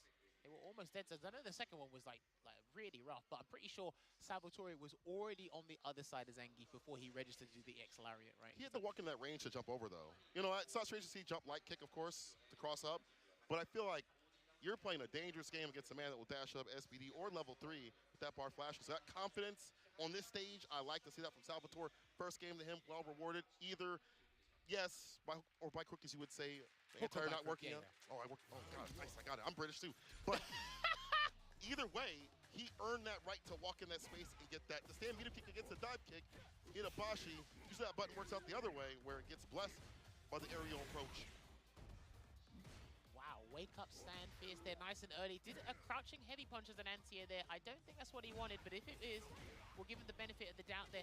Gets that positional advantage there, Cola. Yes, sir. Right where you want to be is Cammy. Now I get to be the grappler. Yes. I got to churn. Mine's simple. You see him delaying the jabs every so often, put a little bit of hesitation in there. Change up the corner situation. Yeah, look, dude, how does he get out? Jump. Like, Not like that. How does he get out? That's the DI, problem. we hold north. And he's going to hold north, I feel like, anyway, for like a reversal SPD, possibly. Either way, that was a good option. Covering a lot of bases, Salvatore. Listen, there's only so long you can block. I know lights don't really take away that much drive gauge, but you can only block for so long, man. And he tried to get a running bear grab reset there again. He's going to get the slide knocked down here. Looking good here for Itabashi at the moment. Yes, this is brilliant. Ideal situation for the boy. Nice. Preemptive air or stand medium to anti-air for the dive kick is there. Crouching medium punch, spiral arrow, dash up, meaty crouch fierce. As the string ends, Itabashi tries to initiate with his slap chop. Drive rush SPD finally off that light kick, and now we see a staving off a set point in a 3rd round with level 3. Well, because he done that, he identified that Salvatore hasn't done the DPOS on defense, so he might be sneaky and try to do that again, unless Salvatore is actually being, like, leading him into a false sense of security. I don't know. Trade combo, no level 2 though. To spend. Itabashi saving for that level 3. Making a guess for game scenario after this. Only for my loyal fans. It's going to be the ultimate Russian suplex here. And don't be overzealous, Itabashi. Dive kick. Oh, this is going to be huge. Yeah, didn't go for the anti-air right there. That time didn't even go for the OD Laureate. Oh, wow. This is going to be huge. And he can't backdash here. I think he's got to take a grab. Yeah, he's got to take a grab. And now he's got to be careful because the next hit might win it for Salvatore if he gets a clean hit. What's the entry point? He loves that crouching medium punch Please button. do not whiff. Please, for the love of God, don't whiff. A lot of buttons gonna be thrown right now. Jammers, that stand medium kick might get hit. Okay, he waited for dry gauge to come back. Now he's gonna be looking for it. 1% button will do the trick. Drive rush cancel, and he's done. And I think Itabashi knows that as well. Ooh, even that medium. Lord. But Itabashi has him up the corner. One grip. Just one grab. Yeah, that was a good choice. I think he identified Yes. that as well. As you mentioned, drive reversal, keep him up in the corner, goes for the sweep right after. Itabashi Zangief, excuse me, crouching for the kick. Game to game with Salvatore. But my thing is here, I don't know what Salvatore was looking for. I understand waiting for your dry gauge to slowly replenish over time, but you were looking for something specific. As you identified, Cola, yeah, Itabashi was whipping numerous normals. No sweep, no raw drive rush into a jab conversion or something. Which he'd been doing when Itabashi got close before. Why not there? That's why I'm wondering, what are you looking for? Yeah. You had all the tools in the shed and you didn't pull one out. She was sitting right there the whole time. All right. And he did marry her. I hope this doesn't come to bite you in the ass. Might be forever alone. Empty lights to start things off. Does get the Oki. Spacing for the heavy kick, looking for that punish counter. Itabashi not biting now. Only certain ranges now, you see certain buttons and the stand fierce coming back on the table. Standing medium kick has been a little bit annoying for Salvatore. He's been reacting to it a little bit late with a crouching medium punch from Cammy. I think I want to see him try something a little bit different here. That's going to be irrelevant. Not just dead just yet. Look at all the wind being taken out of Salvatore's sails. It feels like not as active as he used to be, or at least confirming things that leads him into Oki where he is oppressing right after continuously. Yeah, I think if Itabashi wins this, and Salvatore's chances are out the window. Oh, word. After all the work he did. All right, listen, sometimes having a premature start is not a way to end. Capcom Cup is brutal, bro. That Millie. Drive rush stand fierce trying to catch a button. Salvatore, all the drive gauge getting stripped away with those interactions. SPD. You might as well go for another one. Do it. You're in a position to go for another one, so. You can take a super. SPD, this man, if it lands, it's over for Salvatore. He's hunting for it. He tried to do it there. He tried to do a defensive SPD. Itabashi likes to do it a fair bit, but it's going to be irrelevant now because he dropped the combo. My guy, what are you doing? Finish it, the crunch kick able to hit. He's still got level 3 Gets there. the overhead. Oh my word, not like this. He gave himself a lifeline by dropping that combo, and the judge, the jury, and the executioner are going to take us to the final round. Good Lord, what am I watching? Again, and again, and again. Final game, final round. I mean, I'm all for Zangief combos not working, but... Maybe not at this level right now. I mean, it's not that it didn't work, it's that he dropped it. But. Well, you know. More consistent would be nice here for Itabashi. Bro, hands were on head around the stadium. Why have I always been there when this guy drops the most crucial combo? I remember at EWC as well. Cursing, man. Cursing him. Bar at the bottom here for Itabashi. He might gamble, go for a level 3, things. But it needs to be, he needs to have the help. I think he wants that to kill. Yeah. Oh, I told you. He's a gambler, he'll do it early. We spin. We got the money on Friday, I'm gonna spin on Saturday. Give me that drive gate shoot, boom. Sounds like an athlete to me. Oh, yeah. The broke ones. What you say there? Anyway, but that should have been punished, dude. You should have swept him. But he's gonna get good damage here. One more guess for Salvatore. What's it gonna be? A neutral jump and the possibility of a drive rush jab. That was terrible. That was such a terrible dive kick. Oh my word. And Itabashi is gonna turn it around and take it 2-1. And I think he's actually completely deaded Salvatore's chances to get out of this group. What? Itabashi playing spoiler to Salvatore after all the work he did in the past 3 days. Itabashi with a very resounding victory back with the brick. Yes, Salvatore had so many drops, so many issues in terms of backing off, letting the steam run out, but that's part of this. You have to be able to get yourself back with the momentum if things do go bad for you in the final game or whatever it may be. Get yourself back in momentum. Itabashi says, I like to play like this. I'm playing with house money. I'm chilling. I'm cooling. You gotta be afraid of me. I definitely think at one point, I think Salvatore, not rest on his laurels, but I think he was a little bit too patient, a little bit too respectful, not trying to force something to happen. Sometimes I do feel in this game, maybe people get in their own heads or they want to be as risk-averse as possible, but I think he should have forced something because I think he was looking victory in the face. And then Itabashi said, well, I need to turn this around through everything in the kitchen sink. And he did. There was a very fortuitous moment to give us all, as viewers and commentators, an extended lifeline when we saw Itabashi drop the combo, unfortunately. And that is actually his very last match here in Group A at Capcom Cup 11 there. But you know what? Everybody loves watching Zangief. He's a luxury for the uninvolved, maybe not for Salvatore, but it's definitely one of those things. Say that. It's true. It's fun to watch. Itabashi and Geef, but playing him and that character is definitely a horrifying experience. I've had the unfortunate pleasure of playing him casuals back in Street Fighter V. Hated every moment of it. But that's why he is such a good person in terms of like being such a standout player in these types of moments where someone's breaking down. He plays around that very well. And again, as we mentioned, playing with house money wasn't really his to have to spin right there. That, It's cool. What a dive listen, kick. I'm sorry. I gotta call it how I see it. That was god awful. That dive kick was not good. And you know what? I think he was in a decent position to maybe press 1 or 2 lights and maybe try something there. Yeah. And he's been exuding so much patience for the vast majority of the match. What made you decide to do a dive kick there? Were you hoping that Itabashi would crouch jab, maybe try a stand median kick? That probably would have forced a knockdown or something. But that dive kick, that was to his own demise. Look at that. Bro. Phenom at the top spot. Salvatore with 0 now. That horrible loss. And then Hot Dog with -2. Itabashi with -3, as we mentioned. Punk with -2. So that means, hold on, if Takamura wins this, okay, then he is the second player out. Phenom, no, you don't have to worry about Hot Dog winning this at all. Because the differential, Takamura and Phenom's differential is too high for anything significant to happen. I think this is just to determine the position. So Phenom ideally would want Takamura to lose. Damn, your training partnership you've been hyping up for years upon years. You're like, boo, boo, let's go Hot Dog. I'm down in 5 Glizzies right now. But Hot Dog has been on one today. Full condiments. This guy has been something different we saw with the Punk starting things off. He, I guess I should say, evolved his game plan. You know, maybe didn't go for many air-to-airs and things like that, but he was more active on the ground, so that didn't really matter as much. More conversions off the bomb too as well. More consistency overall in the neutral. Using that stand medium kick to poke and prod and try to gauge where he could do drive rush jab and enter in and annoy, pester the player, which is something I didn't really see from him in the earlier days as much, at least. Because it was the early stages of the group stage, and right now it's like the shackles are on for a lot of players day 1, and then they come off by day 3, because at that point you either mathematically know your fate has been determined for you, or you're able to turn it around. And because we're seeing like the excess weights just come off a Hot Dog, it's like, oh, okay, I can actually ruin someone else's day. I can play a little bit better. I can probably experiment with a certain situational strategy in this situation.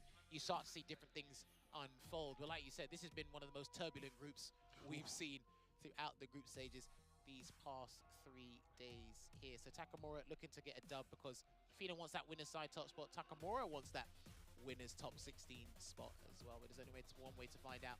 Now, looking back at this, there was, I think it was Takamura versus Problem X SFL EU 2024. I think it was that. He had a very interesting strategy against him in this matchup. It was like, because he knows Problem so well, he overwhelmed him in certain situations that you wouldn't expect a Ken player in Street Fighter 6 to do to anybody. I don't know if Takamura is going to have the necessary information he needs. I trust him with his research. He's a strategist that is slept on. A lot of people call him a magician in terms of what he likes to bring to the table, style over substance. But this guy's strategic ability is second to none for me. And let's see if he can actually close this one out on a high here. Hot Dog is looking to do the same, but again, at the end of the day, we're Street Fighter players. I want to see victory on my end of the screen and not yours. Takamura versus Hot Dog.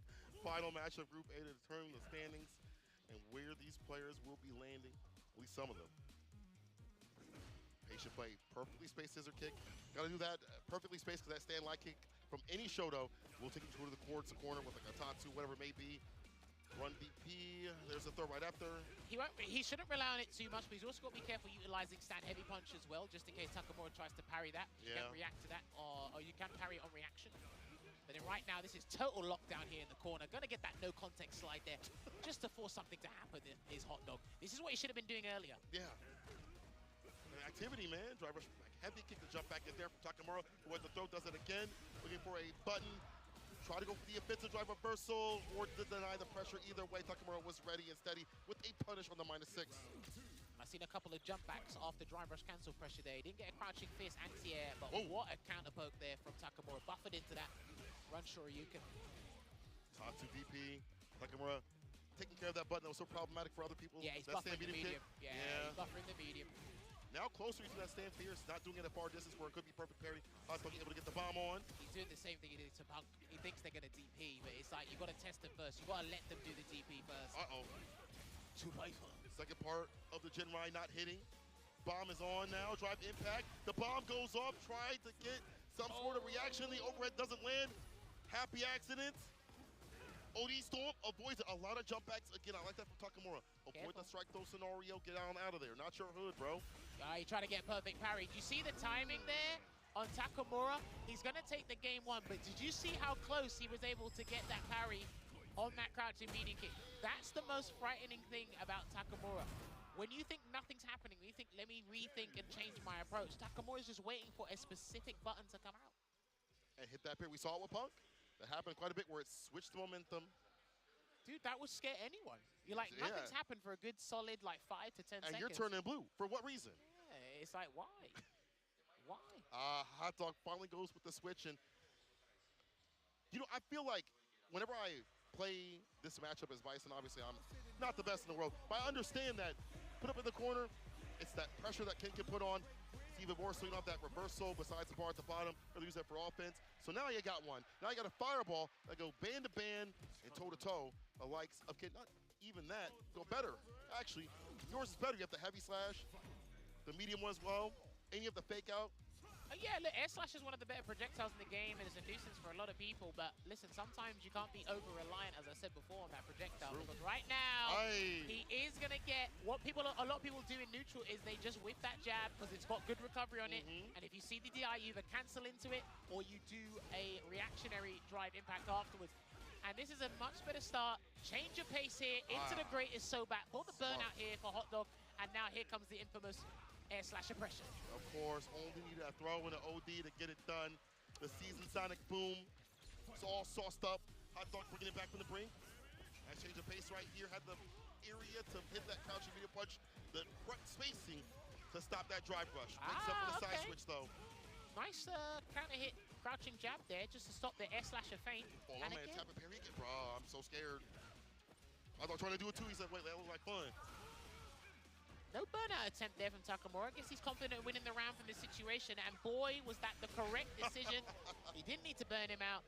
He had such a beneficial situation. No need to expend any resources out of the savings account. Nato's rent due. Drive rush shaft, open him up, strike throw. Over the low when the perfect parry is there. Takamura finally turning blue in the correct sort of way. Need some corner play as well. Delays with the jab is there, but Hot Dog did not commit to something right after it. He had to counter it. Dude, these crouching medium punches on defense have actually been helping him out, but it's going to be the weekend festival that will hit Takamura. From the back. And it's going to take off a nice beefy 40% here for Hot Dog. What's the choice going to be, though? Drive rush in, and Takamura burns himself out on his own volition here, Cola.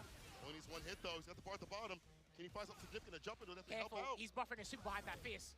That's plus on block. Sway play. The funky slicer, crouching medium kick, the fireball, the drive rush jab, everything harassing Takamura. His own back with bar. He weathered the storm to get the bar back faster. Now he's getting an even better shot of killing if he touches this man with a crouching medium kick. If that lands, it's gonna be dangerous. Oh, he's that was sneaky. That's not the way you should play. Dude. Don't touch my gangster. Oh my God, you could have killed this man. The recovery of the parry. Hot Dog gotta be careful. The OD fireball. Run DP. Oh, you know what time it is. The level 3 CA. You Repa. Sit down and shut up! That was phenomenal play there. Spaced himself accordingly, and Hot Dog, because he was looking at the victory to take it to a final game, Takamura said, if you keep peppering those regular air slashes, I'm going to use the projectile priority system and take one over you there. And boy, was he ready and calculated. This is what I mean by this man likes to show the magic with his playstyle there. So well played to Takamura there. We need to take a look back at what transpired in that set, because boy, there was so much there. In the first half, he tried the Bison. It didn't work out. Nope. I think Takamura just had his number there. This is what he was properly prepared for here. And then, of course, Hot Dog doubted himself, went for that character swap. I mean, look, that perfect parry. That was... not even a perfect parry. He almost got the perfect parry there. He was like a split second off, right? But then the swap to the DJ, you were talking about Hot Dog's DJ a fair bit. Different change of pace, obviously different character, and a much better start here. But then again, this is where I think he got a little bit too comfortable, Cola. Yeah, took out with the fireballs, but also the tap parries. That's something that Takamura had really expended in his game plan, but Hot Dog hadn't done so with DJ, it feels like, as efficiently. You see right there, yeah, trying to tap parry, not Yeah, having watch proper this. You see that he walked away? Yeah, Yep. he walked away and you to kept get that doing ready air fireball. slasher. Yeah. To bait out the, hey, do it. Come on, I dare you. Throw that fireball. See what happens. Well, because look, he was basically near burnout. It's something that you probably wouldn't consider him going to do EX Hadouken to burn himself out after that. There's a lot of situations where you can think, strategically speaking, yeah, it's like, are you going to burn yourself out to try and win the game off of one fireball? No. But it's because I could do anything within that range that you're not going to expect, right? So this is what it's looking like right now. +6 ratio with 4 wins and 1 loss there, Takamura. And you see Phenom there with 3 wins and the 2 losses. So those are the 2 players that will emerge. So all hail Europe for making it out of Group A. Okay. Takamura and Phenom doing the business here. This was a tough group. This was a goddamn tough group. It was. That's why they gave it to you to commentate, because the EU brigade coming through. They did a good job. And I mean, I'm Brexit, so I've left. So I don't know geography. What I do know is we have an interview. Let's toss it over to them. そうですね、高村選手とフェノム選手と一緒にいます。インタビューしたいところなんです。とりあえず試合終わった後の感想とこれからの意気込みについて話したいです。So amazing performance from you. You had a few clutch moments where it could have gone either way. One match loss here and there. You needed to get that one game against Hot Dog to secure the first spot, and you did that. Congratulations. Overall, it's been 3 days. You've been able to kind of go back to the hotel, look at your performance, think about what you wanted to do each day. How has that whole thing been for you? It was amazing, to be honest. Day after day, I was getting used to the jet lag and all of that. The experience was amazing, and overall, I was feeling great. And I'm glad that my practice before Capcom Cup worked. Like I had a plan for everyone. I'm very happy that it worked. みんなの動画を見て対策できたところもあったし、やっぱりその時差ボケを超えた後の試合もすごい良くなったし、あとはなんだっけ、また日本来てWhat did you say when you came to Japan? Like I was used to the jet lag, everything. Times of the time. Okay. やっぱりその時差ボケの問題はすごかったんですけど、それを切れたからプレーはすごい良くなって嬉しいところです。And moving forward, how do you feel about your chances going into the top 16? You're going to be on the winner's side, obviously a very prestigious position. What are your thoughts there? I'm gonna go little by little, step by step, one opponent by opponent. I'm gonna go to my room and start analyzing my opponent. インタビュー終わった後に早速ホテルの部屋戻って練習の始まりがあるみたいです。フェノム選手とちょっと喋りをしたいです。So, second place, obviously top 16, it was a brutal group, anything could have happened. You managed to get through. What are your thoughts? Honestly, like, this group was so close, and it was so difficult. And I knew all the players in our group was good, but the wild card was Salvatore, and I don't think any of us expected how good he was. He was really good, so he was super impressive, and I managed to barely qualify in losers now. So I'm happy, but this was I had no idea. I had no, like, I don't know. Even when I won, I didn't know if I would have made it. So yeah. ブロックがものすごいきつくてみんなも強くてみんな強いって最初から分かってたんですけど、サルバトーレ選手がそこまでのやり手でびっくりして本当にもうグループから抜けるかどうか本当に最後の最後まで分かってなくて、今最後でもなんかブロック抜けてるかどうか分かってなかったっぽくて、本当にグループから抜けることができてなんか安心しました。Okay. Before you get into that, ahead of tomorrow, what's your feelings? Top 16, starting out on losers. Do you have any thoughts going into top 16 tomorrow? Last year, I started out in winners. So this year, it will be losers. I don't know how that's going to be. But I don't even know who I'm gonna play against.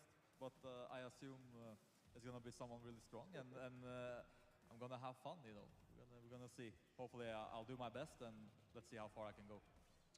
明日誰と当たるかまずわからないんですけど100% 実力者揃いの方が出てくるからまあ、一応頑張りたい気持ちでありそこで、まあ、そこからですよね。はい、で高村選手がなんか一言言いたいって言っててまずそれを聞きたいですね。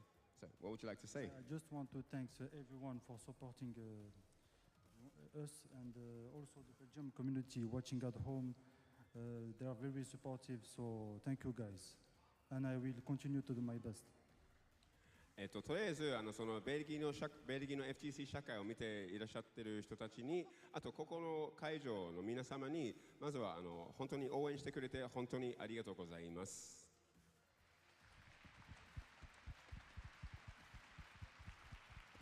ってことでインタビューコーナーは終了となりまして続いてぜひカプコムカップファイナルズをお楽しみください。実況に移りましょう。それではさようなら。Two more names entering the top 16 with the European boys. Shout-outs to Ryan Hart, one of the hosts, for getting their honest thoughts, and they gave you some honest answers, shouting out their respective community as well. As they said as well, you heard it from the horse's mouth, they underestimated Salvatore as well. So that was definitely a dark horse, and boy, did the dark horse do his job. But unfortunately, who couldn't make it out on his own volition there. But that will conclude it for the group matches for top 8. But like we said before, we got to make sure we make the people upstairs happy because we can't make Capcom Cup 11 happen without our respective sponsors. So first of all, we have to let you guys know about this figurine. It is the Chun-Li figurine here, the second figurine, which is the 6-scale figure project lined up, which is based on the brand new illustration by Acuman, which is open for pre-orders now. The figure is based on an illustration by Acuman, one of the creators of Street Fighter 2 and the original designer of Chun-Li. The illustration was originally featured on the cover of the Momochihama Chosai Pharmacy collaboration medication record book. Damn, that was a tongue twister. Nice. Which was originally published in 2022. A new full-body version of the illustration that shows Chun-Li's beautiful and dignified standing pose from head to toe was created especially for this project and has been faithfully brought to life in figure form by the Japanese manufacturer Max Factory. The premium scale figure maintains the same luxurious and exceptional quality as the previous installment, so don't miss out. Pre-orders are open until the 12th of March 25th, with the figure scheduled to be released in October the same year. Pre-order soon on the Good Smile Company online store or authorized Max Factory retailers. Now, we are a massive event, a prestigious event in Capcom Cup 11, but don't forget, just a week from now, I believe, we're going to have Reject Fight Night against the Seijam Slam crew with the Street Fighter 6 International Championship, with the event featuring 4 teams of professional creators from Japan and the US, which is set to take place on Sunday, March 16th, local time, Japanese Standard Time, I believe that is. 10 players who advance through popular commentator Seijam Slam will clash with the Reject Fight Night and will be delivered live from Japan. Tickets for the event will be available in 2 phases, the first phase until March 5th, and the second phase starting from March 9th. Damn, there's 2 barriers right there for you to get into this. The event will be streamed on Twitch and YouTube channels of Seijam, Capcom US, Street Fighter, Capcom Fighters, and the official Reject YouTube channel. For further updates, please check out the X accounts on Reject and Seijam for more information. All right, watch that. You should play this. Arcade Classics and Fighters Pack is now available. Hit your friends with the punishing Shoryuken in our Capcom Arcade Classics and Fighters Pack.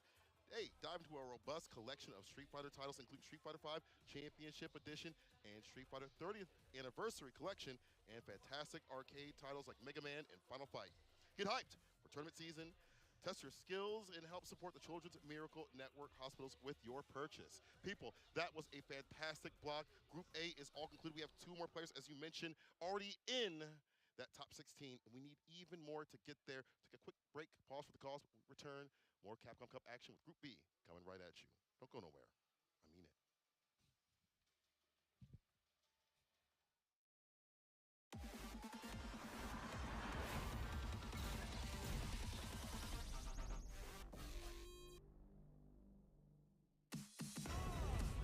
Come on, everybody come alive real quick. Battle of the strong, survival of the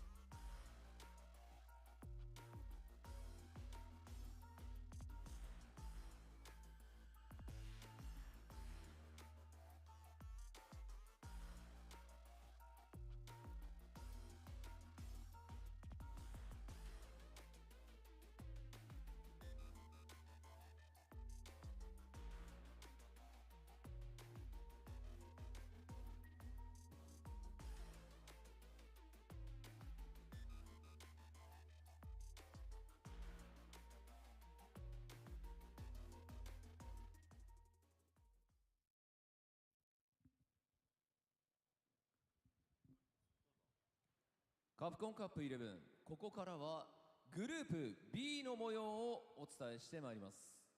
Ladies and gentlemen, here at Capcom Cup 11, it's time to introduce Group B. それではグループ B、プレイヤー入場です。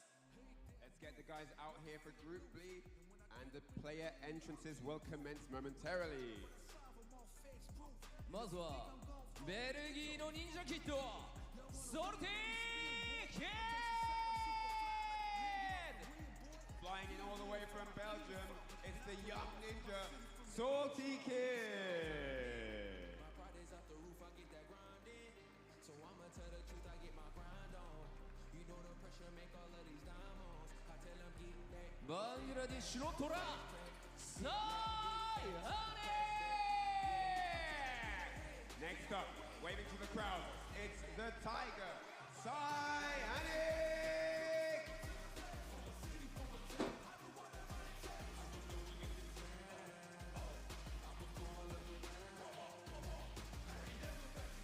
ザ・ストレングス、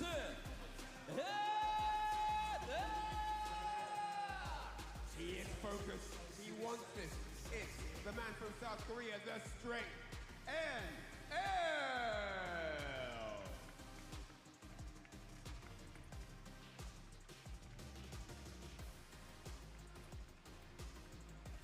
パナマの偉大なる闘士、グラントナカイ。 All the way from Panama, it's the Great Will, Torakai!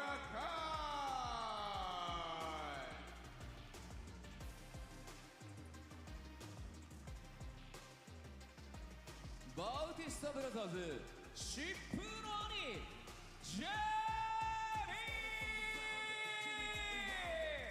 Representing Cloud9 from North America, he's in and out like a thief in the night. It's the burglar, JB!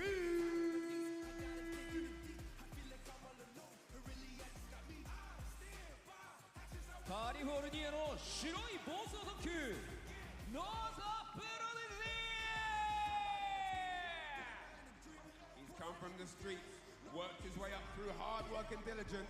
It's the Burn Express, Noah the Prodigy! さあということでグループ B もやってきましたが、ここもかなり激しい攻撃的なプレイヤーが多いですよね。はい、ミスはとりあえず許しはしませんので、そうですね、はい、なので、パーフェクトなプレーを見せないとダメです。どこまでその力でねじ伏せていくかというような激しいグループとなっていきます。はい、後がありません。はい、そして本日は最終日ということで、現在ステージに上がっていただいた6名による総当たり戦に決着がつき、2名の上位が明日のトップ16に進出となります。会場の皆さん、選手たちに大きな拍手をお願いいたします。 The 6 members on the stage for Group B couldn't be any more focused right now. It's the third and final day of groups. There is no more chances. It's all to play for. Out of these 6 amazing performers, only 2 will go through to tomorrow's top 16. And with that said, let's get hyped for the matches. Give everyone on the stage a big, massive round of applause. それでは選手の皆さんはスタンバイをお願いいたします。 All players, prepare on standby. Thank you. Get ready. It's about to go down. そしてこの熱い最終日の戦いをさらに盛り上げてくれる実況席の皆さんにお渡ししたいと思います。実況席お願いします。 Alright, with that said, it's time to give it back to the desk as they call the action, and it is going to be absolutely incredible. I don't know what's going to happen. Let's find out. Back to the desk, guys. Take it away. Ladies and gentlemen, it's time to lock in, all the way in as we get ready for Group B. My name is Vicious, back at it again with St. Cola. Man, you've been doing back-to-back blocks today. It'd be like that. I feel like it is for everybody, but as you mentioned, it's time to lock in and clock in, especially with some of these cats out here that are still in contention. A was a banger. B is not going to be a banger too, as we're going to take a look at the results of what's going on. But in terms of landmines, first day, Salty Kid, but second day was Grand Totakai with that match with Noah that many did not expect. What an explosive couple of days we've had. It's going to end out to this. Only 2 will remain after this bout all finishes. I cannot wait, man.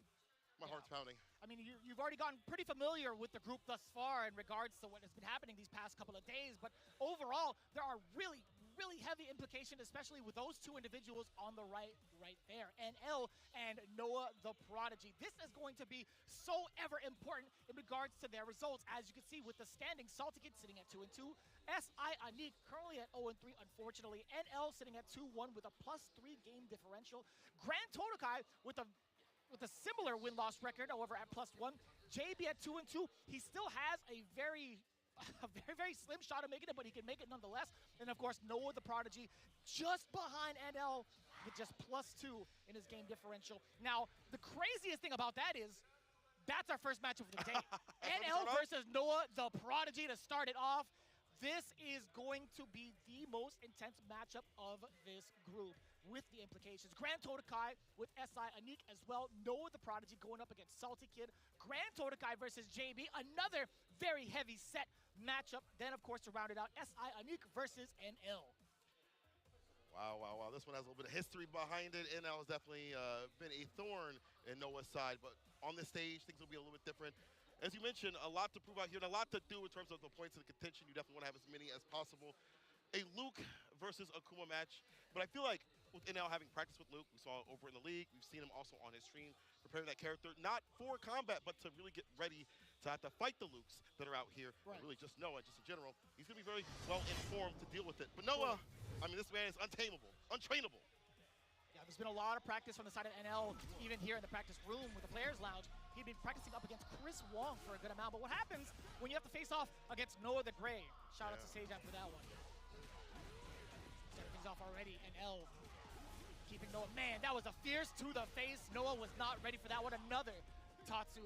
What's the pressure going to be like? He backs away, and the big swing coming in from Noah the Prodigy into the side switch. That was the meatiest fierce. What had happened for the side of NL? Do you think it was going to be a throw? I think so. Either way, it hits. It's fantastic. It's one more touch. It's a throw to seal the deal. The side switch. Being outside that corner, catching that stand fierce. Typical for Akuma to go for that button or forward fierce, and Noah was looking out for it. The timing was proper. First round to him. Bar being built up, things he can go into the gray period if he needs to. It's crazy. It all came from 2 big swings from the side of Noah the Prodigy. Yeah, keep that containment. He doesn't mind spending that drive reversal early just to make sure that you are knocked down. I like the burnout rather early. He has plenty of time to build it back up without taking too many big risks against his life bar. Right now, yeah, he's big chilling. To this point, that cross-up does land. Oh, actually, didn't get a big damage off of it. Big combo, I should say. Not bad. Yeah, fortunately, could have a little bit more on the table there. Like these faster fireballs variants. Where's the anti-air? There it is, the Go Shoryuken. Dash up, no button at all. Back dash in the DP, but gets back thrown again. The side switch, and Noah back with bar. And now lets it rip with the OD Go Shoryuken, the 4 fierce. Find success, level 3 immediately. To kill the drive gate as much as possible. Open up, I'm home. Bow. This burnout is heavy. NL, you gonna spend bar for this?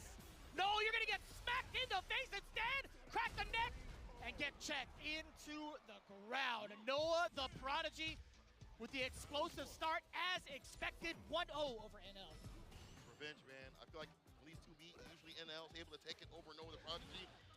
A different sort of story. OD DP on the bus out right back here from Noah. He'll do it, not afraid. What happens here, a little bit of a slower pace, at least for the side of NL. There's going to be a lot more fireball exchanges, as we're already seeing. Noah the Prodigy not even trying, a little bit reluctant actually to kind of combat with the Sandblast. Look for further ranges. Yeah, he's going to be checking. That was the driver's jab, trying to get nice and close. Chilling against that charge up, a tip of the fireball connects, interrupting as well. Dive kick, luckily didn't catch the recovery. Will catch the recovery of that, I think, crouching medium punch. Either way, Noah and burnout, but definitely still has options at that level 1. Trying to do the DP, that light fireball catching before it can even come through. Anti-air not really working out. I like these closer fireballs as NL inches forward. Hard for Noah to poke, but what happens when that jump heavy kick hits, like a dive kick. And he's got so much control too. He's right in the middle of the stage, so I don't feel like there's gonna be any fear of the DI because cause a stun. Yeah, he's gonna get that drive impact all the way back. And that is a big check against the drive rush. NL is gonna find it, and luckily enough, he doesn't have to spend a bar for the Go Shore. He's just enough damage at the very end of it, getting at least a round on the board here. NL getting wise to that fireball drive rush game. He understands. We know what's come through with that option. Drive rush overhead, blessing the dome, christening the cranium. Safe jump setup, slight delay on the crouching medium punch. Noah not opening up. Try to go for the offensive drive reversal. Noah baits it out. Easy bait oven. Heavy knuckle. Chaser, perfect parry. Yeah, he was to practicing it. that. Yeah. He has been practicing that the entire week from when we saw him. But this is going to be a great moment of control for NL. A couple of fireballs peppering in some of the damage, but Noah, he does such a great job of spacing out that stand jab and also being so elusive up until this point. Again, man, NL at the perfect spot to get that cross cut into the level 3. Destruction and demise is what he's going to see. NL now tying it all up 1-1. Control with the fireballs especially, and what Noah wants to do with his fireballs and drive rushing after has been the path to success, the way to put Noah down. Able to hit the counter hit, nice stuff as Noah inches forward. Heavy knuckle, of course, up in the corner. The throw, we take another one for a button. No, NL with the backdash. And what a punish counter too, off of the crouch jab into the immediate stand fierce. What a link. But out of there too, the back fierce, aka the former eraser. Being able to hit after he stacks it just a little bit to work out NL. Gets caught up in the corner. Noah on set point, far building up. That means he again can go into burnout and back himself up with the SA gauge to either go for like a super, for more damage, whatever it is. The trade, back to band back to band. I like that. Bar for bar indeed. Again with the back fierce. I almost pushed Cole off of his seat. I'm so sorry. Died. I'm so sorry. It would have been worth it, honestly. Damn. Look what's happening right now. Burnout incoming almost with a stand fierce fireball. Will he go for it? No, he delays a little bit. Nice, it would have worked though. He was trying to bait out the ODGP, right? He thought NL would probably force himself into the burnout, but no, the Prodigy, a lot of damage incoming. Throw, do it. And he thought throwing the cross cut. Doesn't even need to wait for NL to do anything else. No, the Prodigy one step closer into qualifying. Very well done, Noah. Man, I was waiting for the pop-off right there. A little bit of a pop-off, but I'm sure we'll get a bigger one as he inches his way closer to top 16. This cat is pristine, and again, he's fighting for himself, fighting to take down the haters, and improve himself with the character too as well. And L getting cooked up in the corner. He slight delays every so often, worked out. I like that Noah recognized his strategy wasn't working out, and he didn't keep forcing the issue. That was a problem yesterday. Today, you see a little bit more delays, a little more switch-ups on the drive rush, and it works out better for him to get the win against NL. Yeah, you saw some really impactful decision-making into the corner as well, willing to kind of give up offense just to play the defensive game, just slightly hesitate and kind of block for a little bit to sense if the other was going to go for like an OD uppercut and then just wait for the jump out to tack some of that extra damage. But it came in moments where the checkmate would happen if they get the cross-cut DPs from both sides of NL and Noah the Prodigy. So very similar thoughts, really. There was another sentence I was going to say.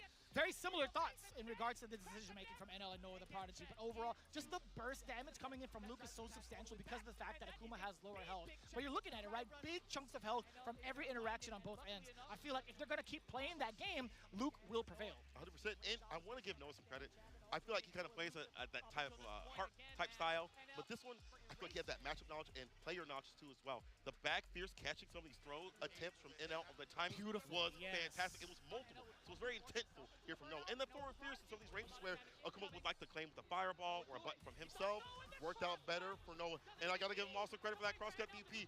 Very hard to do with Luke consistently. He got him tit for tat just like that. Noah is doing really good workout here. I can't lie. I can't like to see it. This is tough. It puts NL in a very, very interesting predicament now. If you take a look at the current results, man, 2-2, tied up with Salty Kid, tied up with JB, with the benefit of having that +2 differential that's going to be ever so important moving forward as he has to play against SI Anik towards the end. You never know, man. SI Anik could be fully awakened on day 3. But as it stands right now, man, there are so many chances to get into the top spot. I'm loving the way that Noah the Prodigy held his own. He was talking to us backstage as well. He's like, what do I got to do to win or to make it through? And all of us were like, we looked at each other like, what kind of question is that, brother? You got to win, bro. Oh, yeah. You got to win out. Do more damage, don't get hit. Just in one class. Now, let's go back to talking about Cianic, and I feel like he's not had the best mental time recently. We saw on Twitter he wasn't the happiest, but I feel like after having a day to calm down, possibly, see him come with a different sort of energy, maybe not able to make it that top 16 spot, but big spoiler, Grant Todokai, who is absolutely hot. People's not the pick, maybe, but Panama standing up. Grant Todokai yesterday definitely showcasing what he can do, and he really puts his mind to the grind and stays positive about the game and his own progress and play. Yeah, I mean, those 2 wins that he had in day 2 were so impactful, right? Taking down Noah 2-0 is such a great booster for him, especially with the way he faltered in day one, and then taking it down against Salty Kid 2-1 in the second matchup of that day. I feel like he's on a very, very positive upward trend in the mentality game as well, and emotionally. I had a chance to talk to him backstage, and he's feeling really, really great about having to face off against this particular matchup, right? He's done a lot of studying against a lot of the Akuma players that he's had, but one of the big things that we talk about is who he has to play up after that, where he has to face off against JB, which we will get into that. I'm going to pin the conversation later for an important detail. But again, it will be the Bison pick. I think specifically for this Akuma, it is loaded in. Yeah, it's going to be the Bison pick. That makes sense. You know, JP hates playing that matchup. The air fireballs delete the crouch fears. Fireball pressure in general is just better off for Akuma and his buttons and the aerial approach to the dive kicks. You don't want to have to deal with that. Bison needs to play the ground game better for reasons like this. Did you see that? My man SI Anik did like a fireball. You saw the start of it. Grand Todokai was already ahead of him, into that OD cycle crusher. Plant the bomb. All roads lead the bomb. And damage if he's able to get the hit. Bomb about to go off. You tried to press a button and that instance level 1. That is your own fault. Perfect.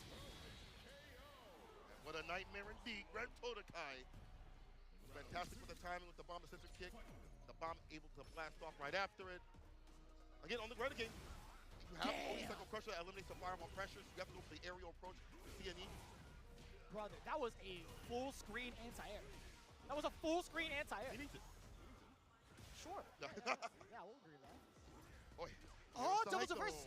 Hey, that was pretty smart. SI Nick just just sneaking in right underneath for the side switch, but can he make the most of it, right? He hasn't been able to land some impactful normals. All right, that's totally fine. At least getting the confirm into the lights. Meaty fireball with the pressure, knocking on the door again. Counter hit. Very important tech. Plus frames. Not for me. The ODDP taking it away. Cianique evening out the rounds, looking a little more confident what we've seen him throughout the entire week. I like this. Switch up every so often now, try to calling out the only sucker crusher. Not gonna get caught by that stomp. Slight walk back into the crouching medium kick, hits him with the adamant fist. Into level 3, kill as much drive gauge as possible. Get his back up. Maybe go for more variance with the fireball. After this fireball, get the walk up stand fierce a little bit in the fireball if you want it. Yes, goes for the demon flip instead. Oh, he can't risk any more block swings on this point. And he's gonna be eating so much damage. The burnout is there. He still pursues on offense. SI Anik finding the exposure down below. Todokai. I feel like he personally doesn't feel that he's as strong with Bison, right? He's doing it just for the sake of the matchup, hence why he's hovering into the character select. He's so confident with that JP, but as you had mentioned before, JP not having the best time necessarily against some of the greater Akumas that he's encountered. He's right now at this very moment he's facing the greatest Akuma because he doesn't have to face against like NL right now. So technically this is the greatest Akuma he has to face off against in Capcom Cup. Deep in the dot kick. Cianique honestly playing a lot better than what we've seen. I like him going more for the aerial throws. You see him better with the confirms, way more confident, way more active than what he was before. Drive rush, perfect parry, saw the hand up with the overhead. Get that ass up in the corner. Now drive rush throw, kills the drive gauge. Might be able to kill the character, keep the pressure up, and eventually get a drive impact. Yeah, reversal button early here from SI Anik. Hits him with a level that gets some distance, but he has no bar to his aim. If Grand Todokai gets in, it might be a win. He's able to DP, able to anti-air. Clean and pristine. That was beautiful. Way to wait on that. Perfect parry against the guillotine. Fierce. Nope, planting the bomb instead. My mistake. And you thought you could get away with it. It was going to be checkmate regardless. My mistake. Yeah, he was already at 0 bars. He was burnt out. No need to spend any SA gauge. Grand Todokai with a perfect calculation. I didn't go for the immediate second pressure on the burnout. Saw Cianique SI, and excuse me, go for some of these jab backs to call that out. Perfect parry to a jab after 3. Smashing. The bomb goes off. The stomp this time, but more variance stuff going for that throw. Trying to call it out. Still got some damage. Grand Todokai back in neutral. Yeah, SI Anik has really been focusing on when Grand Todokai advances forward to allow him to throw that fireball. Man, that little step back for the shimmy. SI Anik's throws get exposed. The backdash also, nope, still going to be plus frames. Grand Todokai really laying it on thick. SI Anik is going to be hanging on for just a bit. No, he's not. Level 3 instead. Very dominant. 2 rounds from Grand Todokai. Round game getting way better. You see him also just backdashing with his dive kicks in the area where SI Anik wants to approach and wants to pivot to. Game to game now. Both players. SI Anik honestly playing better than what he did previously. Grand Todokai getting a better handle with the Bison. SI Anik locking. He doesn't have other characters, but he told me it's only the Akuma right now. There's too much you have to put on with this character. You have to main him. You can't just, I have him as a trietary. I forgot he was a Chun-Li main. Yeah, as yeah, well. yeah. Plus, yeah. Exciting trying to interact with that +1 scenario. Grand Tokai layering on the throw loops continuously. Will there be a backdash? To jump out instead. That's damage, and that's going to be a bomb as well. You had the expense of that health, but still whipping in the air. Unfortunately, not able to get that grip, and that's going to be it. Grand Tokai, set point. This is huge, man. Starting off with that perfect. Man, he was just in the perfect range of that crouching medium kick. He is locked all the way in. This is hella damage. Boom. Get the stomp right after in the punch version. The bomb, drive impact, he tried to kill him. Only DP. I hella respect it. Drive impact with that much life left. Got 2 bars too. If it lands, you're killing. Oh, that was so scary. Stomp again. Stays in front. For a combo. Yeah, it's not your turn. The flip out allows SI Unique to get a fat punish. Double dashes up. Wait for a little bit to see if there's going to be a reversal. It's not your turn. Oh, the other side with the jabs. It's not going to the level 3. Yeah, maybe scaling a little bit too much even on the 9K health of Akuma. They want to risk. That was a little bit risky. Drive reversal. It's totally fine. That's what you know. Your kick into level 3. Chip out after the CA. Grand Tokai. 2-1 over SI Unique. Man, the chip out was well calculated right there. Saved the bar for the proper moment. That's it. Grand Tokai doing it for Panama. You can hear it, man. You can read his lips. One more. One more. Finger in the air, baby. One more. And I was actually kind of surprised when I saw that drive reversal had hit, or had been blocked by SI Unique. I wondered maybe he was a little bit out of range, perhaps. Maybe something out of that. But either way, man, SI Unique, a little bit of a rough shot. Still has another game to play. He could still continue to play spoiler against NL. The way that Grand Tokai had been playing in the very end of that set, he was getting the perfect distances to get his pick and press a button and that instance level 1, that is your own so good against the fireball play. Grand Tokai, we saw the round starts continuously with the OD cycle pressure by the proper timing. And then the ground game got better. Better with the crouching medium kicks. Better with the stomp cancels right after. Switching up the variance too as well in the way he was coming through. Yes, he got anti-aired every so often, but not enough for his demise. And then backdash away from the dive kicks. When Akuma would like to come through, he knows what Akuma would like. He says, I'm not about that game. Let me back off a little bit. The perfect parries as well, as you just said right there. Able to get a punish and a follow-up right after. And again, all roads leading to bomb allows the damage and the panic. And SI takes up the Titanic, and unfortunately, that's like looking even worse for him in this group stage scenario. You talked about this. Now it's all about playing spoiler against NL later on as our final set. We'll get there when we get there. But again, Grand Tokai, well played with the Bison. I gotta say, it was just rather difficult. If you counted how many times SI Unique had taken full bomb sequences, that really kind of spells out how the game had gone to put him into this exact checkmate scenario, man. SI Unique defensively a little bit shaky while having the bomb implanted. You can't even come close to like risking that as Akuma. It's just too much. In terms of risk reward, it's just way too much. It is way too much. Like that 9K health, smile. But you have to play around that. You know, Akuma definitely has a lot of tools that you can utilize against Bison. But what is on the screen right now is SI Unique in the -6. Grand Tokai in that +2 scenario with NL. Ooh, things are getting dicey. With the Prodigy with that +3. He's coming up next, it looks like, against Salty Kid. Oh, and this is a matchup that he has been grinding. That is for sure. And he also has the luxury of being able to play off against the other Kimberly players here. We know we have one of the SFL teams, obviously FlyQuest, having Psycho, having Shine. They're both here, being able to possibly play against Noah the Prodigy. I don't know if Punk would let that happen, but either way, I mean, like for the benefit of everybody here, I'd imagine, you know, the country's got to unify at this point, right? Yeah. Noah the Prodigy, let's see how he does. But Salty Kid, looking at his current record, being at 2-2, right? He needs to win 2-0, and he needs to. I feel like it's hard to say right now, actually, because of the fact that Tokai won his first game. He was banking on Tokai to pretty much lose it all, but as it stands right now, Noah the Prodigy, if he wins this, he just might be that shoe-in to the playoffs. Top 16 waiting for him. Salty Kid looking to ruin that and get his own game going. The Sodium Sun lands the punch counter slide. You get way more off the slide this season. The bomb about to land, and he doesn't get the explosion.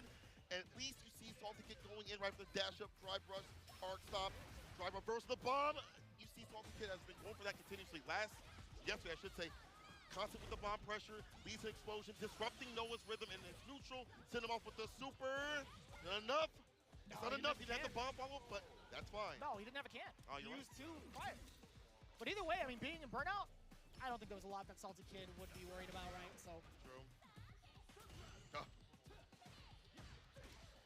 Punish counter.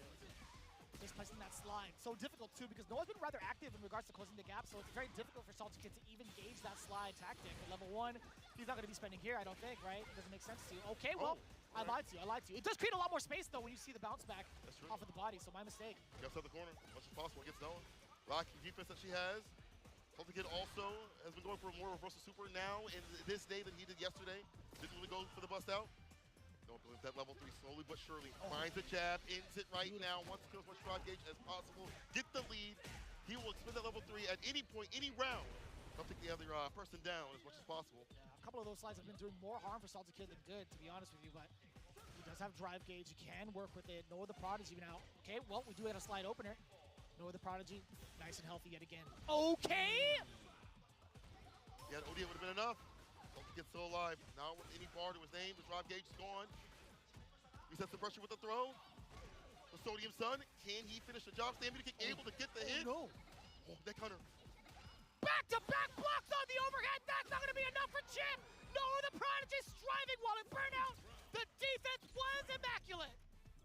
Had me clinched. All right, Salty Kid still in this though. Going with the tick throw. Drive rush, with the throw again. Salty Kid with the tech. Pushing up the defense a little bit, waits for him to come down.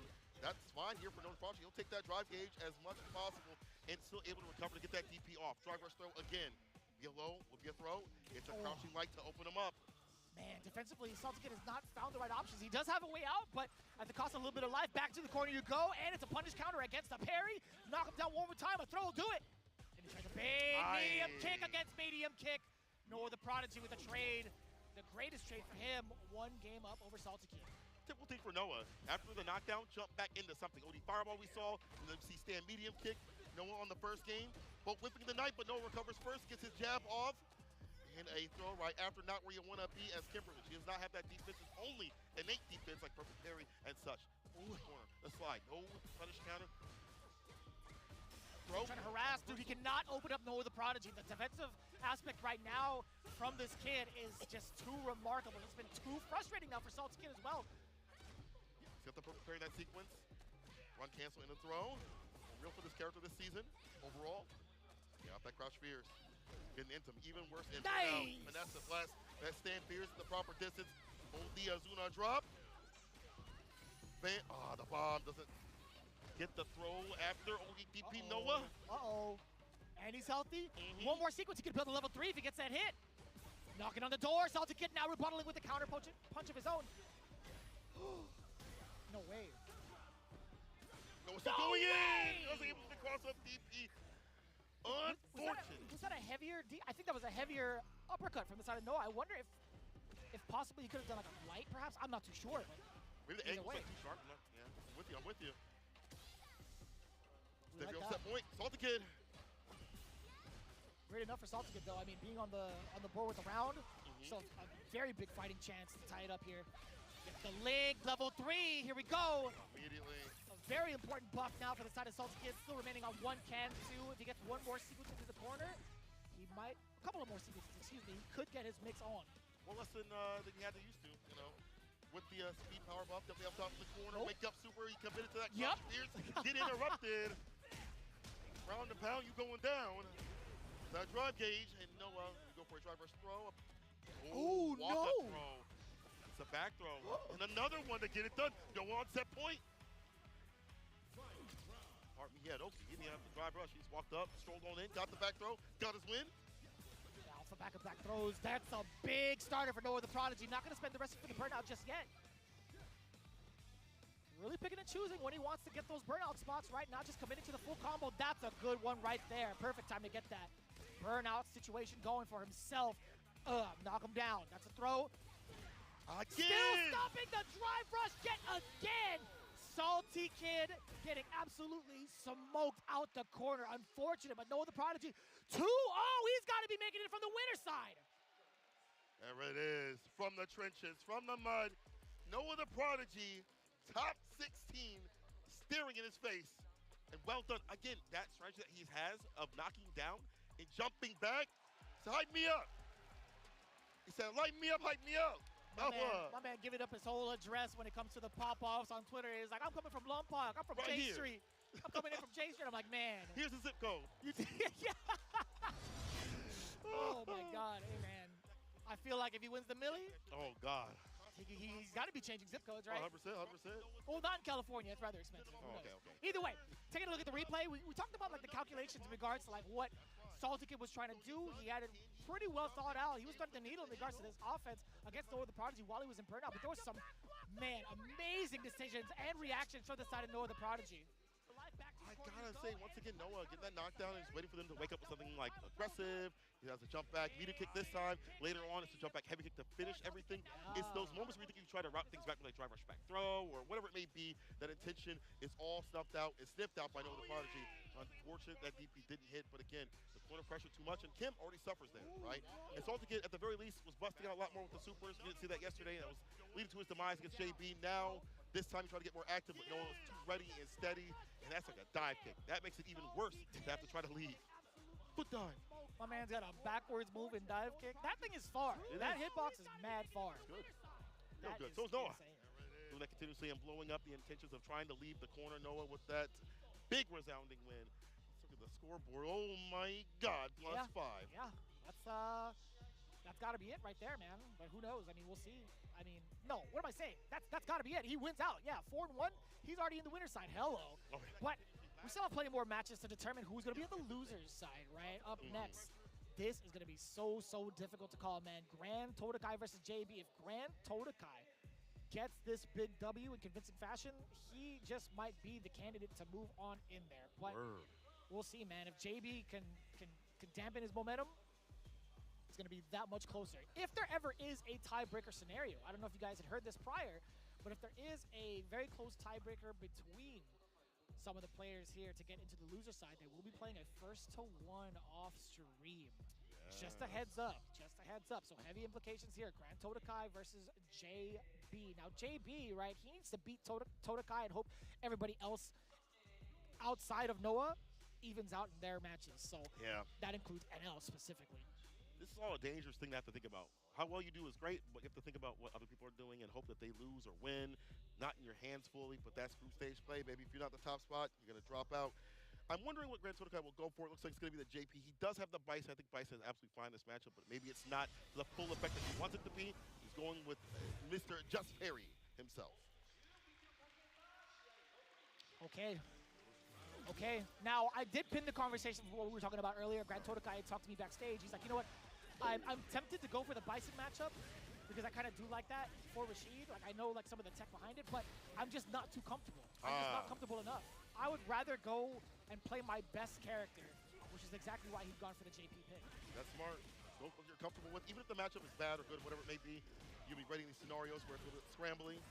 Just like right now, reversal button with the crouching light punch, not anything significant. Does get the crouching medium punch though. Beautiful. Back to full screen. The Pierce departure, lock him down. You're not cleared for flight. Cannot take off from that corner at all. OD to lock him down continuously. And in all these scenarios, you see as much as he can. The departure is trying to come through, but JP able to thread the needle through the miasma and plasma and end it with the Eagle Spike. I like that too. That was a relatively early medium kick coming out from the side of JB. That is a long-reaching normal too. On counter hit while in drive rush, you are getting hella extra frames. Grand Totokai had tried to counterpoint with the crouching medium, but now he's gonna have to get locked down. Yup, I was gonna say that attempt to go for the spikes like that. Oh, he ate so much. That was almost level 3 damage, man. Might as well be. Heavy mixer right there to anti-air. Can't leave the corner. Shell no bail. The drive impact after the crouching medium kick. Sport medium punch. OD finishes the job with a spinning mixer. JB was the first game on the board with pure dominance and also defense to get through all the departures, the pierces, patience until he had the right time to drive rush medium kick, as you mentioned. Oof.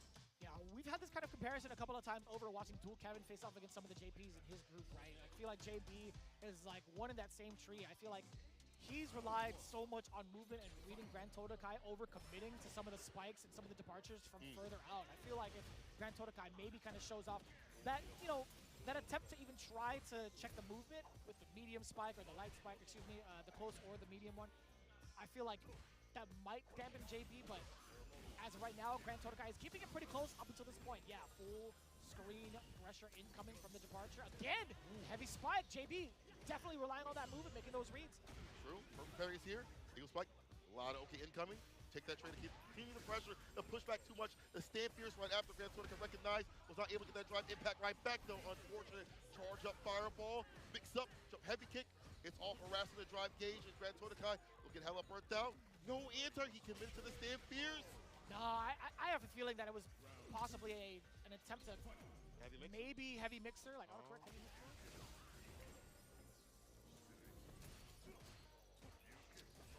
Grand Todokai putting him around on the board here. I noticed there was a slight walk back on that string from the side of JB to defend while Todokai had pulled out the feint. We'll talk about that in a bit though. Lavushka coming in, not going to be the biggest threat. Okay, or so I thought. The final ghost coming in clutch. Where's the last one, man? When you least expect. Really Anti-air, like that, yeah. sharp. Fireball to lock him down. Careful now. Don't do one with too much recovery. That missile kick, as Steve would say, will come into play. He's looking for it. Could have got a throw, but maybe didn't want to go for it. Maybe too far out. Medium mixer level 2. My win condition. Still pretty healthy on the drive gauge. Willing to take all that chip. Oh boy. The classic. Into the low. Not getting the one framer. Still maintaining the pressure is ever so important. Crouching medium punch on the other side. Grand Todokai setting up double departure. On the way out is JB. Still not able to track him down. JB with the momentum to his side now. Waiting for able to lock him down. Drive rush overhead. He's holding parry for damn dear life. Looking for a button right after with that heavy kick. JB. We have that perfect space. If you whip a button, I have that drive rush for a medium punch, whatever it may be. Gets walked in on with the throw. Pierce blocks it out. The slide applied. Wow, so Rashid kick, and that kills. That's set point JB. Yeah, that was a call out no matter what. JB had read Grand Todokai like a book. He had gone for the run and slide and committed to it. Finds the overhead round start to start things off really well. Heavy mixer. Backs off and no charge of fireball, no meaty fireball, that's fine. Amnesia now coming to play. It'll be too late though. Level 2. Oh no, JB, what had happened? What just happened? He had parried initially, maybe he was in fear of the throw, punish counter, it would have caused like even bigger damage, so possibly. Still stuck. Have you mixer? Yeah, able to answer. As soon as you see the king spin, that's when you know the teleport's coming through. Perfect parry. Side switch as well. Yeah, forward heavy kick. That is beautiful. Keep trapped up in the corner as much as possible. Grand Todokai trying to finish this. Drive reversal. Drive rush forward, heavy kick to keep the plus frames on. Another level 2 coming for you. Push back with a level, or no. Baits out the drive reversal. JB has him caught up in the corner. He's only got level 1 to his name. He also has amnesia too. The drive, oh no! No way! So, 2 things here. I couldn't tell if he recovered and whiffed, or if the throw was fast enough to grab the overhead animation. Because again, although it is overhead, animation-wise, you see the character up in the air, the character is indeed still grounded. I didn't see if it was counter hit or not. I really couldn't. I had missed it. But either way, Grand Todokai, a very, very fortunate series of events there, tying it up 1-1. His defense in the corner has gotten better and better. Reward, obviously, all 3 level 2s up in the corner, setting the OD departures, but now he's the one in the corner. Holding parry gets the drive impact. Not a second time. Take up with the fireball. Drive rush jab a little bit too fast on the draw. Yeah, going for the option select against the fates is so smart from the side of JB. Grand Todokai a little bit too slow to react, getting slowly pushed into the corner, or so I thought. That cane is just too far. When you hear that smack for the punish counter, bow. Man, that's demoralizing. Oh yeah. Oh. My man said, hiya! Perfect parry, like crouching like kick drive rush. Well done on defense once again. The teleport, perfect parry right back at him. Both turn and blue out here. Knocked down to level 2. I like this. Using the Eagle Spike to get a maximum amount of advantage you'd like to without them waking up, hitting a button. Drive impact will get the splat. And that's going to be a wrap. JB using that not for damage, but for that positional advantage and to get him towards the corner for that DI to hit. That's been rough. I feel like in terms of all the drive impacts that JB had used against Todokai, I think 3 out of 4 may have landed thus far. It's a statement out here in the first 2. What's on the line? Ooh, that was a smart. Oh no! Not what he wanted at all. Yeah. Kill that drive gauge on level 2, side switch, anything. He's the one once again in the corner. Defense a little more active with drive rush, crouching, medium punch, OD, fireball. Go for the side switch here. There we go, up the low for the heavy kick, Pierce, departure. Mid-screen too as well. Keeping him locked down for reasons like this. At the juggle points. Still being able to continue the combo. The parry is there. Delayed break off of the throw from the side of JB. Oh, no! Rush. At the tip of the cane. You went safe trying to drive rush to that distance. Final game, final round. Let's see what's going to be the point in. What's going to be the entry point in for the side of JB. Testing the waters a little bit with the hurricane, the whirlwinds, excuse me. Now the spinning mixer for the anti-air. Get that throw going. Level 2. Great Desert Storm coming in. That's fine. I'll give you more of that bar. Got the enhancement. Another drive reversal. This one puts him in burnout. Heavy mixer as the anti-air Grand Tour only has level 1 to his name for a bust-out scenario. JP going to go in continuously. OD fireball as he tries to advance. Again, it was a matter of time, St. Cola. I was waiting for that. JP was not going to shy away from that exact strategy because of the health he has left. SRK, and it is the perfect. I didn't think it was going to be enough damage. JB getting the most mileage out of drive impacts all week long. What a risk at a 1st and 2 with $1 million staring at you and you DIing. And honestly, we saw the bite back from a little bit from Grand Todokai, and JP did not shy away from that tactic at all. Obviously, sometimes in burnout, sometimes not, but the ones that not especially got me absolutely tripping. Dog, out here to DI these top-level players, but using that stress of being on the stage, I think working around that is why that works out maybe more than people would think. I mean, if it works, it works. Yeah, keep it going. You want to keep testing him out and see if he's going to react to it. But I do have to chalk it up. Grand Todokai taking so much extra damage in these rounds from the drive impact is really what set JB ablaze with that momentum. And again, you see it right here on the replays. How often do you get to see these land on a stage like Capcom Cup? Grand Todokai reeling back in the seat. Now, outside of that, I think the defensive choices from Grand Todokai have been pretty top-notch and also finding perfect times to get the side switch against JB. Now, not to say also JB's defense was a little bit lackluster, but I think Grand Todokai gave him really, really different and interesting looks on offense. Initially, like at the very end, though, despite Grand Todokai having great defense, those 2 drive reversals put him in burnout and put him in a bad sort of way. There's the back throw. That was a good back throw, by the way.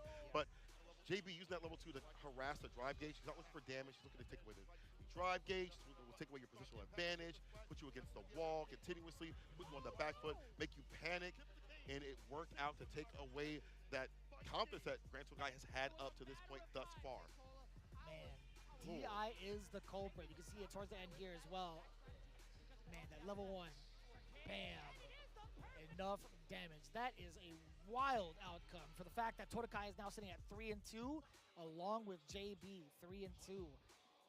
Oh, I got a lot on my mind right now, but what should be on our minds, obviously, other than the standings, is the matchup that is coming ahead of us. SI Anik versus NL. We'll see if SI Anik can play spoiler to another player. Was capable of doing it in full against Grand Todokai, but definitely looking a lot better than what he was yesterday. Way more informed, way more active, way more confident decision making. We saw some drops here and there, but that's just nerves and you know, trying to be out here. We saw him last year not make it to the stage, had some visa problems, but made it this time, had earned his way in. And right now, I see on the screen as they practice, I don't know if it's going to be the character. I'm not trying to go too far. I do see the Chun-Li. I do see the Chun-Li in practice. I don't know if it's what he's going to play. But the mirror match is something that NL's played a lot. You know, he's out in the Asian region. There's a lot of players that are out there, can practice with and prep for in the mirror match. It makes a lot of sense, right? Yeah. I mean, SI Anik, pretty familiar with the character up until this point. That's the character that led him into his qualification into the Cup. Him showing off his Season 1 character that also technically made it into the Cup. Yeah. I think it makes, with nothing to lose at this point, you got to go for it. True. We'll Bring whatever experience you can into the next season at this point. 100%. From this matchup, Fireball game is going to be eliminated here. Chun-Li cannot keep a pace in place with Kuma. Ooh, I think that's fine. Yeah. I think that's totally fine. I mean, with access to Hazanshu, I don't think she'll be fearing the Fireball War as much, right? Okay. It's more so the defensive aspect. Like, I feel like what is Chun-Li going to do once Akuma starts mauling you? If you do have access to like an uppercut technically with the up kicks. True. But like the aerial approach, though, potential kicks don't always work out against like the dive kicks. Just kind of keep a little bit of a deep, I should say deep sort of hit against the DP. So it's hard for him right now. Good for SI Anik with the fake out. He still got it like that, too. With the Serenity stance, she's moving up and down all over the place. It's tough. Oh, yeah. It's raining now. It's raining now. Ooh, nice counter hit. The pick up with the back heavy kick, back scaling, but just wanting to get that corner carry. Push him up in the corner. Crouch Fierce, walk up, Fireball ends it, but close for comfort NL with the hard knockdown on the Oki. Starting the Yeah. throw, wake up lightning legs, works out. One of the characters that could really combat against a strike throw mix-up, being able to instant air legs. Now the damage is pretty impactful, not necessarily going to get that burnout just yet. Close. Oh, you fireball to 1-2, level 2. Cuts with a normal fireball. SI try to trap him there and NL get some distance. The bar back as well. Is it enough? Deep the dive kick. Damn. Hold the throw right after. That was a very, very deep dive kick. This was good. You see it? SI showing up that I talked to at least once. That's what I'm talking about. That's rough. Tensho kicks just getting destroyed. 2 times straight. NL finding a way around the anti-air approach from SI. The problem for as NL gets easier and easier with these dive kicks, find the right area. Harder for to hit them. The Tensho kicks continues with the fireball. Also can delete that off the table. This OD fireball's out creating too much barriers for SI ending to leave the corner just yet. Throw. Back to back. Let's see another one. There you go. Now you gotta wait for the kicks, right? No, I lied. It's gonna be a delayed button from NL. Right. A heavy kick. OD fireball is gonna spin the win. DP level 3 history. NL brings it back to break the aerial approach. And SI and he panicking a little bit more than what he's doing previously in the rounds. Why he's getting taken down NL. First game, but SI and he definitely has some great moments starting off.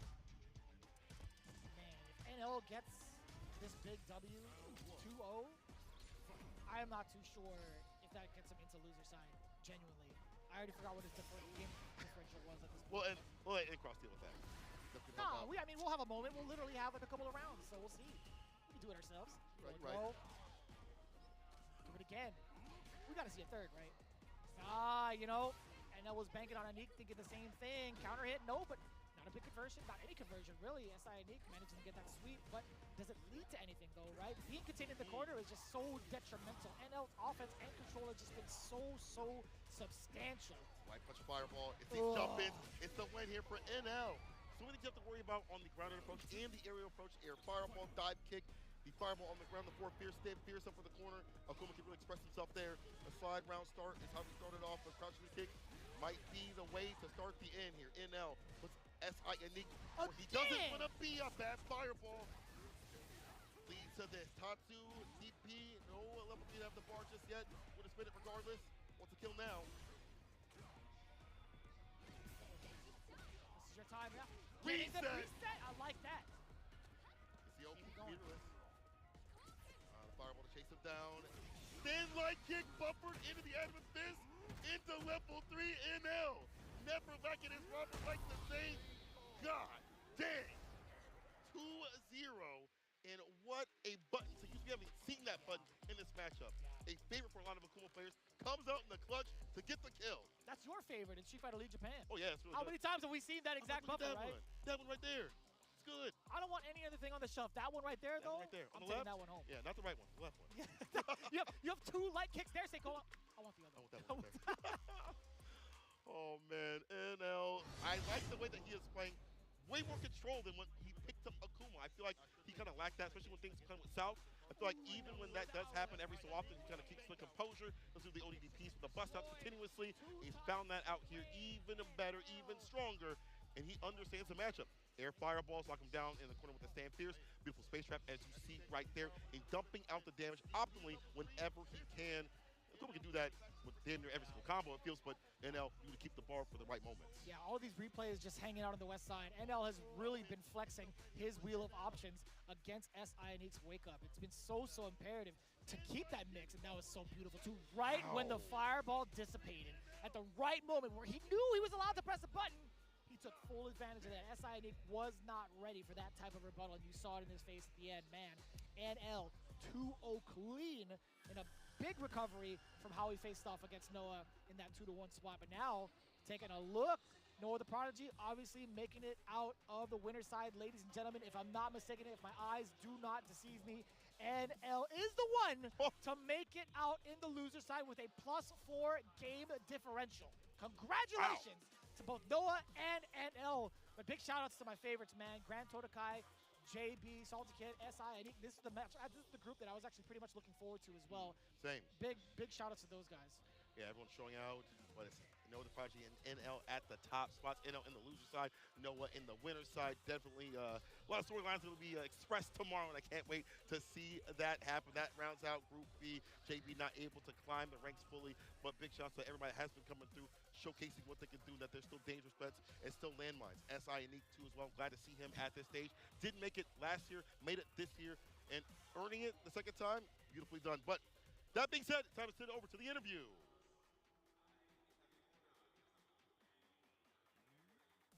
そうですね、ノア・ザ・プロロジー1でNL 選手2で、はい、試合終わった後の感想とこれからの意気込みについて聞きたいです。Noah, amazing performance, 4 wins, 1 loss, phenomenal stuff. Man, talk me through your feelings right now. Good, I'm happy, I'm excited, I'm ready to cook up, I'm ready to kill everyone. I'm ready, I'm good, let's get it. とりあえず今グループ1から抜けてとてもいい感じでいい気持ちでこれからも頑張っていきたいところです。で、for the fans here, everyone watching on, you know, people supporting you back home, do you have any words to share? Shout out the Hood, shout out Slack, Quincy, Gifted, Tony, Reggie, my dad, my mom. Hey Twitter, what happened to all that talk y'all were talking? What happened? Y'all quiet now. Let's get it. Noah the Prodigy. What happened to all that talk y'all were talking? Let's get it. Twitch, what happened? Y'all did all that talking on Twitter. What happened? Y'all post my Street Fighter League record now. Post my Street Fighter League record now. Post my Street Fighter League record now. まあとりあえずTwitter でいろいろ言ってた皆様今どうですかみたいななんか今になって1になったじゃんみたいなどう思うみたいな感じで言ってて、まあとりあえずすごい幸せ気分でまあそのノリでちょっといろいろ言ってるんですけど、はい、NL 選手の方、はい、お願いします。So, rough day one for you, and then a brilliant recovery yesterday, and then of course today delivering the final blow that's qualified you for the top 16. How are you feeling right now? This is not the best result, I hope, but today Noah played so well, so he deserved it. But even loser side, I qualify, I'm so happy. I'll make it one more. 本当は1で予選1からグループ抜けたかったんですけど、ノア今日は本当にすごい強かったので、まあ2でいいですみたいな感じで言って、で Top 16, this is a big opportunity, you know, one of the biggest opportunities in your career, right? Biggest Street Fighter tournament in the world. What confidence level are you at right now going into top 16? 2 years in a row, my results a little bit grow up. I hope this year more grow up. I think FT3, I'm strong, I'm confident. 2年前の活躍から比べると相当なんてレベルアップしてるっていうか、もう自分ですごい精神的に伸びてるっていう感覚で明日頑張りたいと思ってます。そんな感じです。はい、ですね、まあインタビューコーナー以上となりまして、次の試合へ進むという形なんです。実況に移りましょう。それで皆様ありがとうございます。さようなら。I'm just glad that he didn't grab the microphone from everybody else and was just like, "What's up now? Street Fighter League what?" Like that would have been the best pop off. You can't say. I mean, the results speak for themselves statistically. The results speak for themselves. At the end of the day, he's having the rookie year of his life. I mean, that's how it works when you're a rookie and then you move on. That's how it goes. But either way, man, Noah the Prodigy and NL, congrats to them making it through. And of course, as we continue along with the groups, we have to give a big shout out to the sponsors that have been supporting us here in our journey at Capcom Cup 11. The Red Bull BC1 World Finals is returning to Tokyo for the first time in 9 years. It's the biggest global one-on-one break dancing competition where thousands of B-boys and B-girls from all across the world compete in from over 30 countries. That is crazy. Every single year for a chance to represent at the World Final. This November, Red Bull BC1 World Final Tokyo 2025 is bringing something extra special through an epic collab with Street Fighter 6, starting with a video showcase released just last year featuring Japan's own B-girl Ami and B-boy Shigeki X, and a few of your other favorite Street Fighter 6 characters, including Jamie. That's pretty cool. Stay tuned for more exclusive content from this Power collab. The American-born culture of breaking will take center stage at the Ryogoku Kokugikan, the iconic home of the sumo wrestling arena, on Sunday, November 9th. Don't miss your chance to witness history in the making. Head over to redbull.com for more information about this event. Beautiful stuff right there. Definitely take a look at that and take a look at this quick break, because after we come back, it's going to be an absolute banger with Group C. We'll see you in a second.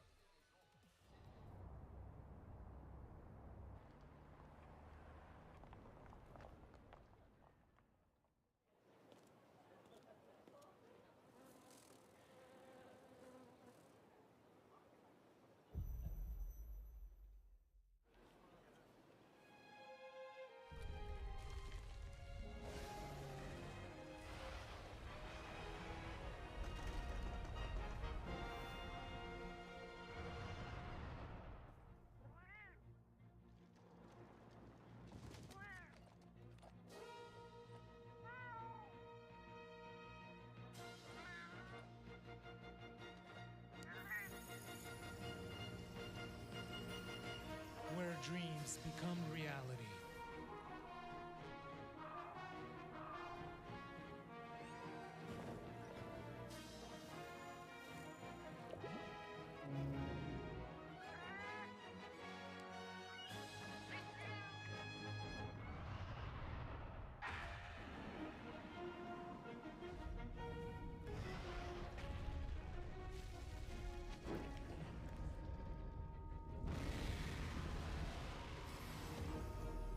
Monster Hunter Bridge.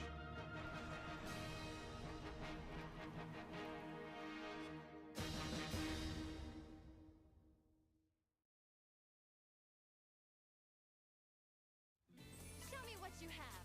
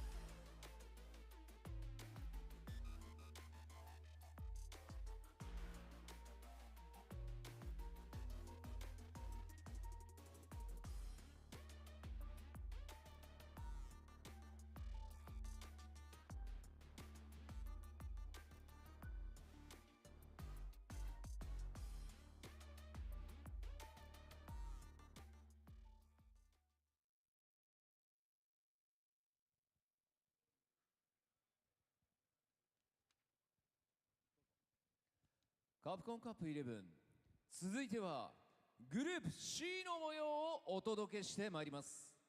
Next up at Capcom Cup 11, it's time to introduce Group C. それではグループ C プレイヤー入場です。 And now, let's get ready for the Group C player entrances. 鉄血の古豪 GG ハリベン All the way from Frankfurt, Germany, it's the cold-blooded veteran GG Hannibal. So I'ma tell the truth, I get my grind on. You know the pressure make all of these diamonds. I tell them get back, step back. 南アフリカ共和国の英雄ジャービーハム He is the African hero, defeating Tokido not once, but twice. It's Jab Team! Perfect Party Prince! Kakeru! Next up, from Japan, the perfect parry prince, Kakeru!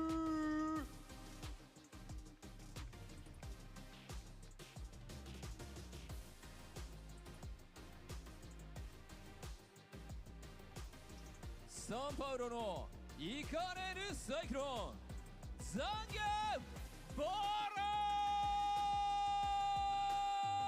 ード From Brazil, he is the Cyclone Zangief Bolado!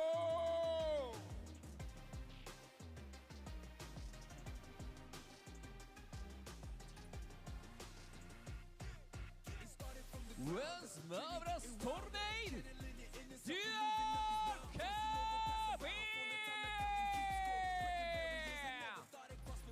Next up, it's the Tornado Jewel Kevin!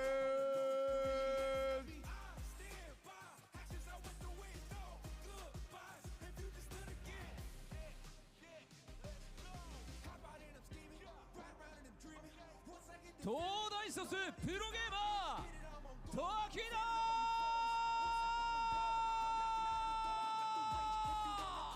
Here he is, one of the greatest fighting game players of all time. It's the FG Scout, Tokido!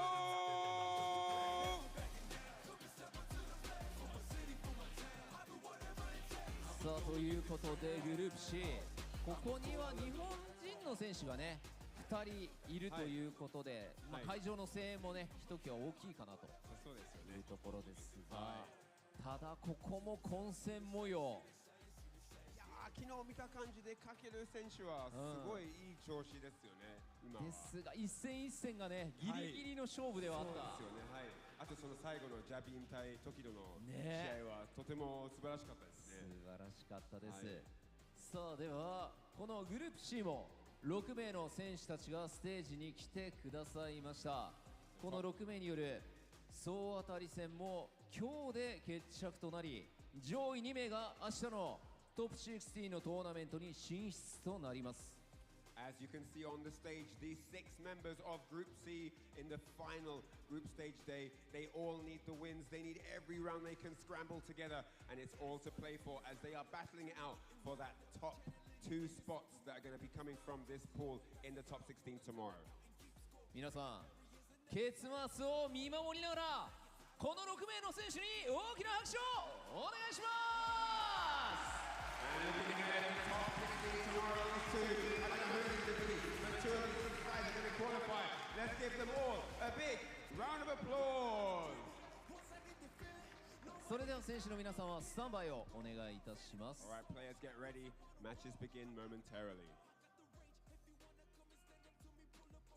さあこの熱い戦いをさらに盛り上げていただく実況席にお渡ししたいと思います。実況席の皆さんよろしくお願いします。 This is it, guys. It's about to go down. Let's get on with the action, and I throw it back to the caster's desk now to call the games. I always love when I hear Ryan Hart say he's throwing back to the casters, and I got my man Vicious alongside me. Ringe in the building, Ryu Goku, Koku Geekon live for Capcom Cup 11. It's gonna be another explosive block. Yo, let me get one of these real quick. It's time to go, baby. It's going to be a big one when it comes to this Group C. There are so many big implications, back-to-back blocks. You guys cannot even afford to miss what's about to go down. You can see it on the top right. Kakudu, the #1 champion, at least for the block, currently sitting at 3-0 above everybody else with a +5 differential. But man, look at how close-knit everything else is. There are a lot of potential 3-2s here, and Jabiem, he might open the floodgates going forward for someone else to sneak in, but who knows, man? It really depends. Tokido also one of the big favorites coming into it. He's looking like a different beast today, looking at the practice room, but also it's going to be kind of rough. Everybody else has to kind of falter for him to get that step up, and looking at Dual Kevin at 2-2, Volato at 1-2, Hollybell no longer in the equation, unfortunately. Yeah, absolutely, right? And I mean, Tokido's got an extremely tough start to this group as well, going up against Abushijin Kakudu, obviously #1 coming into this day with a +5 point differential, as you said, so he's most likely going to make it out. I doubt we see anybody knock him off, whether it be in winners or losers. And Tokido, remember, he needs to up that game differential as well, right? So at -2, he can't even afford to start dropping these games because of people like Jabiem that is in a better position. He needs to dominate set after set, and doing that up against Kakudu, I don't know, bruh. It is kind of rough. It is kind of rough. I mean, specifically, all the cats over at the Homebrew that have been streaming alongside, shout-outs to the boys back home. Yes, sir. They've been saying specifically Tokido needs to win 2-0 in both of his matches for a chance to succeed. Precisely, right? So just that alone, and it's something that can affect you going into it, right? That's something that could definitely alter how you traditionally play. It's just something that you don't necessarily think about in any other tournament format. You don't be like, oh, I have to win 2-0, I have to win 3-0, whatever it may be. This, you have to do stuff like that. Usually it's just about getting the dub. Here, it's about getting the dub in a specific way. Exactly, too. And you have to face off against one of your main training partners, Kakudu, right? There have been so many instances where they've been able to play probably on a casual basis, excuse me. Funny enough, somebody had asked me, like, haven't they had practice during Street Fighter League Japan against each other? I mean, maybe off stream, but not necessarily against each other. Their paths never met because they're, in fact, indeed, in 2 different divisions. One was an S and then one was an F, so they never actually aligned. Yeah, that is right. As we see here, Tokido sneaking up on Kakeru for a second. Kakeru was already locked in. Didn't realize it. You can see him breathing out. He knows he's dealing with a legend himself. Kakeru never going to take Tokido lightly, despite Tokido obviously being towards the bottom of the group right now. But he said, of course, he is still within striking distance. He just needs a vintage dominating Tokido performance that we've seen year after year after year. Man, that being in the helm right now for Kakeru, though, I mean, we talk about dominance.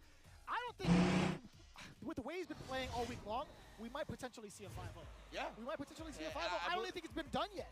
That's what I was going to say. I feel like I don't even know if it's possible to happen. I feel like almost everybody has dropped a game at this point, but maybe I am mistaken on that one. Kakeru looking to really send a message from the group stage, and he has Ryu Goku Koku Geekon is already making some noise for the dual Japanese battle, 2 of the finest in Street Fighter 6. Let's get it.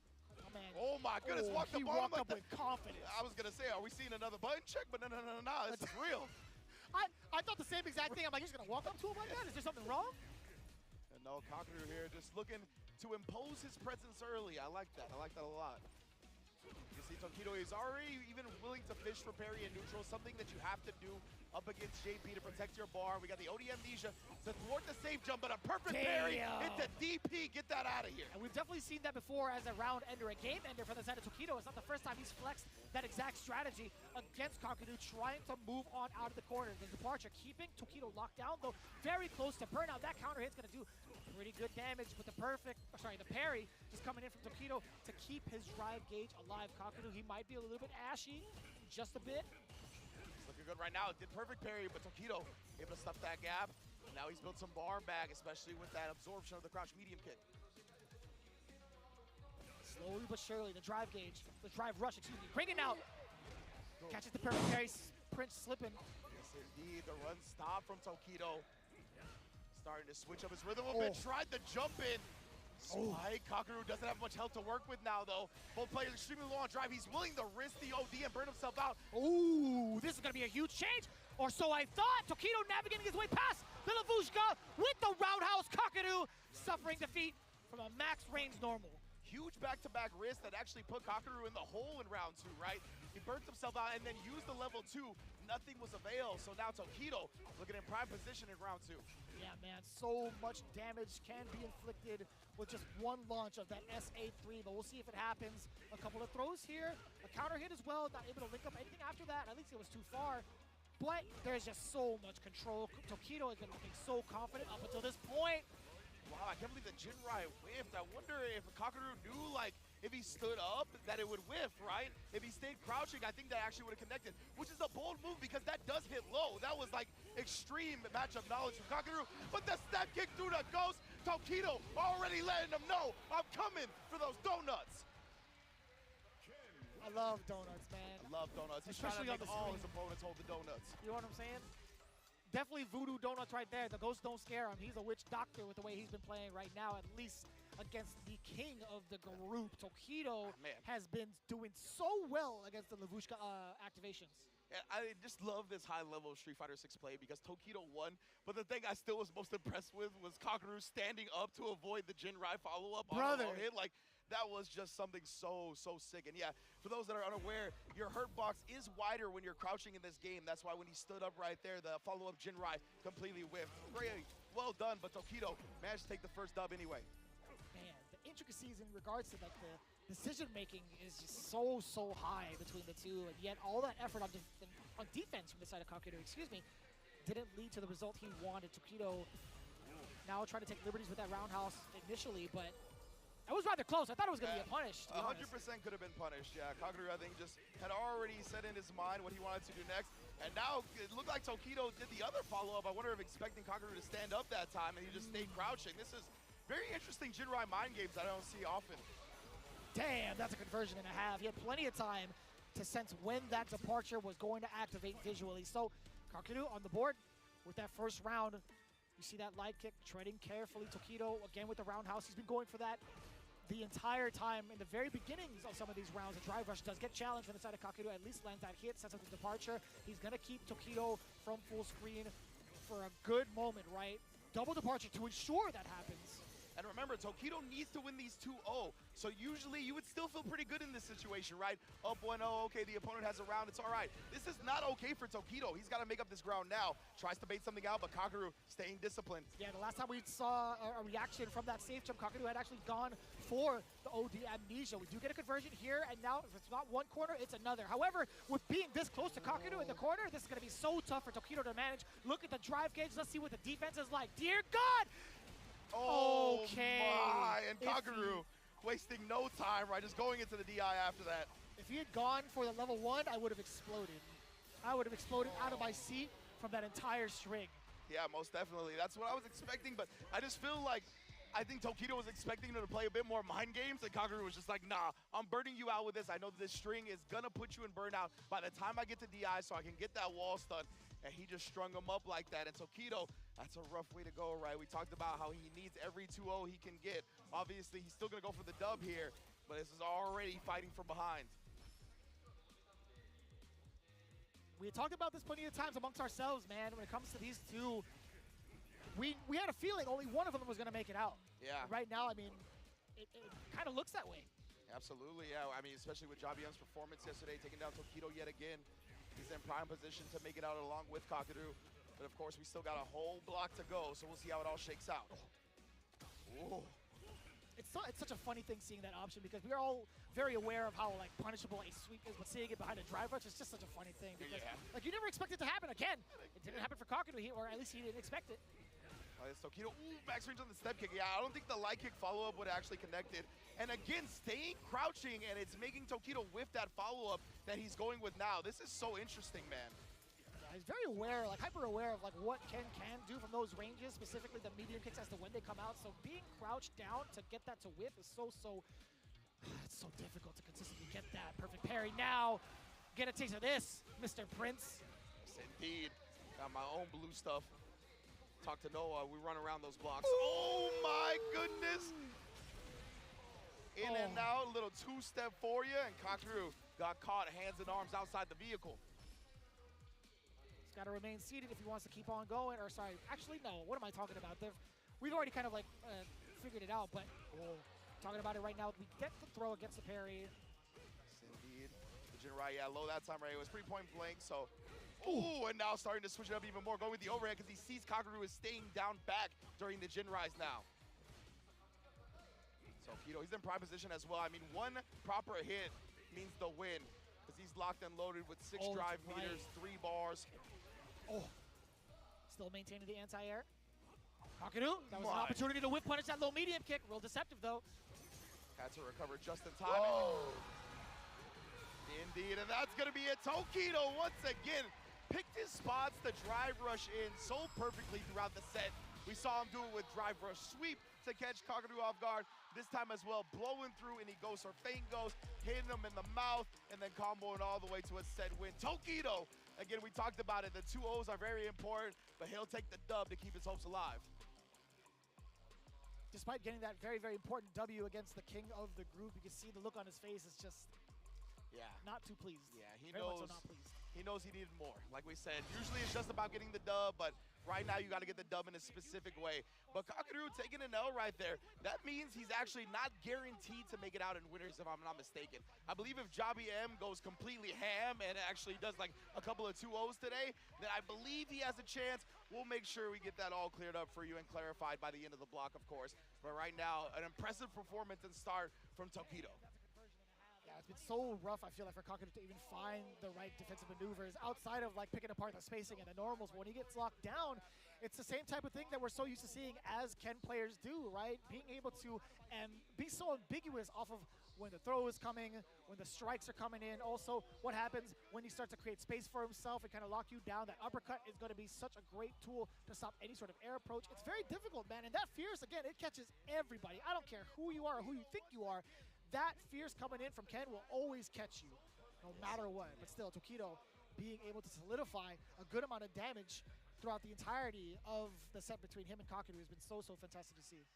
Incredible stuff already from Tokido, right? Bouncing back, but as you can see, at 2-2 and a -1 game differential has a hard hole to climb out of because Dual Kevin, sitting at the same win-loss record, has a +1 game differential. So that's why we talked about needing those 2-0s so importantly. Of course, Kakaru is going to drop down 1. He's down 3-1 with a +4. That leaves him kind of within striking distance, right? Jobby M at the +2, Dual Kevin at the +1. If they have some amazing performances, maybe they could sneak up there. Oh, that is so crazy. That is actually so crazy. Jobby M just being at the +2 and Dual Kevin at a +1, that could really, really switch up the standings too. But Tokido at a -1, it's going to be kind of difficult. Dual Kevin has been very, very much so like locked in throughout the entirety of like day 2 and going into day 3 this morning as well. But we'll hold that conversation for another time as we get ready for the next one. It's actually going to be Zangief Bolado going up against Jobby M. The Gief versus the Terry. And these are 2 of my favorite cinematic intros, by the way. Zangief Bolado with the Zangief pose and the Jobby M. So you thought it was a fluke? Don't talk. I don't want to hear you talk ever again. So Jobby M. Not ever? Just not ever. Okay, Shush. okay, I want to double check. You know what I'm saying? Not you, of course. No, but the people that doubted Jobby M. But yeah, it's going to be a great one, obviously. Zangief Bolado, he's become one of my favorite players to watch and commentate. Always love calling some Gief matches, and he's bringing the juice every time he gets a chance to. And Jobby M, look at him, brother. He is here to handle business. He's trying to show people that it hasn't just been a good game, a good set, a good day, that he is one of the most solid fighting game players on the planet. The fact that he had done, okay, yeah, let me get that sponsor power up, baby. That's what I'm talking about. And he's got the golden M to his name. This guy's living the dream. I'll tell you what, man. Getting in that hot seat yet again. Jobby M being able to get the run back against Tokido and take him down yet again. That was a historic moment from day 2. Let's see if he gets to do something else just like that, because he's got 2 whole games to play, right? The first one being Zangief Bolado, and then after that, he gets to close it out against Kakaru. Oh my goodness, I'm definitely looking forward to that one. And I think part of Jobby M's success in this tournament is his extreme confidence in carry. Like, he is very in tune with this character, has studied a lot of the matchups, has found nuances to exploit certain things. He talked about it yesterday, how he feels Terry has a very big advantage over Ken, and that's what we saw it play out up against Tokido. Well, let's see how it'll play out against Zangief Bolado. Yeah, Yeah, this is going to be the biggest bane of Zangief's existence, right? Those low-hitting, not low-hitting, like the grounded fireballs that come out from Terry. Yes, indeed, I like that parrying already. Zangief Bellato not going to let him take his turn early, but speaking of which, no turns being taken for free in this set so far. That was very nice from Zangief Bellato. He drive rushed behind it, knew that whenever Jabien was going to press back, wouldn't reach. Spine buster plus 30. Oh my! He needed all those frames to get ready for that SPD. He might do it again. Oh, nah, he just waited for him to jump, shutting down everything. Does get the wake up super though. Jabien willing to risk that meter, even with this life deficit. That is quite the decision. We'll see if it ends up paying off with a round win or not. Oh, pops off again. Nice block on the overhead. That honestly would have been the round. And Zangief Bellato hits him with the fierce to end it. I like that with life to spare. Taking the risk with the armor. He will totally take that. Zangief Bellato trying to shake the hands. Not today, though. Oh, slight mishap. Jabien taking a deep breath after that one. SPD coming your way. Drive reversal. Try to keep the containment from the big fella. Trying to get locked down in this corner, but man, the heavy kicks, they've just been outside of the range that he's been looking for. That time, though, gets the punish counter off of it. That looks so clean, too, animation-wise, man. The roundhouse just swinging for the fences into the burn knuckle. And again, chopping away, trying to reintroduce the medium punches against Jabien now that he has drive gauge and knowing Jabien is going to play passive until he gets his drive gauge back. Beautiful machine gun chop. Shout out to Eddie Kingston. Ooh, and then check-in. Any type of approach. Oh, who's next? You next. Zangief Bellato, 1-0. A very, very impressive start. 2 rounds straight. The meter management was there. The awareness of when to go in against Jabien, depending on his drive gauge, was there. His mixes have been so difficult to call out as well. You saw Jabien kind of slipping and slacking when it came to the defensive decision-making in that corner, right? You saw Zangief Bellato have options for everything that Jabi's thrown his way. Love seeing the Vamos Bellato sign. Yeah. I was sitting behind Frida during the Kaba Knuckle Dude match, and he was like, Vamos Kaba, and I was like, yeah, I love it. I love hearing it out here. Zangief Bellato already off to a hot start, and we talked about it, right? These game differentials are so important.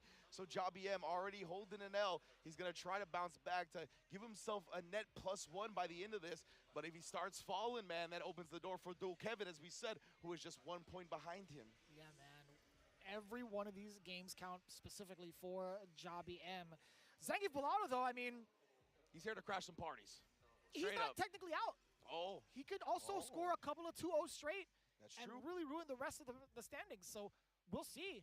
Especially against someone like Jabien, that could really change the game. We talked about it before with the implications. There are a lot of potential 3-2s that could happen to boost one over the other. So we'll see. Yeah, and Zangief Bellato already off to a great start, right? Like, from a position that he's in, again, these 2-0s, that is what you need to hone in on. You can't just get the dub. You have to do it while shutting your opponent out. And he's off to the start that he needs to be. But right now we're having some technical issues. I believe we're getting it all cleared up. It looks like Jabien is good to go now. Got some thumbs up going around. I think we're going to be starting our next match momentarily. 2015, is that you? It's coming back. Thumbs up, brother. I was going to say, man, technical issues are now. We're ready for it. Zangief Bellato versus Jabien. Running it back. Game 2 with Bellato up 1. Oh, and Jabien already striking first blood. Maybe it was one of those, right? Maybe he was trying to break up the momentum a little bit, saying like, hey, my stick's a little funky. Wait, maybe it works after all. Oh my goodness, into the leg crouch. Medium punch, open it up. Zangief pressing buttons. Damn, that is so much. And 80 seconds left on the clock as well. Just one more hit. Gotta be, I was about to say, it's gotta be a throw bait, right? Yeah. The crack kick, the crack shoot, whatever they call it in this version. Yeah, crack shoot indeed. Shoot for that life bar. That's what happened with Bellato, right? It's such an active move that he'll even catch a backdash like that. And Jabien, I mean, I don't know if it was the plan to break up the momentum, but it's been successful until now. Bellato has the corner, gives him some room to jump out of it. Oh, no. Boar's dynamite. Damn, what is that, almost 45? Wow. And Jabien so confident, waking up with crouch medium, not even a light bud. Did check Zangief's drive rush, I believe, forward knee. And now he's going to burn him out and open the door big time for himself. Not too bad for Bellato, though, being mid-screen. Also, he just needs to find a way to get past all of these frame traps, right? If the DI does come out, he still has meter for himself. Jabien's delays, man, they've been so good. And that's the thing, he's been delaying a lot of the strings, so he's not going to get caught by something that's a wake-up super. beautiful stuff from Jobby M right there. One up just like that. Damn, the immediate fire off into the rematch. These guys are heated. Drive reversal, get off of me. Jobby M getting swung back. Volato is just trying to reset the momentum, right? He has to get past the fireballs, but it's only a matter of time before Terry turns green. Yes, indeed. Gonna force the issue. The burn knuckle also something that's forcing the issue. And he had been popping off with that a lot, right? The OD rising tackle on these block strings. Volato doing a great job banging it out that time and getting a huge reward. I wonder if that's going to be the same case if Volato happens to get him in a sequence where a headbutt is involved. Will Jobby M be mashing out for that OD uppercut? But we'll see. So far, yeah, that was an excellent choice. Jobby M making the right read against the SPD after that whiff throw. I really like Volato going with that SPD. Ooh, super. That's because Jobby M couldn't drive rush in to punish it, right? Because he was in burnout. So good decision making on both sides, honestly. Yeah, nice and healthy yet again. Drive rush has been so adamant for Jobby M's strategies thus far. Jobby M is indeed, or excuse me, Terry is indeed an overhead merchant. Oh my God. Man, great days. Yeah, very well spaced burn knuckle. You can see Jobby just take it to the skies as soon as those burn knuckles connect. Oh no, that could have been a big whip punish. No way. Yes, that's one of the things with Jobby, right? He's got that super R frame data burned into his mind. All the things that can be punished by it, he will exploit it. At 7 frames, you better be memorizing that frame data. Taking turns when he feels like it, Jobby M. I'm loving it, man. I'm loving it. He's always playing against expectation. Always knows when his opponent is looking to start their offense. Never gives it to him for free. Nah. That is big risky. The back guy to avoid the throw. He's onto him a little bit, Range. He's starting to sense when Jobby M gets frantic. The stand jab, again with the confidence upon wake up. Drive impact, bullying Jobby M into the corner. We got the OD lariat. Drive impact no longer on the table, though, from the side of Volato. It's unfortunate. Oh, just reacts to that. Blows up the armor. That's another thing. Your stand fierce will not save you from the supers. No rising tackle. Volato sends it to a final round.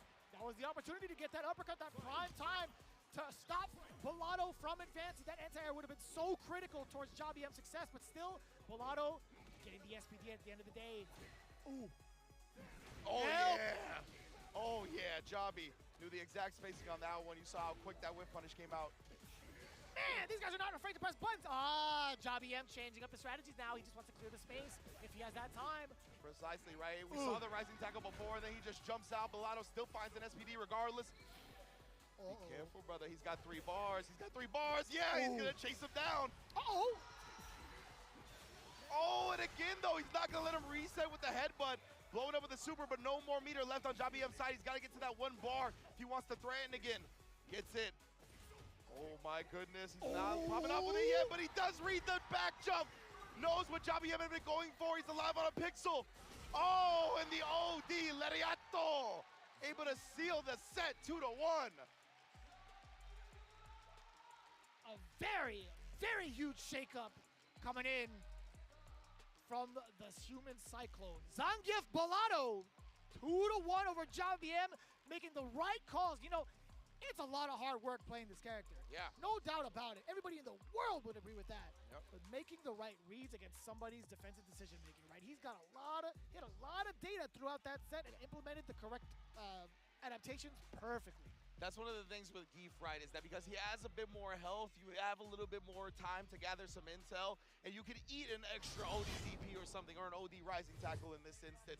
And that's exactly what happened. Zangief Volato, as you can see, ate a whole lot of OD rising tackles at first, but as soon as he blocked one, that made Jobby M start switching it up to the jump backs, and in the clutchest moment, Zangief Volato made him pay for that with that anti-air level 1. Yeah, I will say this, though. Jobby M was looking rather shaky in the first game, as if he weren't playing the way he wanted to play, or at least initiate some of the strategies he had in mind for Zangief Volato. But he had a really big change-up offensively. He was so much more aggressive with his decision-making towards the end of Game 2. Now, I gotta say, too, making the right reads, you know, kind of to sum it up, to see how the adaptations were made in Game 3. This was so important, too. Oh, man. Oh, I can't believe you get that whip punish. Bow! Love seeing that the Jobby M punishes with that super, man. That is one of his primary go-tos. Once again, it's so sick, dude. Man, calling it out. If he doesn't have that meter, he will definitely be willing to spend that bar, but it led to nothing. I mean, again, they were pretty much almost tied at health if the uppercut, the rising tackle, and connected from the side of JBM, but he didn't even attempt to go for it. Yeah, he just had gotten his meter back, so I don't think he could have inputted the OD one in time. Maybe that's kind of what dissuaded him from trying to do that, right? He really wanted to make sure he had the OD rising tackle for it for whatever reason, but that's the past, and we continue to move along with this group. It's already been some hot matches to start off. You can see the way it's shaking all out, right? Kakadu is still firmly in that lead, but now JBM getting defeated 2-1. He's dropped down from +2 to +1, tying with Dual Kevin with that exact record. 2-2 +1 differential. That is kind of rough too. That's kind of rough. I'm thinking about it right now, like Dual Kevin, like the matches he has to play later on. That's gonna be kind of rough, but we'll talk about that later. Tokido versus GG Halibel is what you can expect, the Ken mirror match. How often have we had that throughout the week? I don't really recall the Ken mirror match. Yeah, actually. right. Now that I think about Yeah, it. so rare nowadays. But yeah, We'll take that. We'll take that. Well, most definitely, I'm looking forward to this one.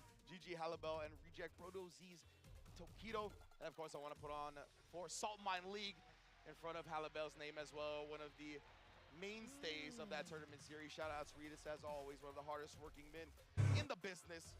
Right now, we're gonna see who's the finest Ken on this any given fighting game day.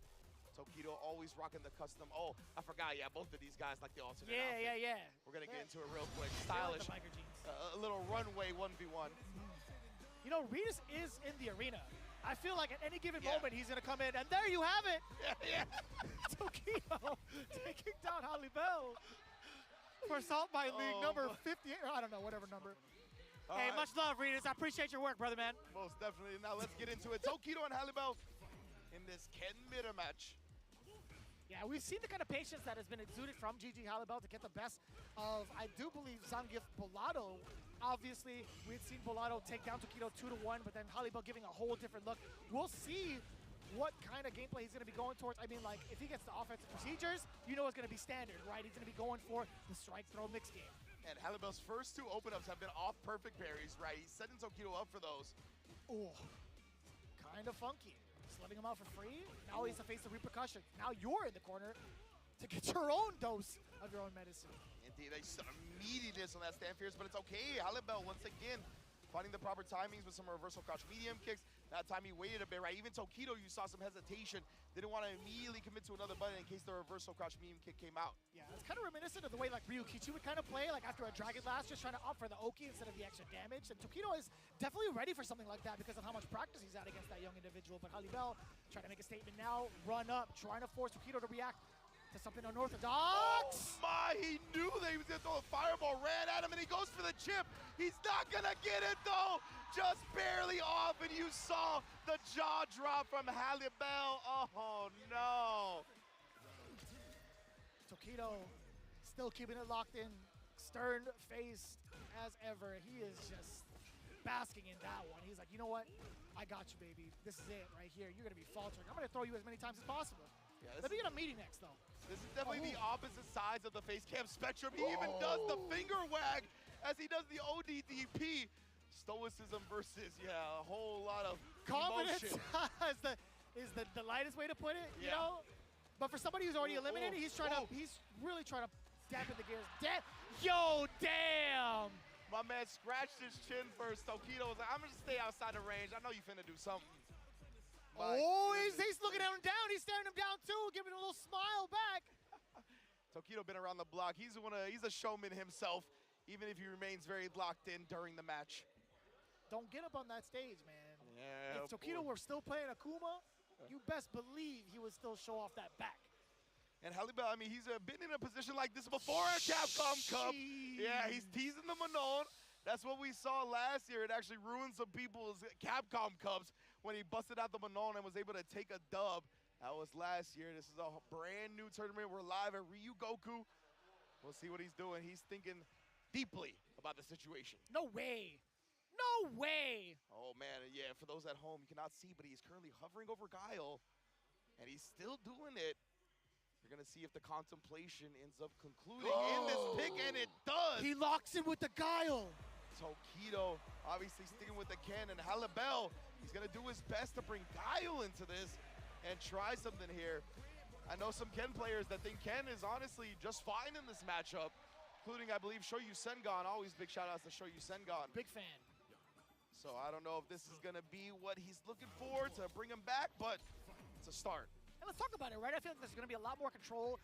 The mid-range game, there's going to be a lot of fireball, or sorry, sonic booms that can dampen Tokido from advancing, but I also like the counterpoke strategies that Guile can implement because of the way his normals are structured.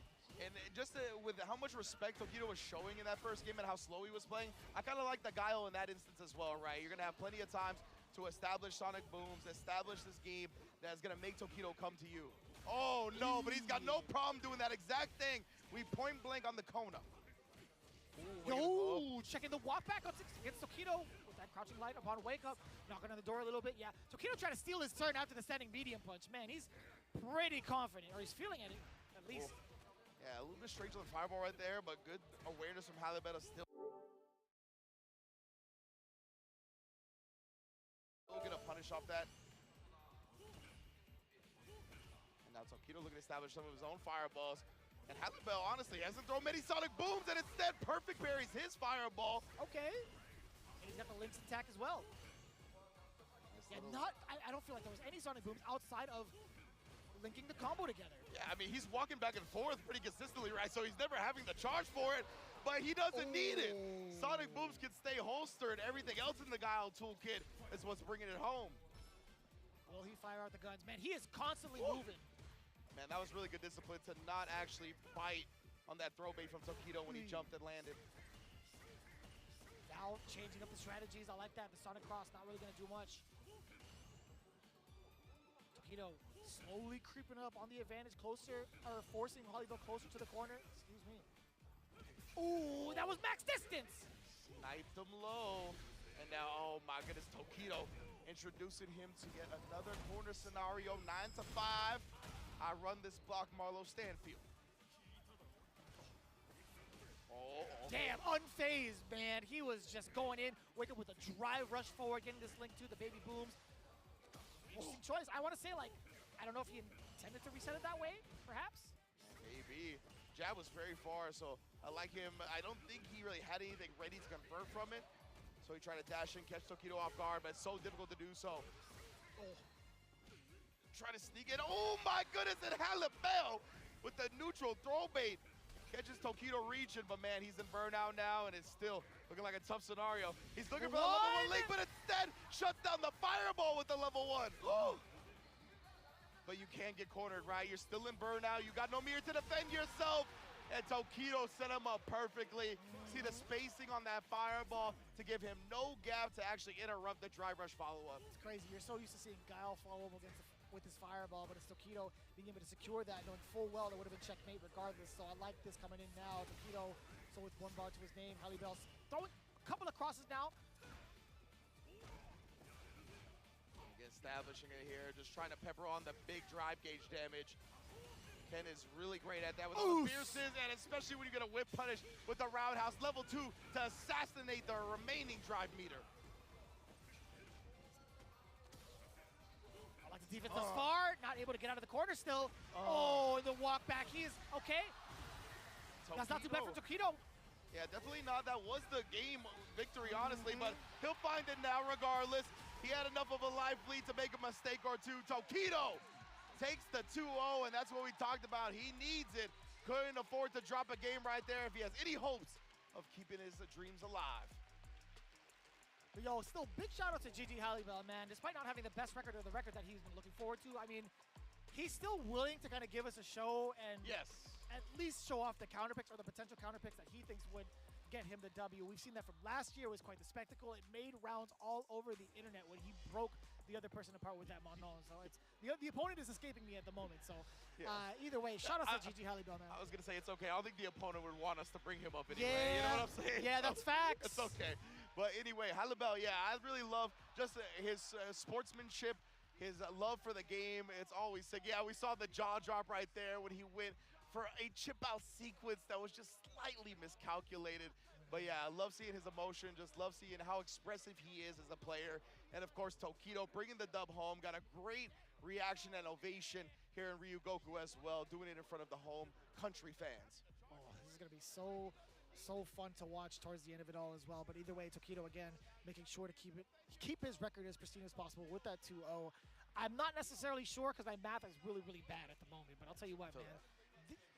When he sees a moment for the checkmate, he's found it pretty easily, in my opinion. Like, he has been finding ways to set himself up for greatness just based off of the spacing and awareness of what the opponent's going to be falling for regardless. So I really loved how calculated he was with his control towards the end of it all. Yeah, absolutely, Tokido. If he's anything, he is calculated. Yeah. Most definitely. So here are the updated standings right here. Kakaru still sitting firmly in the lead. Jobby M with the +1, Dul Kevin with the +1.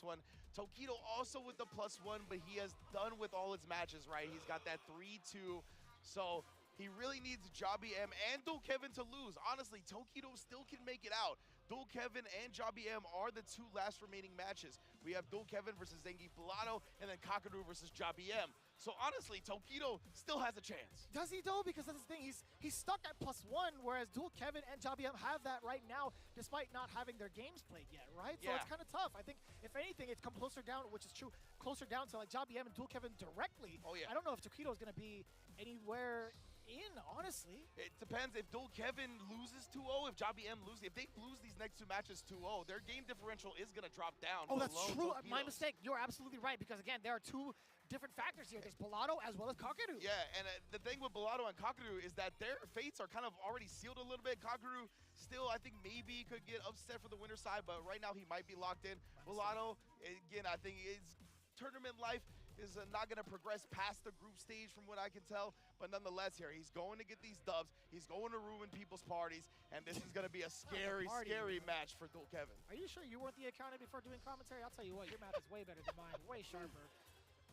Cooking me on commentary and on the accountancy, come on, man. I forgot that you actually were an accountant before this, the CPA degree. I was like, what are you talking? Oh, yeah.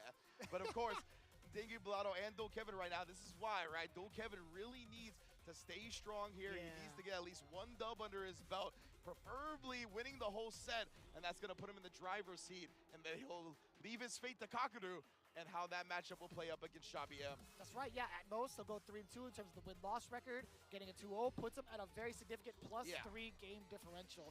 See that specifically, he needs to pull out everything against Zangief Pilato. I don't necessarily know how much practice he has against Zangief. I don't know how cool he is with all the Zangief players in the country, but we'll see. I mean, like, the most I would expect is obviously two people that come to mind, Ramsey and Dr. Jenny Fan. Most definitely, we'll see. Oh, actually, Brutus, excuse me. Why am I skipping out on Brutus? My fault. I actually skipped out over the last couple of days. Hey, yo, big man. I appreciate you, bro. I love you, man. My bad. Big man. We got to see Brutus at SFL this year. That was an extremely dope treat. Right now, of course, Zengi Pilato. And you hear it. You hear the Japan is coming alive. They know Zengi Pilato needs to defeat Dul Kevin for Tokido to advance to top 16. That's wild. It's so wild. The bias is raw. And straight up, they know. They know how the math is going to play out here. And he checks them. Oh, and baits it out. We saw that exact thing. Jobby M has prepared him for this. He knew. Zengi Pilato already off to the races, and Ryugoku coming alive. Was that intentional for Zangief to just kind of eat that meaty and read the tech throw? Might have been, honestly. The Geefs are a different breed, you know? It's tough to really discern what they're doing at all times. That is very rare, man. Not the tech throw, but just the throw in general. The tick throw, excuse me. Yeah. And now Dul Kevin, he's got this corner right. He really looking to start honing his style, but instead gets thrown out of the parry attempt. Does protect his drive gauge a little bit there. Yeah, he wants to drain the gauge. Now so the smart. SPD, drive rush forward. You get to harass him as much as you want. Now sweep, that's one. No shot, no shot. No shot indeed. Zengi Pilato able to perfectly read multiple reversals from Dul Kevin and made him pay dearly. First with a one-round victory, now with a set match. Oh boy, that's scary. Bruh. That's scary. Again, we talked about Dul Kevin having that chance with a 2-0. With a 2-0 victory. Yeah. That's out the window. Yeah. So that window is actually technically a lot slimmer. Yeah, 100% right. He needs to get these back-to-back 2 matches. If he still manages to win this set, then if I'm not mistaken, he'll be at a +2 differential, which would lock Tokido out. Right now, it's super, super scary for him if he can't bring this set back. But Zangief Bellotto, this is the most confident I've seen him thus far. A little shaky in day one. He had his head down as soon as he was finished playing, but came day two, he was feeling great. He was very vocal, he's very active, and he's looking like it right now. Bang! We got the SPD number 1 of this game. Establishing the spinning pile drivers early, and oh no! Dual Kevin, he's had issues anti-airing in the past, and then I'm not sure what that was. Execution errors galore, and Zangief Bellotto puts a perfect on the board. This man is so sick, Ringe. This guy is so sick. I didn't mean to claw into your shoulder like that, but this guy is so sick. It's all right, I'm not wearing the cashmere today. Yes, sir. All Okay. right, okay, I see you. Oh, yeah! That's another one. Drive rush on in there. Yeah, Dual Kevin making the proper read, at least this time. But at what cost? He's still at the deficit. No, man! The Fierce is whiffing in front of his face, not ready for the whiff punish. You can tell Dual Kevin looking a little bit in his own head right now, has definitely missed some opportunities, taking advantage, but he's got it now. See if he can control and just compose himself, and what a whiff punish to do so. Being able to check the I was gonna say check the drive rush, but it dropped the rest of the chops. Speaking of which, Dual Kevin with the containment of his own. Very patient play from Dual Kevin, including here as well, right? Not willing to risk any type of meaty, or I mean, he might have done a light, which of course recovers in time to not get hit by that level 2. And now Dual Kevin here, trying to keep his hopes alive and be one of the few Americans to cross into top 16. First strike, now the Isar, great Desert Storm coming in from Dual Kevin. How does Bellotto? Okay, we don't need the Storm, baby, I am him. Yeah, straight up, and then jumps out, gets to the other side.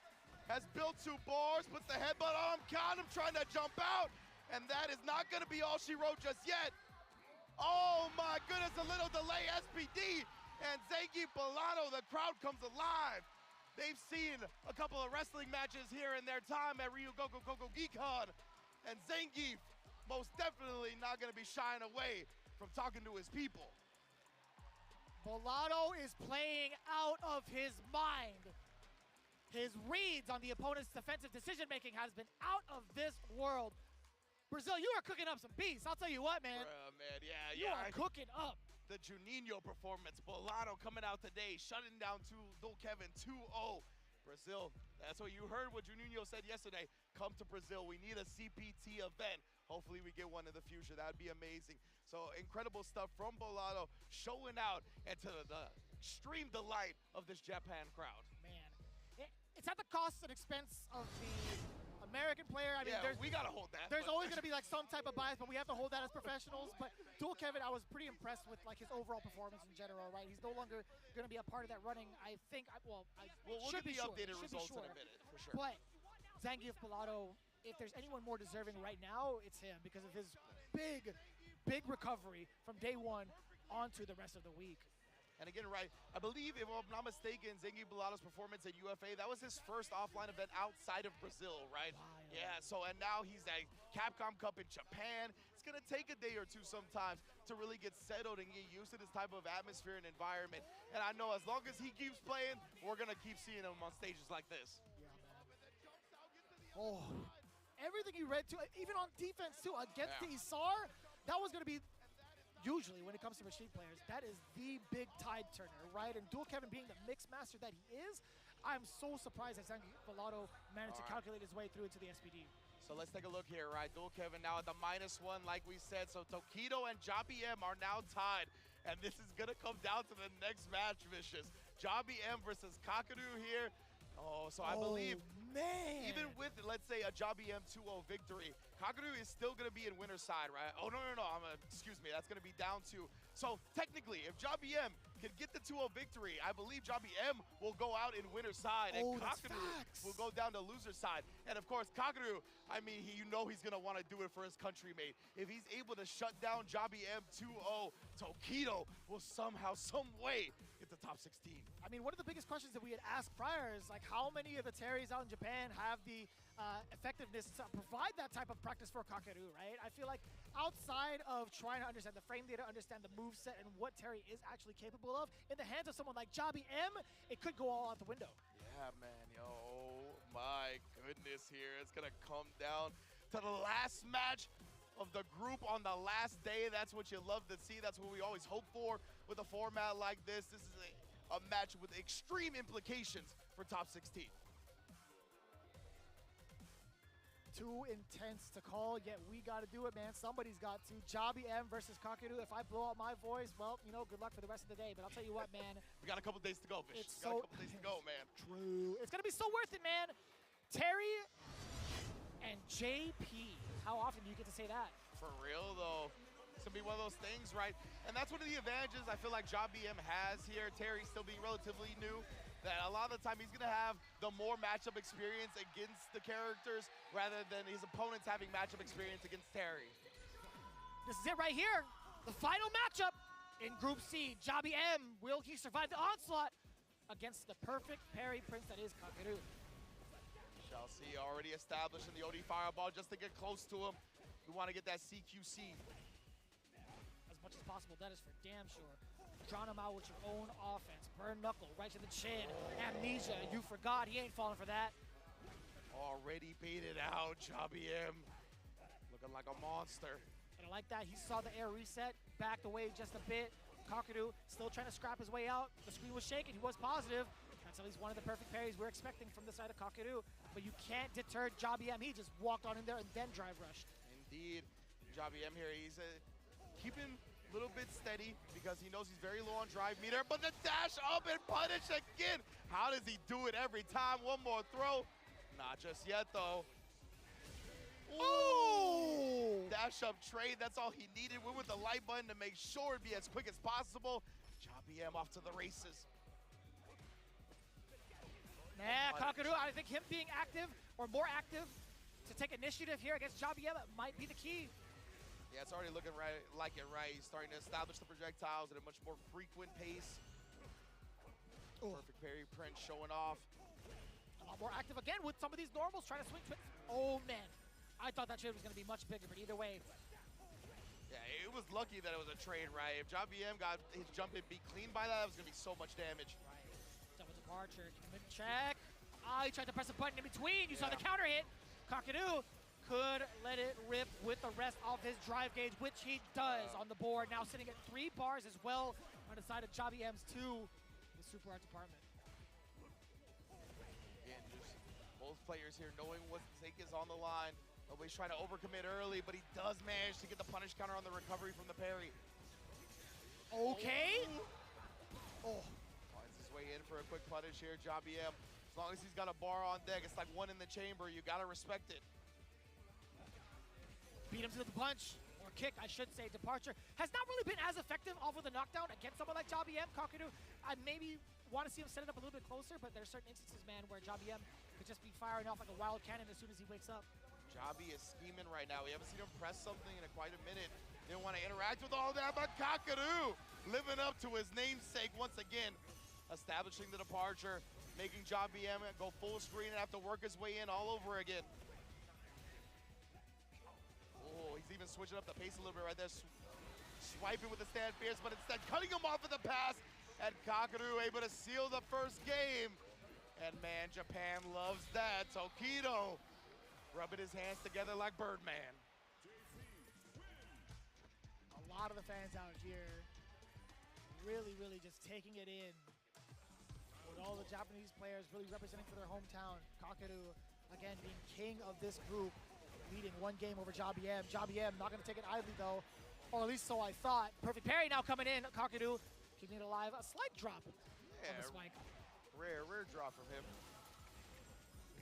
OD departure in the nooch. You already know how JP gets down. Oh, this is huge. Fireball. He's starting to catch on to the rhythm of when Jobby M likes to throw it. Driver herself smart, spin the meter, get out of this situation. Just throws him out of that though. Slight execution error from the side of Jobby M. You saw him look down at his controller. He's going to be taking a lot of chip. It's going to be game over, at least within that round. Man, he even also had the rest of the animation fly through because you know that spike was going to come in through for the chip just in case. Low medium to start it off. Ah, baiting in the throw, and I like that too from the drive rush medium. Kakeru slowly picking apart Jobby M. Most definitely. And stuff that time. The projectile was there. And Kakeru here, so much control. Double 3 also on the side. This is gonna be it. Ladies and gentlemen, that's all she wrote. Kakadu, we dropped it. What? Joby M wasn't paying attention. He wasn't paying attention at all. Kakadu had dropped the level 3 activation, but Joby M was already deflated. Wow, yeah, I don't blame him. I started looking towards the crowd, but when you're on the sticks, you gotta stay locked in until it says KO. Unfortunate, you can see Joby M frustrated with himself, not being prepared for that moment. But Kakadu, definitely well done, picking up what he dropped. 5-second rule, made sure he ate it anyway. And you see Tokido jumping for joy because Kakadu, his country mate, was able to take down Joby M 2-0, which, if I'm not mistaken, considering that reaction, means Tokido also advances in the top 16. You know, commentator's curse is real. I don't give a damn what anybody says. We were definitely like, yeah, only one of them is gonna make it out of here. But man, Joby M was just looking so strong, man. He was just looking so confident too throughout the entirety of day 2, starting off with day 3 also. But Kakadu, different beast, man. It was bound to happen. We were thinking about it, like, how is he gonna face off against Kakadu, who's been just absolutely strong throughout the entirety of the set. Yeah, absolutely. Kakadu has just looked so in control in so much of his games throughout Capcom Cup so far, right? His JP has been legendary. Gamers 8 champion, after all. It's really where I think he first bursted onto the scene to let everybody know he is going to be a person to contend with for the foreseeable future. And now, you know, JP got some love again. Kakadu has been grinding the game nonstop since launch and seeing it pay off here. And of course, securing the dub, the 2-0 dub, most importantly for his country mate Tokido, to also advance in the top 16. Man, there was so many different things that needed to happen for Tokido to make it through in regards to how it spread. You could see it. Look at it. Look at it. +6 for Kakadu, and nobody else with a positive game differential besides Tokido somehow, some way will advance with his brethren. Damn. And it could have been Zangief Bellotto as well. It could have been, had it not been for Joby M taking at least that one game within the set, because Zangief Bellotto got 2-1, and then he also got 2-0 over Kevin. I was gonna say, Zangief Bellotto should not pay for another meal while in Japan. You know what I mean? Like, he should be treated by the entirety of the Japanese community. Whatever he wants, izakaya, kikambo, whatever it may be. Man? I mean, I feel like there's gonna be a lot of waters and snacks for them for sure. Either way, let's take a look. We have the interview coming up real soon with the 2 Japanese prime players, Kakadu and Tokido. It's going to be very exciting to see what Reinhardt has to ask for these 2 individuals, as again, Tokido barely made it in with that +1 differential. Absolutely insane turnout. If you were to tell me right now that these 2 would have made it, I would have been like, you know what? Yeah, you got it. You got it. Yeah. Because I honestly thought there could have been a chance for Kevin and possibly someone else. But either way, let's take it away with the interview with Reinhardt standing by. かける選手と時野選手と一緒にいまして、試合終わった後の感想とこれからの意気込みについて聞きたいのです。まずはかける選手、おめでとうございます。ありがとうございます。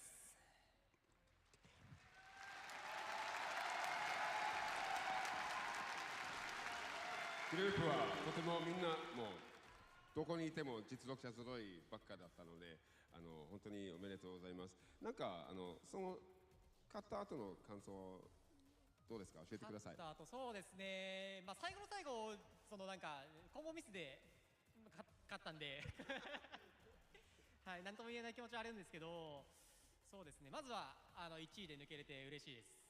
So I asked Kakeru about, his thoughts on his gameplay, and, of course, coming out of the group in first place is no small feat at all with these amazing players in the group.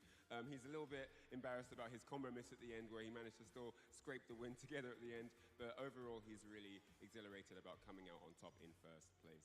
で、これからの調子はいかがでしょうか。明日向けて16どうですか。明日向けてそうですね。まあやれることをやります。So I asked him about tomorrow, looking ahead towards the top 16 here at Capcom Cup, and he said, I will do what I can do, which is all he can say for now. So, そして2番目の時戸選手です。おめでとうございます。ありがとうございます。時戸選手すごくギリギリでしたね。どうでしょうか。いやもう本当に最終日迎えていろいろ計算したら。これほとんどきついなっっていう状況で、しかも明日僕結構いろんな人呼んでるんですよ。はい。両親とか。あ、そうですか。はい。空手の先生とか。危なかったですね。危ないところでした。本当にそのギリギリ。ただ本当に今日に向けてね、いろんな人に練習してもらいましたし、その人たちのためにもここで変なプレーするわけにはいかないなっていうのは今日思ってて、でそれ出せたのですごい良かったですね。So just to translate for you guys in English. So Tokido, after the first day, looked around in the group and it was just difficult matchups everywhere. He knew that there was going to be no easy spots to get points back in the group. And it was really, really tight. As you guys saw, came down to the absolute wire and he's very, very grateful. He also added that he actually has invited, friends and family that are going to be coming to cheer him on tomorrow. So had he not have qualified, they would have had a wasted trip. So he's really happy to have qualified and he's going to be practicing with a lot of the members here to prepare himself for the top 16. で、これからの調子はいかがでしょうか、明日向けて。波来てますね。これはもう頂点まで目指して明日楽しみにしててください。ありがとうございます。He is hyped up for tomorrow. He is ready.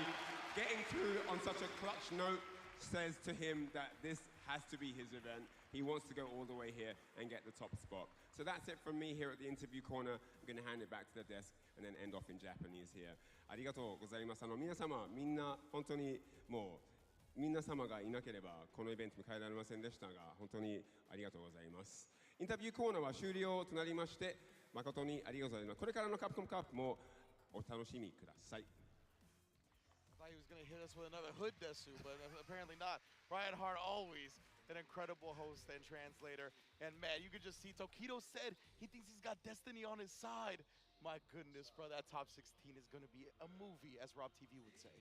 It's crazy. Incross said the exact same thing. Tokido has insane plot armor right now. He's got that extra buff being at hometown advantage. But what I tweeted was, Kaguru just put him in the backpack, bro. Yeah. He brought him with him. He was like, we're going, brother. We're in Ryu Goku. Best believe I ain't letting you not get into the top 16. Yeah. It's funny, you combine the two, you have two characters with insane plot armor, Ryu and Goku. But talking about it either way, as we get ready for the rest of the group stages, we obviously have to thank our very, very important sponsors that have put us on for Capcom Cup throughout the entirety of the CPT, and especially for the big dance for everybody else to have ourselves a very, very big prize pool and change the lives of so many of the players that have devoted their life to this craft. I mean, Street Fighter 2 is the one that started it all off, right?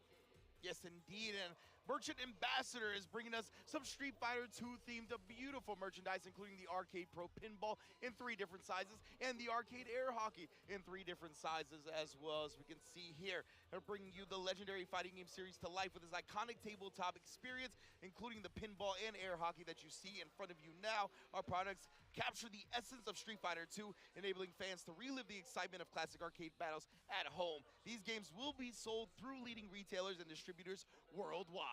And guess what? If you don't want to beat your friends up in some of these, well, we got that extra just in case to get you introduced to the rest of the Street Fighter gang. And on top of other games as well, you can pick out the Capcom Arcade Classics and Fighters pack. If you want to use the Shoryuken, heck, you could use the Tatsumaki Senpuku. I'll definitely put that in there as well. Dive into the robust collection of Street Fighter titles, including Street Fighter V Championship Edition and Street Fighter 30th Anniversary Collection, as well as the fantastic arcade titles like Mega Man and Final Fight, 2 of my personal favorites, honestly. Get hyped for tournament season, test your skills, and of course, the most important thing, in my opinion, help support the Children's Miracle Network hospitals with your purchase. Again, it's been so fun to be here with you all. It's such an absolute pleasure, but guess what? We got to change it up in just a little bit, and we got more games coming right at you. We'll see you real soon.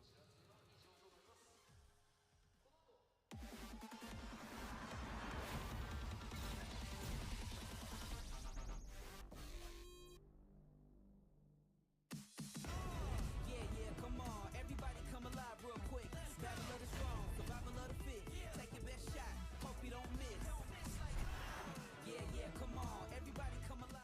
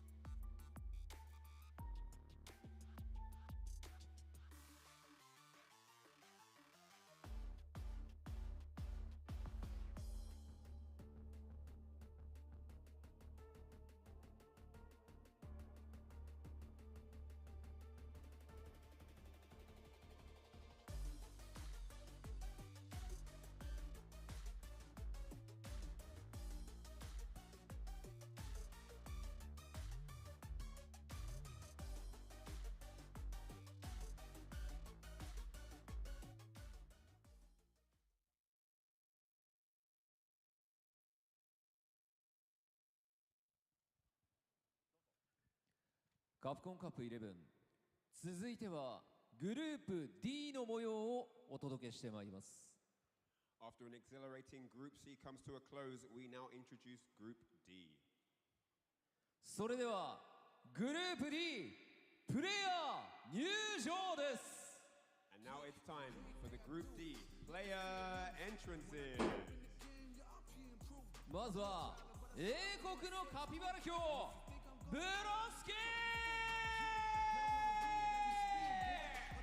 Repping the UK man then, it's the great Capybara Broski.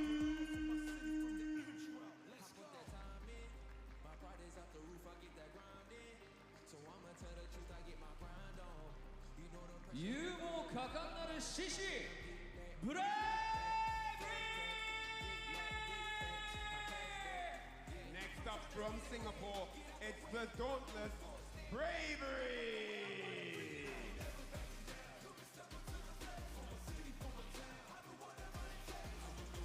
新鮮の外派的未来 VX バー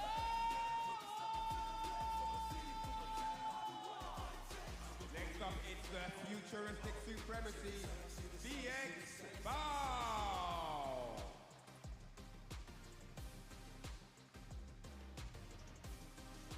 ベストキットフロムチリブラ This man does not have fear in his vocabulary. At 15 years of age, he walks the red carpet of Capcom Cup. It's the young karate master, Blast!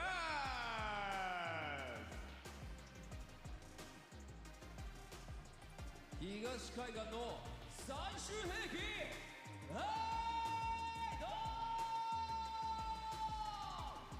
Next up, it's the Capcom Cup 2019 champion, the lethal weapon, Idol!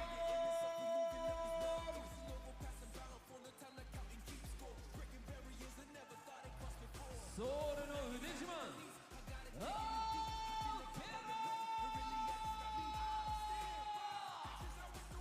The kings of the world champion from South Korea, the confidence incarnate, Emperor!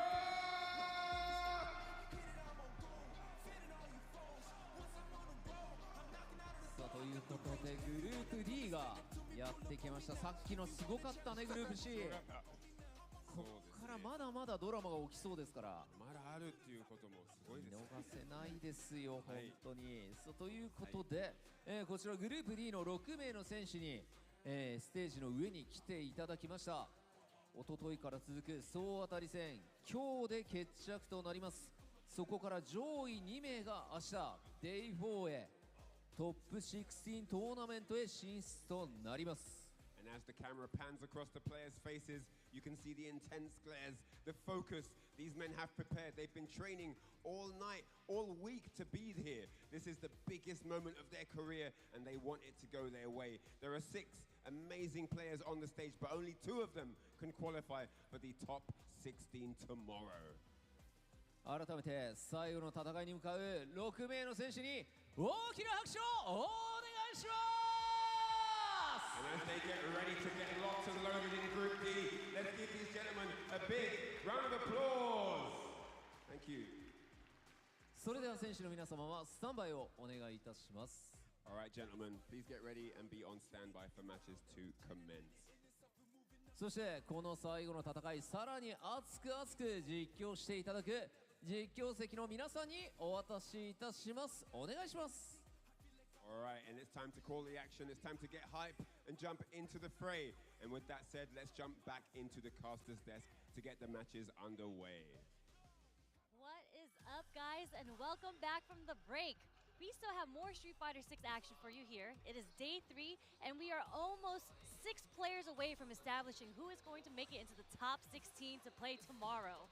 And I am joined by none other, the one and only, my nominee for the Best Hair Award, Mr. Rinch, how you doing, sir? I'm so glad you brought up hair, because I was going to say, with your hair, my hair, and VX Bow's hair on the stage right now, the power levels are through the roof. I'm loving it. But yes, indeed, it's going to be another great block of action here with Group D now for Capcom Cup 11. As you mentioned, Sherry, we're whittling it down. We're almost there to all the way to the top 16. We have 10 players established already, and 2 more groups right after this one, so that makes 6, and I can't believe it. We started with 48 players. Going down all the way to the top 16, 6 players left to establish, and going straight into Group D, we have Broski, Bravery, VX Bow, Blaz, Idom, and Armper all vying to get out of the pool. As you can see, it's pretty tight-knit as well, right? Obviously, Blaz having a 3-0 win-loss record. He's going to fight twice today as well, and having a +3 game differential. Now, you look at that and you're like, okay, he's in the driver's position, right? He's in the position. But having 2 games to play, if those 2 games go disastrously wrong, that game differential could plummet, right? And it can open the door for players like Broski, Bravery, even VX, Bow, and Armper, all still within striking distance. Just hurts a little bit that Idom is kind of out of striking distance for us Americans, but it be what it be. I've gotten some intel that, Idom still has something to play for today, and he wants to get his Michael Jordan on. I literally was going to talk about that meme. Let's bring the Michael Jordan meme, but when the time is appropriate, because right now we're going straight into the VX Bow versus Armper. I think they're done with their button check, so we're going straight into the match. And I believe these 2 players, I think they played each other before. And let me see, it is actually Armper who has the upper hand in this matchup. I was going to say, that would make sense, right? China tends to run a lot of money matches and little stuff like that. VX Bow is a very high participant of those. I think Armper has been around the block in those as well. Yeah, and he's really stuck to one character. The characters that he's actually beaten of VX Bows, and he's playing Ed right now, right? But it was actually his Jury and his Bison that he had beaten. But it looks like the Ed is working out definitely in VX Bow's favor, especially for this first round. Yeah, 18-second round to start the match. VX Bow definitely chose this Ed for a reason, and it's looking clean so far. We'll see if Armper can adjust going forward. Well, even trying to catch him just walking back right there. No confirm, though. A lot of drive rushes right now, a lot of whiff movements, but nice pickup from VX Bow on that whiff punish there. And now going to toss into the corner here. VX Bow looking to establish, but no. Armper willing to risk the jump over the flicker. That is definitely one of the susceptible strategies up against that. Yeah, definitely for sure. And they are both drive rushing at each other, both trade with the drive rush lights. Okay, Armper actually jumps himself into the corner, and this is going to be it. My goodness, it felt like that first game went so quick. VX Bow confirming it to the level 3. It's going to be all she wrote for game 1. A lot of whiff punishing coming in from VX Bows, but I do think that is a strength of Edge, right? That is literally a character that is so great with punishes because of the range of whether it be Flicker or the Fierce, whatever it may be. And the way that he plays, it makes it jumpy. Yeah. It makes you want to be highly active on the offense. You kind of want to skip playing the neutral against Edge. 100%, and that's where Armper has found himself right now, right? He was able to get some hits early, and the tremendous corner carry from Ken has resulted in some close quarters combat. And he's got a big life lead. VX Bow was a confident or just missed his confirm right there off the Fierce. Yep, Armper doing his best. Actually jumping himself into the corner, gets counter hit. Oh boy, okay. Oh, but the backdash. Clean read right there. Yep, one of the better ways to get around a throw, right? To get the backdash in the corner, light punish counter. Great read from Armper. Starting off second round, kind of strong. Okay, nope. Never mind. It's VX Bow. Just like that, right? It's been back and forth here. Been a very intense match, and in response to the charge flicker, again, Armper out of the drive rush gets the impact. Oh, but the spacing trap. You thought you could reversal crouch medium kick. Not here, not today. Not at all. We are going to get the level 2. We are going to get some meter back, and a lot of damage onto Armper from the level 2 coming from VX Bow. Okay, caught him jumping. Oh, the trade combo as well. You already know that's on deck. VX Bow here puts himself on set point with the quickness. Oh man, I feel like Armper's found ways around like the flicker punishes, right? Yeah. But he's outside of that, he hasn't found a way to get it started. Maybe he needs to introduce more jumps, I don't know what it is, but he is getting checked by VX Bow right now. Yeah, like you said, the jumps have been working out, but in terms of the ground game, he hasn't found much. We finally get a crouch medium kick reversal, but it was at the cost of a drive a drive rush cancel, which burns him out, and that's why you can see VX Bow waking up with the drive reversal. And we're getting a lot of these delayed drive rushes. That's going to be it, straight into the level 3. Oh no, we're doing a level 2. Yes, indeed. I don't know if the level 3, oh my goodness, he didn't get the right combo. He could have comboed into the level 1 after that, but it's okay. Yeah. Baits out the level 3. Felt a little bit desperate on that one. Armper trying to catch VX Bao coming in. He was having none of it. Yeah, you know, you do what you got to do. You're burnt out. You kind of were getting outplayed. It might have just been, why not? Why not do the level 3 in that situation? Yeah, 100%. I think you identified it great. Like the ground game, he just had no answers really. Like we've seen Armper look for a couple of crouch medium kicks. Like we said, he finally found one at the end, but it burnt himself out. So it really didn't give him the significant momentum he needed to continue forward, right? VX Bao, that's what you have to do as Ed. You constantly have all these tools that make the approach very annoying for the opponent, whether it be the flicker, whether it be the long range buttons like stand medium kick or a crouch heavy kick that we saw with the spacing trap. So yeah, incredible stuff from VX Bao and Armper. Yeah, maybe he could have tried just more drive rush jabs, maybe a dragon lash here or there, something like that, but it's tough for sure. That's true. We didn't see any introduction of the Dragon Lash, but we did see a lot of trades. I think they were both trying to figure out the timing of how they wanted to establish drive rush in the neutral, but unfortunately VX Bao just always did it just ever so slightly quicker, and it was always in his favor. They would do a lot of trades also, so I think with Armper, he just played a little bit impatient. It was kind of a slugfest. Yeah, and right there specifically, right, I really love the way VX Bao kind of waited for the button, the counter poke space. Ken's love pressing that crouch medium punch and little scrambles like that. It's got a disjointed hitbox, 6 frames. You could obviously buffer the drive rush cancel behind it. So the fact that VX Bao was waiting for moments like that, it feels like he's really locked in on the habits of Ken players. For sure. I'm sure VX Bao plays a lot of Kens. Probably, Probably a lot of Shanghai play also. I was going to say, we all play a lot of Ken, honestly. Kens are everywhere. I think Ken might be the most played character on CFN, right? He's usually up there, and in this game, with how strong he is, I have to imagine that he's in the top percentile. But we can see the way the results are shaking up right now. Blas still sitting perfectly at the 3-0. But with that victory, that 2-0 victory from VX Bao, he's gotten into the positives on the game differential. He's now +1, tied with Bravery and Broski. Now, Bravery, he's got one less game played, right? So again, that could be a real benefit or it could be a real detriment. We'll see how it plays out. Yeah, and Broski is going to be the next one to play Armper. I don't know. No, that's not the next match. That is going to happen later. But we have Blas versus Bravery next. And this is very important, right? Because, again, Blas is undefeated at this point. Yeah. He has 2 more matches to play, this being one of them. That is going to potentially change whether or not he makes it out in winners or losers. Yeah, precisely. Right now, he's looking clean. 3-0, +3 game differential. Not much can go wrong, you would assume, right? But a couple of 2-0 losses, that brings it down to a -1 game differential, and then who knows if he even makes it out at all, right? Now, that would be the worst case scenario. If he manages to put some dubs on the board, then he's going to secure himself into the top 16, no problem. Especially, I think, even if he loses a couple of 2-1s, he'll probably still be in a good position. So it's all going to come down to how he's going to perform. On the other end, Bravery, like we said, he's also on that +1. He's got 2 matches to play today. He has a chance to make it out in winners himself, and this would be a big player to take down, the one that's standing in his way the most in Blas. Insane, because Blas is just so unfazed. When I did that survey and I was asking a whole bunch of players like who their dark horse is, Zengi Filato was a big one, but Blas was the other big one. I think when Blas had a chance to sit around and play with a lot of players, everybody was like, holy crap, this kid is really good. And then you see his performance from day 1 to day 2. Now everyone is very aware of how skilled Blas is. And now we're going into day 3. I know a lot of players had to prep against Blas, right? How much can you really prep for someone that plays that solid? Yeah. Very mechanically solid. I don't want to say abuses, but really understands the ins and outs of the mechanics of Street Fighter 6 with the drive rush, with the parrying. And I don't want to say he abuses it, but he just uses it very, very well in the matchups. Yeah, he's a master of the system mechanics, you know exactly. what I'm saying? But yeah, and that's so impressive considering he's only 15 years old.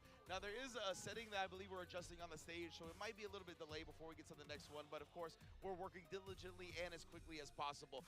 Now, one of the other things I want to highlight with Blas, being so young, being 15 years old, is that we've been hearing, right, that there's a lot of tape studying that he does along with his father, right? They look at a lot of players' habits. And one of the benefits he has of being 15 years old is that he literally has a younger mind, which is better at absorbing and keeping information in. Like, that's just science. I mean, this kid, he said on the interview he plays 8 hours a day. That's a full-time job. This is his full-time job. Legitimately, right? So when you're that young, you can take advantage of different aspects, and legitimately information absorption is much easier when you're young like him. So he's able to hold in a lot of stuff that maybe players, like you heard Big Bird talk about yesterday, right? Where he's like, I don't usually like to look at players' habits or studying until they're right in front of me because I don't want to overload what I have in my mind, right? Blaz, he's got the infinite money glitch right now, right? In terms of how much brain space he has. He's got all the hard drive space in the world, so it's going to be really interesting. I think that's something that has really benefited him so far in the group stages, and if he keeps going like he already has, I mean, that's a winner's side berth, no problem. Yeah, for sure. But outside of Blaz, let's talk about Bravery for a second. This is actually Cien's pick for the Dark Horse, although Bravery, I think, has been on the radar for some time now. He has been in Capcom Cup. I think last year he qualified as well, and I think he's a strong player because he doesn't get deterred. I think he plays a little wild. I think he's one of those players that does like reversaling, and it makes you question what your offense is, right? Because you're like, what if he reversals? How many times am I willing to get hit by these reversals? But it doesn't deter him, and he's on the cami.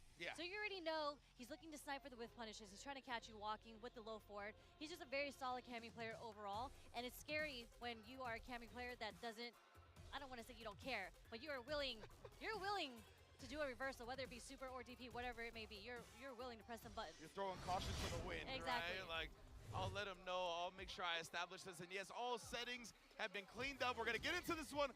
Blaz versus Bravery. Chile versus Singapore. You love the worldwide affair. Yeah, and I do think this is, on paper, a difficult matchup for Ken, right, against the Shotos. That's kind of where Cammy excels. But just with the backdash, Blaz is able to switch sides, get some damage on Bravery. Oh my, and already showing out against the dive kick. The young man reactions, had the light DP ready. Ooh, but he started to hesitate a little bit right there. You saw Blaz, Bravery just immediately with the reversal crouch medium kick. It's one of the premier strats in the game. You got to be ready for it if you're within that space. Premier strats from Premier Access Bravery? Oh, you know what I'm saying? That's probably why I said Premier. That was subconscious. I didn't even realize it till now. Okay, applying the Jinmai pressure. You can see players, they'll hold parry and then drive rush out. So some players will try to counter that with a button rather than walk up throw. I think that's kind of what Blaz did right there, but Bravery is able to get away with it. Yeah, slight delay on the drive right there. These lights, just sprinkling him with lights right now. Pressure there, okay. More lights. Ooh, yeah, caught him low initially. Didn't have the conversion follow-up, but caught Blaz trying to get out of the corner, and no walkbacks for you. Oh, again, brother, reactions. So consistent and getting the whiff punish on the spiral arrow, something that, you know, you really don't see whiffing from Cammy players, but the back throw, putting Blaz into the corner. Yes, indeed, we have changed up. Oh my, and the sweet spot on the jump. Bravery, he had been dive kicking all the time previously, right? So he goes with a regular jump that time and uses Blaz's good reactions against him. That was beautiful. No, Bravery was like, what? You want to try to keep anti-airing with DP? This is what happens if you keep doing that. The manipulation. He's like, I've been at this game a little longer than you, fam. I know how to use your strengths against you. Oh, but maybe not. Level 3 full cinematic. You thought you could keep taking the disguise without paying? Nah. Oh no, Bravery tilts his head back because of that jump. Getting level 3 did not deter Blaz from anti-airing with the super. I'm wondering if he had dumped his meter, all his drive meter on that whip TP, would Bravery have taken that round? That's a good point. I'm not sure. I'm gonna need the Cammy players out there to find out what the optimal damage was there, but okay, wake up. Wake up super. There's actually a little too late on the startup. Blaz was able to recover with that stand jab. Yeah, I'm wondering why Bravery didn't go with the ODDP. I mean, he did have a little less than 3 bars. I guess he just really wanted to protect his drive meter that much. And it ended up hurting him. Oh, it actually still caught her on the recovery. Very tip of the fist. Oh, and again, look at this, shutting down dive kicks left, right, and front center. Can we talk about the adjustment coming from Blazo on the anti-air? You see how delayed he's doing on that DP now? Great point. And he's walking back just a little bit just to try to gauge what kind of jumping he's getting. And Bravery is just whiffing the dive kick right in front of him, but the hurt box is big enough where he's still getting the punish counter on a late DP. Godlike. A minute adjustment like that, like just delaying your DP a little bit more. I mean, how is this kid only 15 years old? Like, he just knows. I feel like the type of stuff that comes with years of experience. I mean, if you're playing 8 hours a day, I'm sure there's plenty of Cammies out there too, right? I guess so. He's catching up, playing 8 hours a day. That's for sure. Putting in his 10,000 hours. Okay. There we go. A little too far for the low forward to connect. Blaz is ready with the crouch strong as a whip punish there. Trying to burn him out, okay? Able to get a punish off that, of course. And Blas, oh, point blank this time with a dive kick. Bravery trying to switch it up, but man, he knew that he would try to abuse the drive impact while he was in burnout. Okay. Unpunishable. What's we got? He's still burnt out for just a little bit. Again! Oh my! Back-to-back call-outs from Blas. Hard call-outs too. The neutral jump and the back jump. Man, knew the exact spacing that he was going to need for the optimal punish. This kid is ridiculous right now. Okay, that was a great punish onto the first hit of the Jinrai. Okay, we're going to use the level 2 to burn him out. Almost burnt out. Next sequence. Wow, Pixel, and he tried to get that last bit of it. Finally does. And Bravery's got a lot of control right now, but Blas can defend himself. He's got plenty of meter to do so. Oh no, trying to press back. Okay, are we going to see throw loops? Oh yeah, That's oh yeah. 2. Do we see a 3? Oh, Indeed yeah. we do. In the words of my man Fierce, I love throw loops, just tech. Just tech or backdash. As simple as that, right? Okay. Drive reversal does connect this time. Slowing down. We're actually seeing a bit more fireball game coming from Blas. Yeah, most definitely. Oh, and just a little walk back right. Got out of the range. Beautiful, perfect parry to not let that fireball go for free. No anti-air coming from Blas. As rare, right, considering that first game, but he's found an opening here. He's going to cash out big. Rather than side switch or anything like that, he just wants to get that big swing in drive gauge momentum. Is he willing to spend to get the... Yes! Yeah, baited him out right there, recognized it, and then gets the throw bait on top of it. Blas! The ridiculous play continues. Incredible, and I think this secures Blas for sure to make it out into the top 16, and I think in winners. I don't think anybody else can catch it. I think everyone else is trying to fight for the loser spot now. Yeah. Because he's now 4-0. Indeed, right? I think that's What if like he goes 5-0? We've seen 0-5s. We haven't seen anyone go 5-0 yet, and I think he's the only one left in the remaining groups that can possibly make a 5-0 happen. Yeah, I was wondering about that in the previous block with Kakaru, because Kakaru went into it 4-0, but then he did lose his first match. So I think Blas now, yeah, he might be the only one. Can you imagine Blas out of Chile being the one to go 5-0, the only one in group stages? Man, Capcom Cup's pretty sick. What a performance. First time at Capcom Cup, you're 5-0ing people in groups, insane.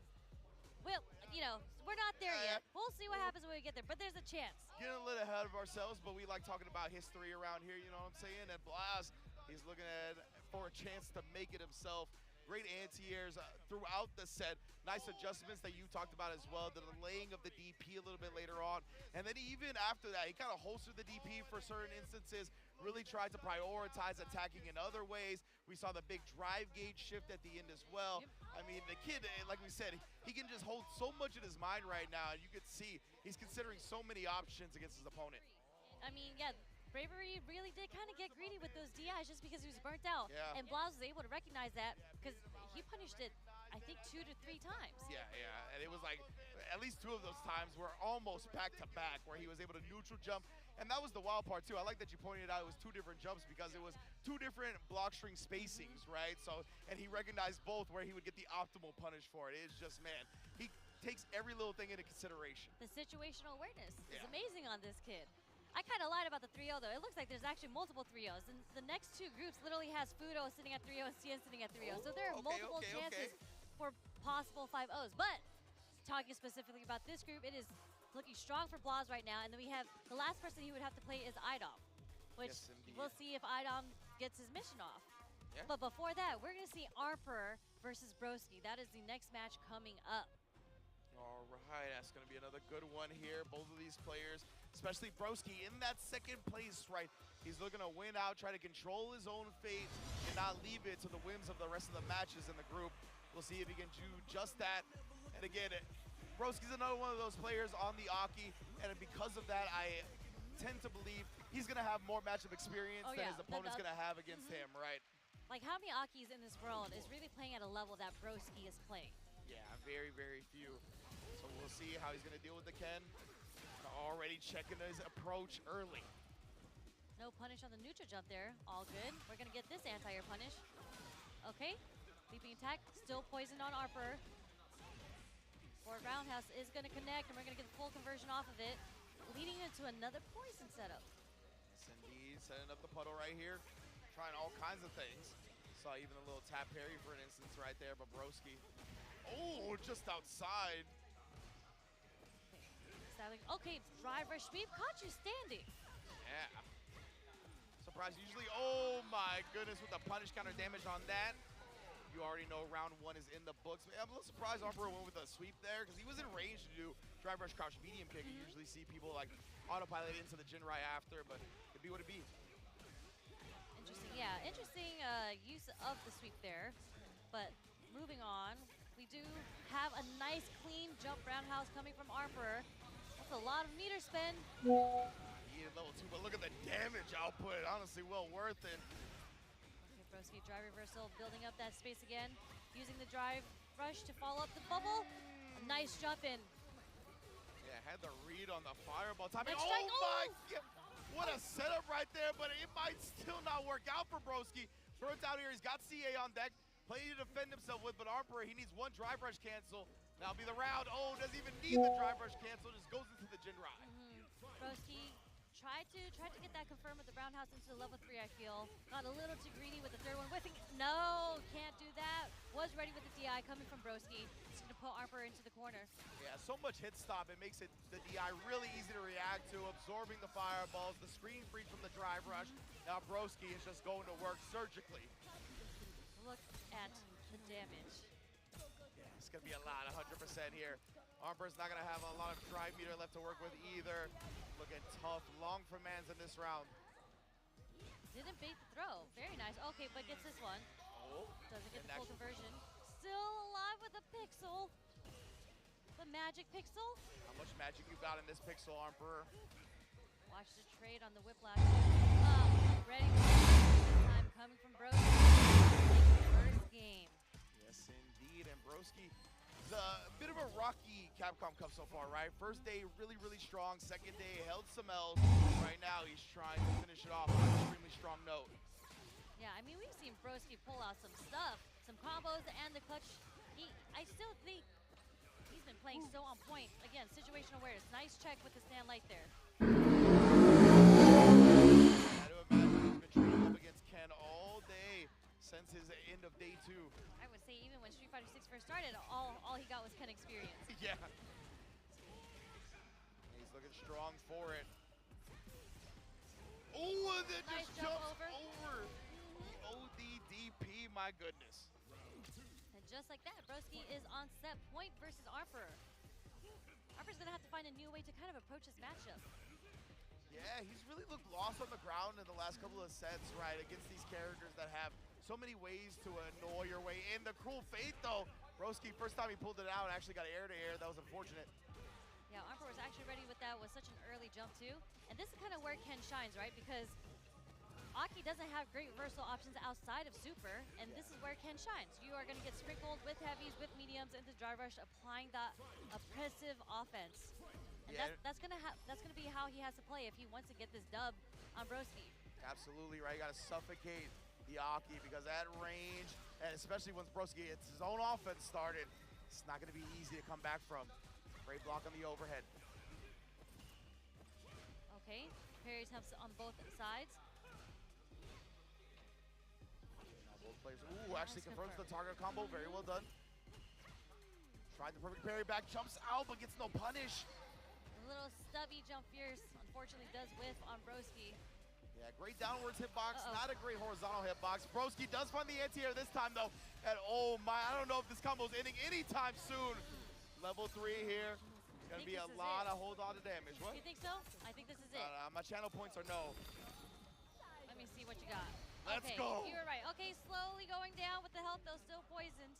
Yes, indeed. It's gonna be a hell of a comeback you have to make.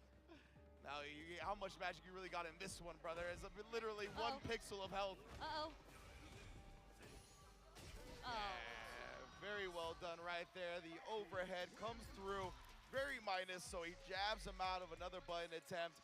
And Broski, he really raised his fist not only because of the dub, but the 2-0, right? The 2-0 is so important. He needs as much of a game differential bonus as possible, and that is going to be a big, big plus to get into the top 16. Capybara power, of course, definitely. For some reason, Broski just really loves some capybaras. Yeah, I got no, I don't know the lore on that one. Like, he was trying to go to Idom's stream to get tech, and he found sandwiches. Yeah, I the tried to tier go to list. Broski's stream and just see capybaras. I don't know. It's just something about these players. There's something going on with them, right? I mean, that's why they're here in Capcom Cup. But again, just watching the replay here, we're just seeing Broski not really letting up on the pressure, not giving Armor a chance to get started. And when he did get the chance, that was a one round that Armor was able to take over Broski. Yeah, exactly. So Broski, I mean, he just played it all so well. Didn't see a lot of, I was going to say, didn't see too many jumps from Arbor, but then you see that one right there, right? And Broski shut them down pretty much every time he did try to jump anyway. We see a big anti-air towards the end, I think in the final round as well, that really turned things around for Broski and opened the door for that final win. So yeah, that's actually what put him on this pixel, right? That anti-air combo. And then he recovers in time, jabs him out of any follow-up to be had. Yeah. And Broski here. That was a strange place to do a fireball, I'm not going to lie, but you know, Yeah. maybe that was a mistake. I have to imagine it was because, yeah, you don't just do a run overhead into fireball. Yeah. That's not really a thing from what I understand. But if there's something to that, Ken players, please let me know on Twitter. But here you go. See, Broski, +3 game differential now, right? He's looking so good. The only person that I think can really catch him at this point is VX Bao. Potentially can also get into a +3. But right now, we're getting into the Blaz item set. And we'll see. We'll see how this one plays out. You're talking about kind of the lore behind this, right? Do you want to explain this? So, you know, Idom, he's not getting into top 16. Where he's Yeah. at right now, you know, Unfortunately, our hero has fallen. yeah, the group stage didn't go the way he had planned, so he's probably not going to be getting into the top 16. But he has a message to send.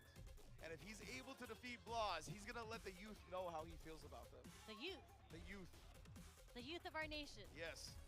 Very similarly to Michael Jordan. And all I got to say is if he wins, please open up Idom's Twitter immediately.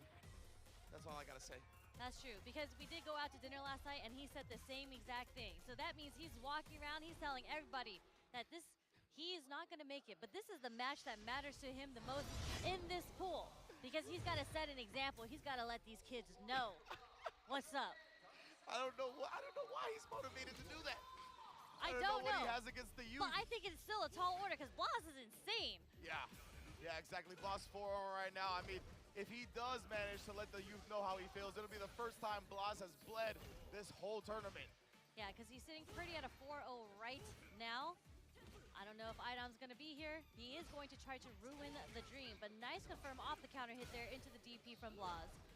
Yes, indeed. And already going with the corner pressure, tried to catch Idom, taken right there with the 5-frame stand medium punch. Oh, finally caught him reaching in the end.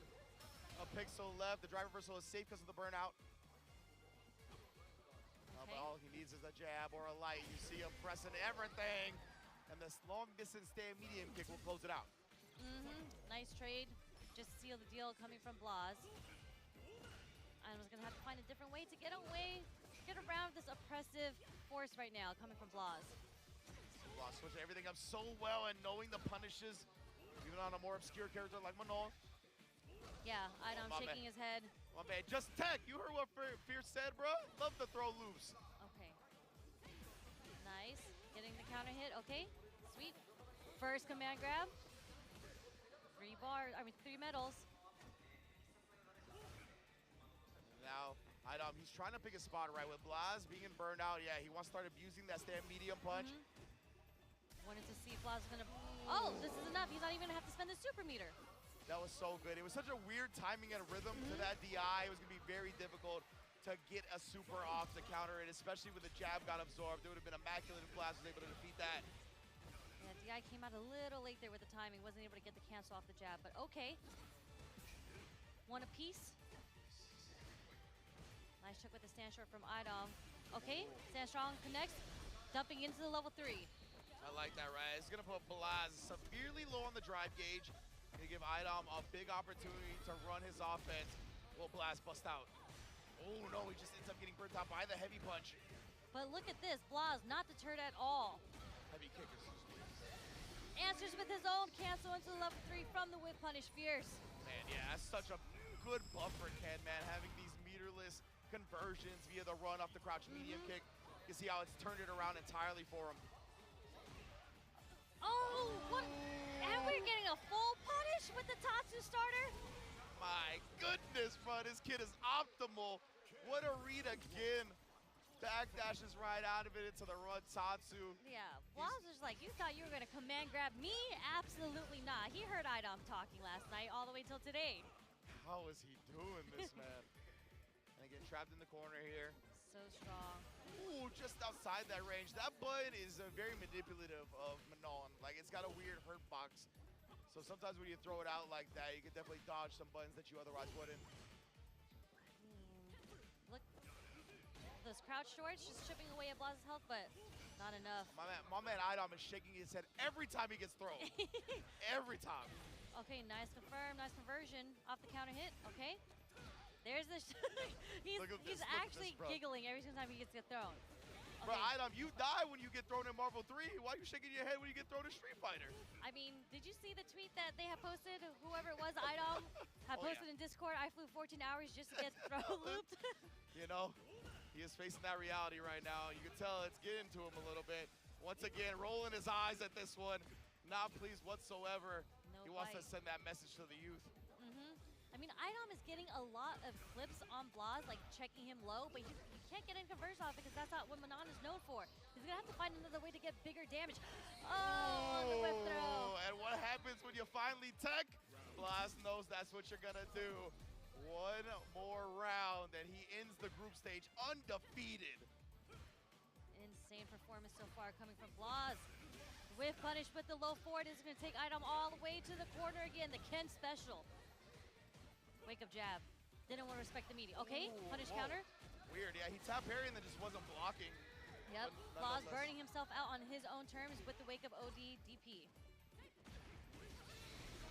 And then snipes him out again here. It's so consistent, so consistent. Ridiculous play, bruh. Now Idom, he's fully loaded on the CA. Oh, but the buffer with the crouch medium punch run DP. Blaz, like, he's a sniper with these timings. Ridiculous. Yeah, just kind of like to be blessed because he was playing Ryu earlier. Now you see him on Ken. I know he has an Ed too. So it's kind of so, not kind of, it is incredibly amazing to see this level of play with this many characters coming from being so young, and it is your first time here in Capcom Cup, and you just took out 2019's Capcom Cup champ. It's so impressive too that the stage hasn't gotten to him, right? Like the atmosphere, the level of gameplay that he's been displaying. It feels like he might as well be back at home in Chile. It doesn't feel like the lights or the stream numbers, anything like that is getting to him. He's just very cool, calm, collected, and composed. Very well. And when he's in burnout, because Idom, you know, that's the name of the game. You are trying to put people into burnout into this game because you have such an advantage. But Blaz played like it did not affect him at all that he was in burnout. He was able to adjust. He was able to find the correct buffering into the run, into the DP many times that ended up going to the level 3 against Idom. Yes, indeed. And yeah, Blaz, look at that. Like, again, right? Like, he just stood there for a while, and the sniper timing on the buttons has just been ridiculous. Like, as soon as Idom moves forward a little bit, just puts that out there, and like the bootleg drive rush cancel buffer, right? With the run from Ken. I mean, it's so Ken is privileged. blessed. That's the worst Shoto from what I've heard, but I think he's kind of blessed. Like, I like that you said blessed and I said privileged. Like, yeah, 100%. That is something that's a super strong thing about the character. 5-0 plus 7 game differential. Domination. Insane. From Blaz. And we do have one more match. We do have Bravery versus VX Bao, right? But at this point, I think, again, they're fighting for the loser position, and it is actually... So this is only up to VX Bao, right? If VX Bao is able to take it 2-0, then he'll be able to tie Broski. If he loses one game, then Broski's in. That's right. The thing is, unfortunately, even if VX Bao takes it 2-0 over Bravery, they would tie in the point differential and the game differential. But Broski did beat VX Bao. Oh, and they only do the first to one off stream if it's a 3-way tie, right? I believe we default to the head-to-head if it's a 2-way tie. Exactly, the head-to-head. So unfortunately, I would, looking back on that, for that very quick second, unfortunately, I don't think VX Bao is going to make it out because Broski has the upper hand. So this is the play for Pride right now. And look at this. I'm sure Ultra David is... ear-to-ear smile right now because we're finally seeing an E-Honda here at Capcom Cup. Not only are we seeing E-Honda at Capcom Cup, we are seeing a sumo wrestler in the Ryugoku Kokugikon, one of the most legendary sumo wrestling venues in the history of the world, founded in 1909, Sherry. 1909? This place has been here for over 100 years. That's way before I was born. Well, yeah, I hope so, Sherry. What the hell are you talking about? But anyway, VX Val and Bravery, we're going to see who shows out the most already with the sumo spirit. I love that. I love that VX Bao is giving us a bit more lore, a bit more history into this. So this win is more than just his placing. You're doing it for this wrestling arena. That's what I'm talking. Hey, that's my canon. That's my canon event. As a wrestling fan myself. But yeah, Bravery, of course, also looking to overwhelm right here. And actually, I can't remember who I talked to, but they actually said, oh, it was Tong. Shout out to Tong. He was like, I play Honda. I think he's actually pretty decent against Cammy. So who knows? Maybe we'll see something new. I mean, historically, Oicho. look at the damage. But yes, historically, E-Honda does do well against Cammy because you can't really jump in on him. Yeah, exactly right. And Cammy, you always got to come to E-Honda. You don't have any really way to play back or make him come to you or anything like that. But Bravery's like, that's fine with me. That's what I prefer to do. Jumps in, no anti-air to be found, put it on a milk carton. Yep, jump fierce. It got the counter hit, so I'm wondering, I think it was just a late anti-air coming from VX Bao, which is a problem with Honda, right? If you're not anti-airing with the headbutt, you have to do the fierce as an anti-air very, very preemptively because it's so slow. Precisely. Okay, headbutt. Oh. Back crack real quick. I know that feel good. Close to the burnout. Don't you try to jump on me. What sequence with this first fierce, burning him out, into the fierce, into the DI. Unless you're buffering super, nothing was happening there. The sumo character got a perfect in Ryugoku. I love it. Oh, another back crack. This sounds great right now, to be honest. I would love a back crack. That's what I'm saying. We see the dive kick right there to avoid the headbutt. That was very smart from Bravery. VX Bao, of course, tried the shenanigans where you parry immediately after the headbutt, but no go. Nice back throw from Bravery. This puts VX Bao into the corner, but VX Bao able to find his way out just by walking. Nope, you're not going to neutral jump on me. Another punish counter. Are we going to see another throw? No, we're backing up. Yes, indeed. Bravery knows. Yeah, he knew all he needed was a crouch medium kick into that. But wait a minute. This character can really output the damage when he gets a certain starter. He's trying to find a way to burn out Bravery. Don't get too greedy because next hit for each, if it's a strike, it's going to cancel into the critical art. That's dead, baby. Double drive rush cancel with the CA damage behind it. You got no chance. Circle it up. Circle it up. It's the real sumo ring now. Oh, no. You thought you weren't going to get out? You're going to get out. VX Bao 1-0. Do you think real sumo wrestlers do that? Do you think they have the capability of headbutting like that? Oh, I thought you meant like create a ring of fire with their foot. I mean, that'd be sick too. I'm sure they've done that before. Oh, okay. I gotta come to some sumo matches. Nice play. Very strong play coming from VX Bao right now. Trying to anti-air, so we do go for the parry. Neutral jump fierce. One of E-Honda's most annoying things to deal with. Ooh, some beautiful fierce right there from VX Bao. I love seeing that button anti-air. And once again, double drive rush cancel. He's looking to close another round and does exactly that. VX Bao, definitely much of the light of the crowd. They're loving the E-Honda. We are doing for the history right now. We are doing it for the lore. What a punish on the whiff throw. Oh, stomped out as well. Sumo spirit. Don't make deals with Honda, baby. It's not going to work out in your favor. Man, when the fierce punish counters, that sound is so disrespectful coming from E-Honda. It hurts. Oh, yeah. With the burnout on that spin knuckle, you don't got much room to wiggle out. Oh, but even after the back dash right there, DI immediately Bravery knew what was coming. But VX Bao knows even more. He's going to get the level 3 one more time to close it out with a 2-0. Sumo represent. Eu fico de novo. Ai, carai, que... Eu nem consegui ver as outras lutas, mano.